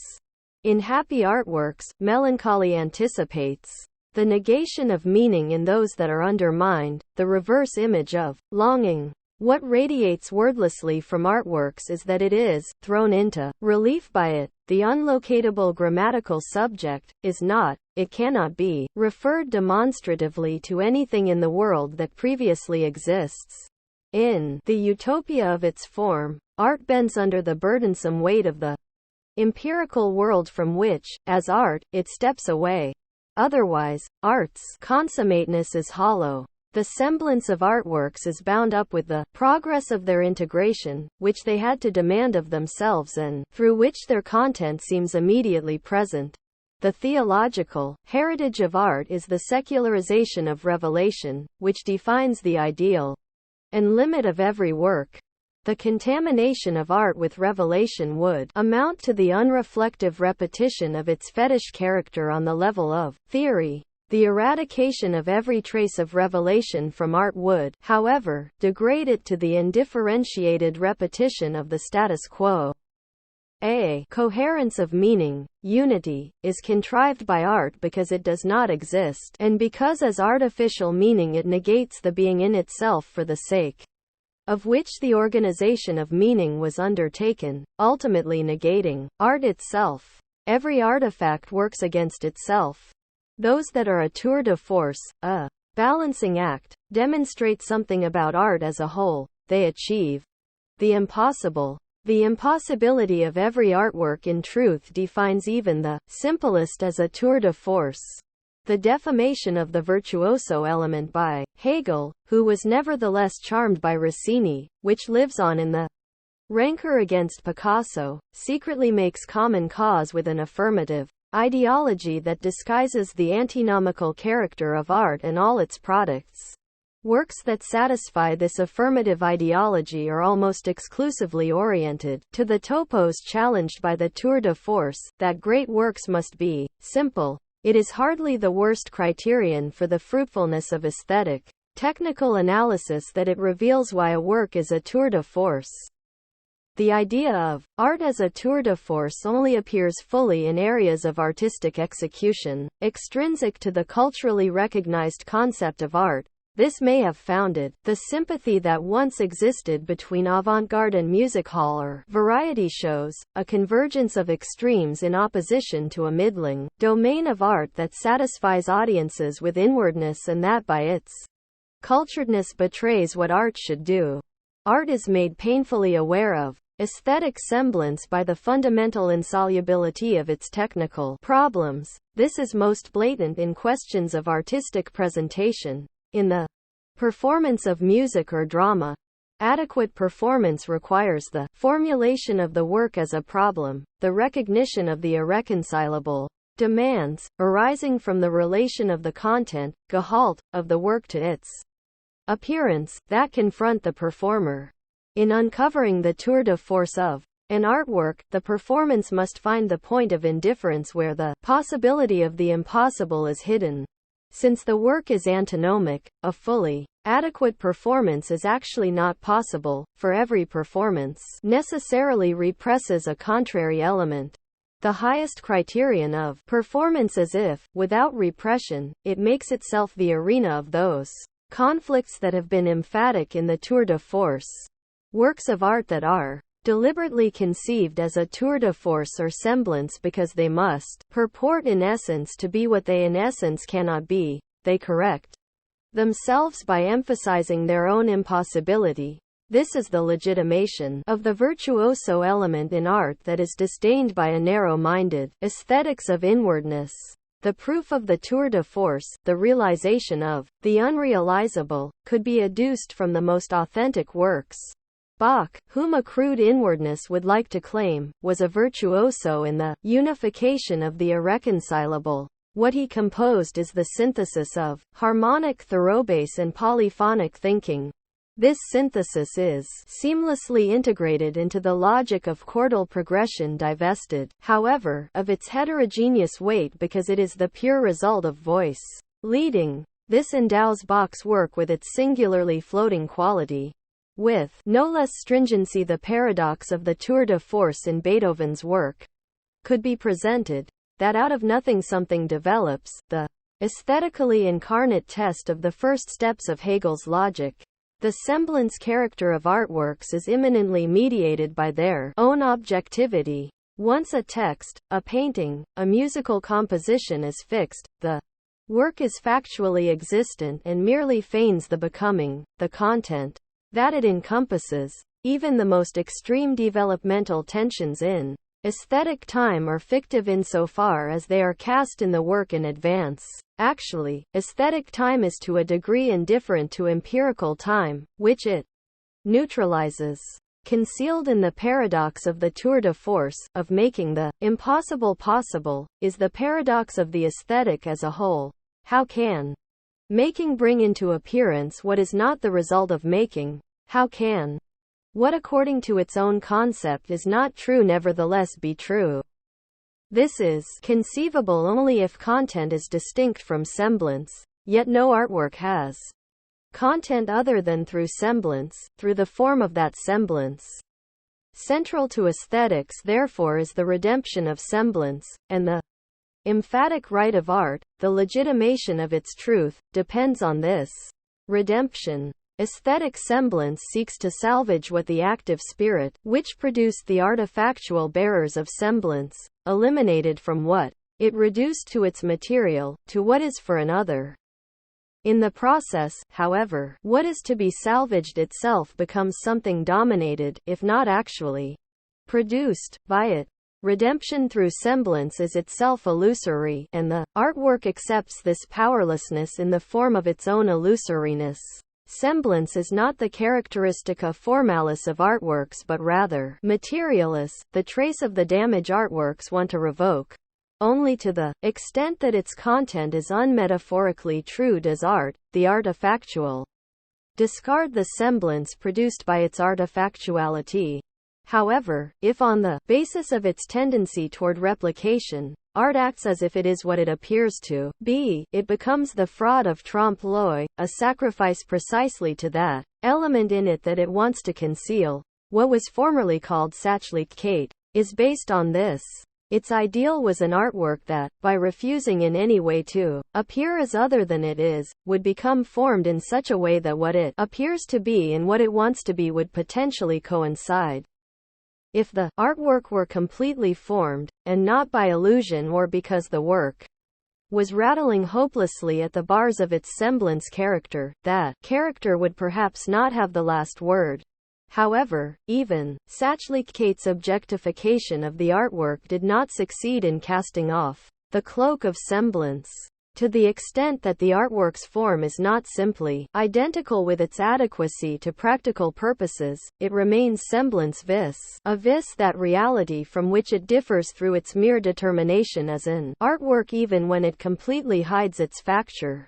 By cancelling those elements of semblance that adhere to them, artworks actually strengthen the semblance that emanates from their existence, an existence that, by being integrated, takes on the density of something in itself even though, as something posited, an artwork cannot be something in itself. The work is no longer to be the result of any pregiven form. Flourishes, ornament, and all residual elements of an overarching formal character are to be renounced. The artwork is to be organized from below. There is nothing, however, that guarantees in advance that the artwork, once its imminent movement has blasted away the overarching form, will in any way cohere, that its membra disjecta will somehow unify. This uncertainty has motivated artistic procedures to preforming all individual elements backstage, and the theatrical expression is pertinent, so that they will be capable of making the transition into a whole that the details, taken in their absolute contingency after the liquidation of all predetermined form, would otherwise refuse. Semblance thus prevails over its sworn enemies. The illusion is created that there is no illusion, that the diffuse and ego-alien harmonize with the posited totality, whereas the harmony itself is organized, that the process is presented from below to above, even though the traditional determination from above to below, without which the spiritual determination of the artwork cannot be conceived, persists. Usually, the semblance character of artworks has been associated with their sensuous element, especially in Hegel's formulation of the sensuous semblance of the idea. This view of semblance stands in the Platonic Aristotelian tradition, which distinguished between the semblance of the sensuous world on the one hand and essence or pure spirit as authentic being on the other. The semblance of artworks originates, however, in their spiritual essence. Spirit, as something separated from its other, making itself independent in opposition to it and intangible in this being for itself, is necessarily illusory. All spirit, chori sigma from the corporeal, has in itself the aspect of raising what does not exist, what is abstract, to existence. This is the truth element of nominalism. Art carries out the test of the illusoriness of spirit as that of an essence sui generis by taking at its word spirit's claim to be an entity and placing it as such before the eyes. It is this, much more than the imitation of the sensual world by aesthetic sensuousness, that art has learned to renounce and that compels art to semblance. Spirit, however, is not only semblance but also truth. It is not only the imposture of something existing in itself, but equally the negation of all false being in itself. Spirit's element of non-existence and its negativity enter artworks, which do not sensualize spirit directly or make it a fixed thing but rather become spirit exclusively, through the relation of their sensuous elements to each other. Therefore the semblance character of art is at the same time its methexis in truth. The flight of many contemporary manifestations of art into aleatory may be interpreted as a desperate answer to the ubiquity of semblance. The contingent is to pass into the whole without the pseudos of a prestabilized harmony. The result, however, is that on the one hand the artwork is subjected to a blind lawfulness, which can no longer be distinguished from total determination from above to below, and, on the other hand, the whole is surrendered to accident and the dialectic of the particular and the whole is reduced to semblance in that no whole is actually achieved. The complete absence of illusion regresses to chaotic regularity, in which accident and necessity renew their fatal pact. Art gains no power over semblance by its abolition. The semblance character of artworks sets their form of knowledge in opposition to the concept of knowledge in Kant's first critique. Artworks are semblance in that they externalize their interior spirit, and they are only known insofar as, contrary to the prohibition laid down by the chapter on amphiboles, their interior is known. In Kant's critique of aesthetic judgment, which is so subjectively conceived that an interior of the aesthetic object is not even mentioned, this interior is nevertheless implicitly presupposed by the concept of teleology. Kant subordinates artworks to the idea of something purposeful in and of itself, rather than consigning their unity exclusively to subjective synthesis. Through the knower, artistic experience, immanently purposeful, does not amount to the categorial forming of the chaotic by the subject. Hegel's method, which was to give himself over to the complexion of aesthetic objects and to dismiss their subjective effects as accidental, puts Kant's thesis to the test. Objective teleology becomes the canon of aesthetic experience. The primacy of the object in art and the knowledge of its works from within are two sides of the same coin. In terms of the traditional distinction between thing and phenomenon, artworks, by virtue of their counter-tendency toward their status as a thing and ultimately toward reification altogether, have their locus on the side of appearances. But in artworks, appearance is that of essence, toward which it is not indifferent. In artworks, appearance itself belongs to the side of essence.